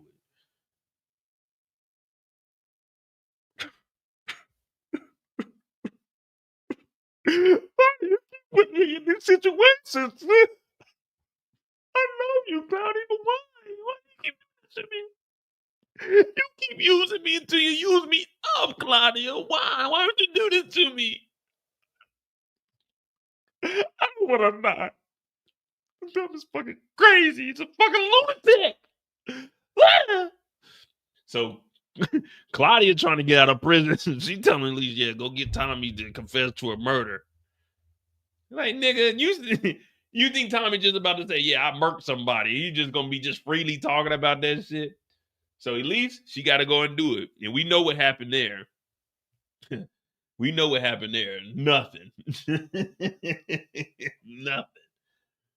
Well, after that happened, Elise is like, man, Tommy caught my ass. And now I'm in too deep like Mekhi Phife. That's what Kanye said, even though it wasn't Mekhi Phife. But he said he's in too deep. So now we got to go to the only thing we know. We got to go and do the only thing we know how to do. I'm talking about all of us right now. We know how to do. Gonna, I'm gonna tell. Gonna, I'm gonna tell. Gonna, I'm gonna tell. Gonna, I'm gonna tell. Listen, you let me out of here. I'll tell you on Tommy right now. I'll get whatever information you want. I'll tell on Ortega. I'll tell on Tommy. I'm a Flynn. I'll fuck around and tell on anybody. I'll tell on my brother. What you need?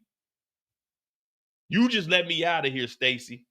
I'll tell you wherever you need to know. Tommy Egan, I tell you exactly what Tommy Egan doing. Ortega, I tell you exactly what Ortega do. You gotta let me out of here. You gotta let me out of here. Like today. You want answers? I got answers. You want answers? I got answers. You want answers? I got answers. Stacy said, unhand me. I'm just saying, I got answers. You want answers? I got answers. You want answers? I got answers. You gotta let me go, though. I right hand to the G.O.D. I tell on Ortega, I'll take the stand today. You want answers? I got answers. I got answers. She said, you don't tell on Ortega. I tell Ortega you work on the feds. You tell Ortega I am the feds. You tell Ortega whatever you want. You can swear me in as an honorary sheriff or something. But you want answers? I got answers. Let me out. I'll tell you what you need to know. So they end up letting goddamn Claudia out. Same day. I'm like, damn, all you got to do is go to jail and just say, I'm going to tell. I'm gonna tell.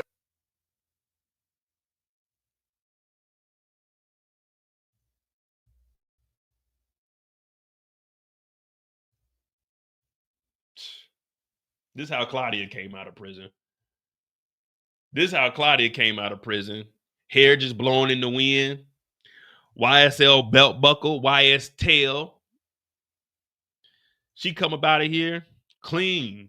You remember what they said about Andy Dufresne? He crawled through 200 yards, 2 football fields of shit and came out clean on the other side. Claudia got so much dirt on her, she came out looking like a fashion model. In those jeans, baby girl, not like it. Tell me, is there any more room for me in those jeans? Claudia came out of prison ready to tell on a nigga.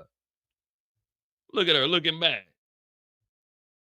Tommy Egan just watching. They pulled off presidential. And that's Claudia's story. Claudia then came about this motherfucker clean as hell. I ain't never seen nobody go to jail, come out like this. We ain't never seen that in a day of living. That's Claudia's story, man. Let me know what y'all think about old Claudia, dog.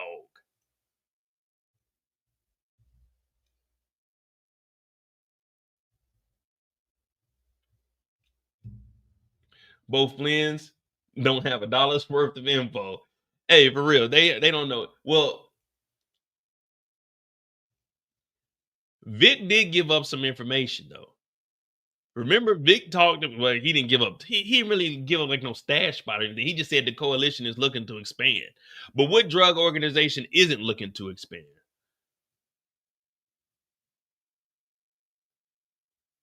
Nah, right now she not doing anything. Right now we just know that Claudia got out. We don't know what the hell Claudia got going on, to be honest.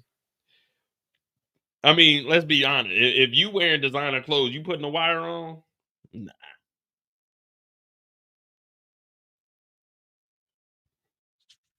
All right, so we got D-Mac's story, and then we'll get on out of here. We're going to wrap this up in 4 hours.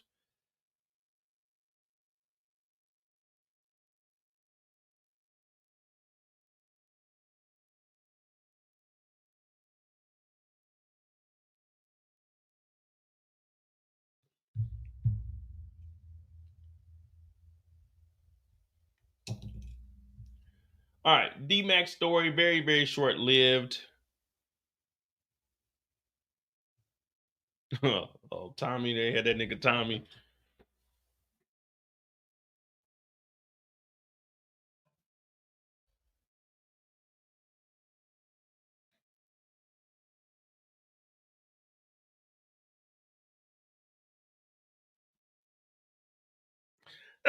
Like, dog, it's the middle of the daytime. It's not like it's dark outside. Like, hey, who is that nigga peeking around that corner over there? Hey, sir, come here. What are you doing? You look suspicious. What are you doing? You got a hood on in the middle of the daytime, huh? What you doing? Who are you? Who you with? Who you with? Got Tommy ass out here. All right. We got D-Mac. D-Mac on deck. D-Mac's story, very, very short-lived. So we'll just start off with him at the house. He on the phone with Genesis. Now, Genesis sounds like she got a head on her shoulder. Now, one thing I will say about Genesis, she said, you know what? That street shit, it don't impress her. D-Mac talking about, I'm back in CBI. I'm standing on business. But she told him that street shit don't impress her. Getting a diploma is attractive to her. Graduating school and doing something with yourself, learning a trade, not a trade of shooting bullets back and forth, but a trade like HVAC or something, not breaking down bricks. You know what I mean? Unless you're gonna be a mason, but then you could break bricks down, and that's pretty good money, and you can work for yourself, be an independent contractor. But one thing Genesis didn't do was give back that book, because he got that book with street money.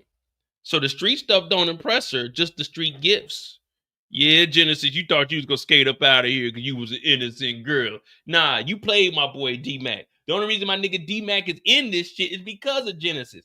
Genesis wasn't giving him no attention, so he had to go rob and steal. He had to go get some money because his daddy wasn't helping him. His uncle got $1 million and won't give him a couple thousand so he could survive. So D-Mac had to get in these streets. It's peer pressure. Genesis, you did this. You played D-Mac. You put D-Mac in the streets.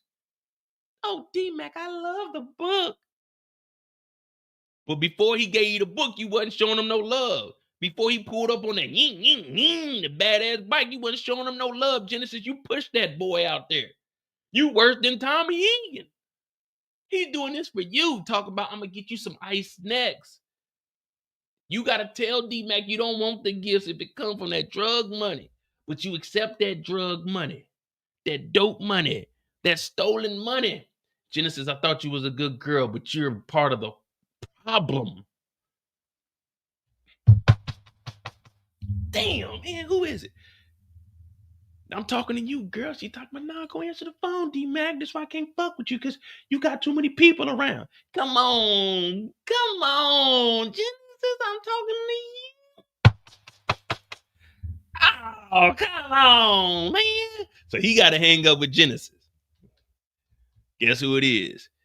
Oh, come on, Unc show up. D-Mac, what are you doing? You catching bodies out here? Oh, come on, Unc.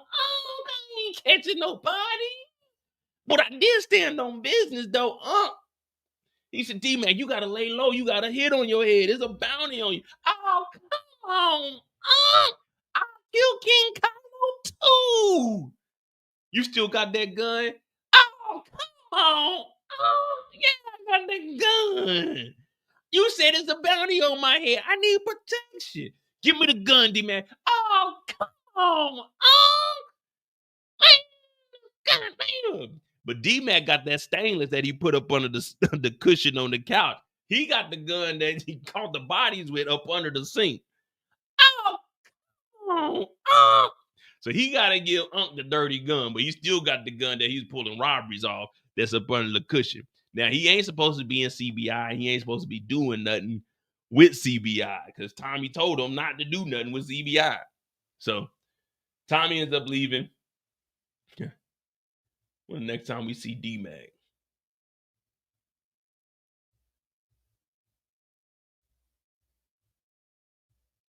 Oh, yeah. D-Mac goes to see JP.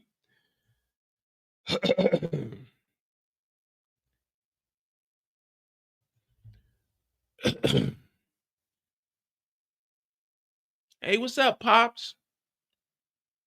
Darnell. I can't even do the voice, man. I've been talking too long.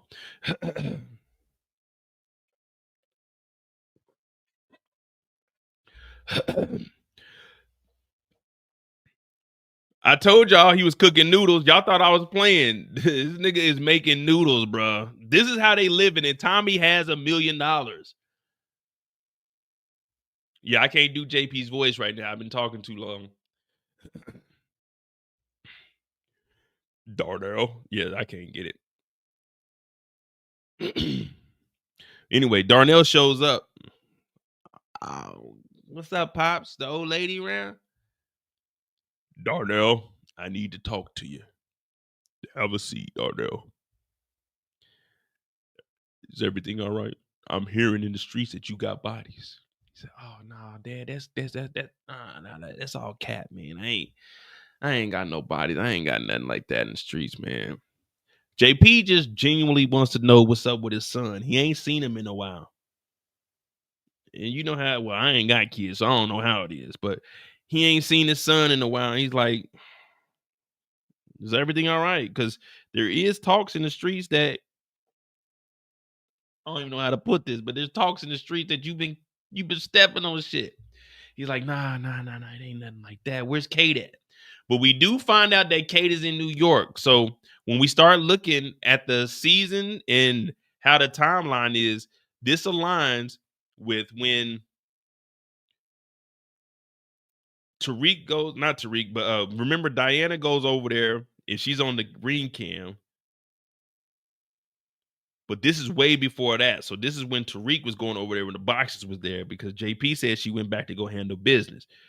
So we're in season 3 of Ghost right now. Season 3 of Ghost is where we're at in this timeline. But D-Mac is just like, nah, everything's all right. I ain't in no trouble. Oh, come on, Pops. Tell the old lady she still owe me $20 for running them numbers for her.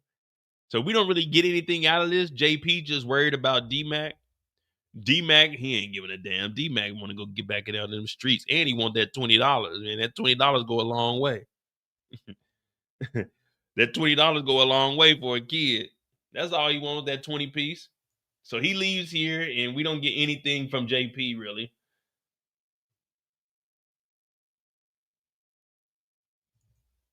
But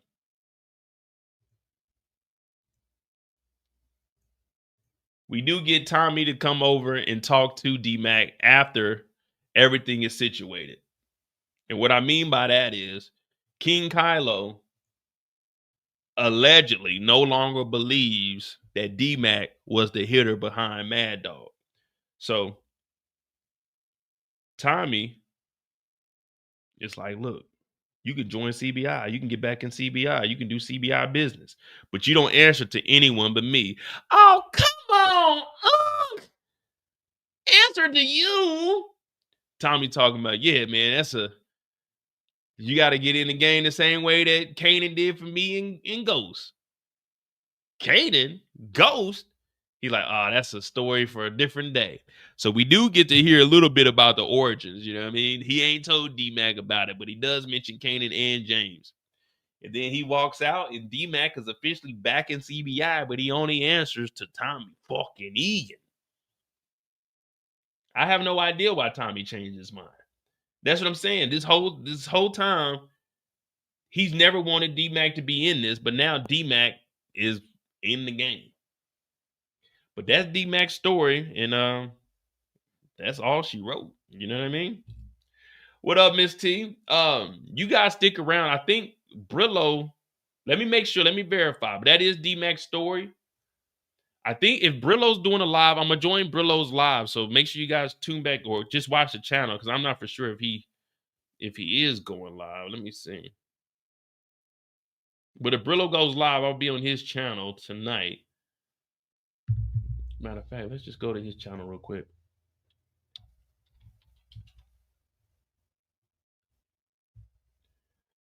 This episode, I gave this episode a 6. I mean, we had a lot of running around to do that was the same thing like over and over, which isn't a bad thing, but I don't know, man. I was expecting a little bit more, being that it's the final season. I was thinking we're gonna go toe for toe the whole, you know what I'm saying, the whole season. We're gonna just go back to back on it, you know what I mean? Back to back.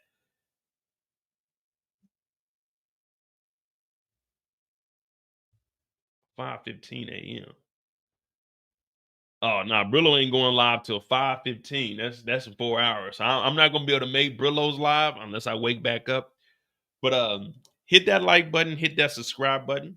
Let's get the channel to 60,000 subscribers. I appreciate everybody. We got 4 hours in tonight. We talked about each character.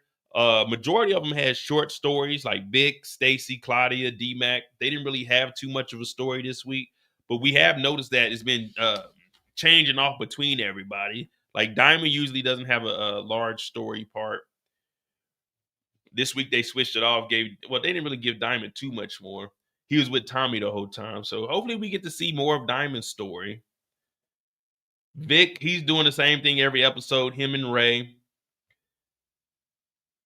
Yeah, I mean, pretty much everybody doing the same thing over and over until they can find their way to make it about the mud.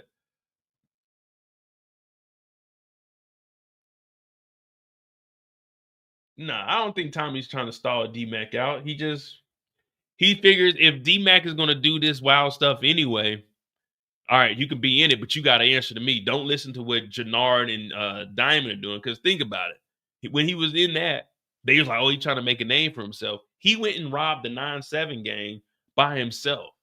So if you're going to be in it, you just do what I say. All right, here you go. You know what I'm saying? You'll count this money. You might be able to move some bricks. He's not going to have D-Mac, which is terrible, because if everyone's in the game, you can't single D-Mac out and let him get all the easy tasks and then force everybody else to do the tough task. I mean, I get it, because, you know, that's your family, but still at the same time, like, hey, we got to go out and do this wild shit. D-Mac needs to, and we know D-Mac wants to. So I think Tommy's like, if you're going to do it, at least be up under my supervision behind it. But do we believe that D-Mac is just every time, hey, Tommy, can I go do this? Hey, the guys are going to rob a gang. Can I go with them, Tommy? Hey, Tommy, you know, we're going to do a kick, though, a little bit later on. Can I go? Like, Tommy's never going to be like, yeah, go ahead, tag along. Hey, Tommy, they're going to go catch some bodies this weekend. Is it all right if I go hang out and go catch somebody too? So it's kind of like, yeah, you're in, but are you really in?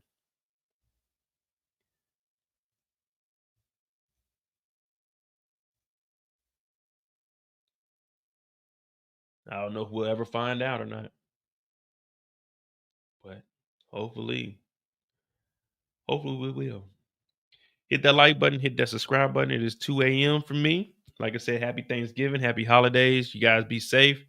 Don't drink and drive. It has been 1 week sober for your boy. Last Friday was my last drink that I had. Tomorrow I will step out. I don't think I'm going to be drinking on lives anymore. I don't think I'm going to drink at home anymore at all. You know, if I go out and do something, then yeah, but I don't think I'm going to be drinking on the lives anymore or anything of that nature, man. 1 week down. 1 week down. Hit that like button, hit that subscribe button. I appreciate you all.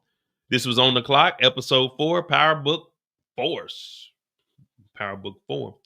Don't drink and drive, have a plan. Remember, you can run, but you can't hide. Thank y'all for tuning in. I'm going to try to do it live this weekend. I got to do Bel Air episode 2 and 3. I'm going to do those two together. We do have It, 3 more episodes. It, Welcome to Derry. Also, Tuesday, December 2nd, we have Netflix, the Diddy documentary. I'm going to probably do a review of that also.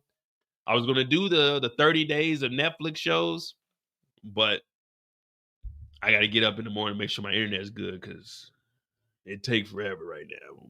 But we'll figure it out. It is December already. Jeez Louise. Hit that like button. Hit that subscribe button. I appreciate you guys. It's been a hell of a ride, man. A hell of a journey, man. We here, man. We done did it. We done made something out of me, man. My teacher told me I wasn't going to be nothing. Now look at me. I ain't nothing.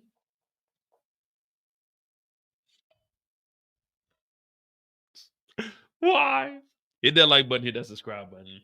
Look at Alaska. What is that? I don't know about it. I can't even pronounce that. I don't know if I'm going to watch that. All right. Hit that like button. Hit the subscribe button, man. Y'all be safe. Don't drink and drive. Keep your head on the swivel.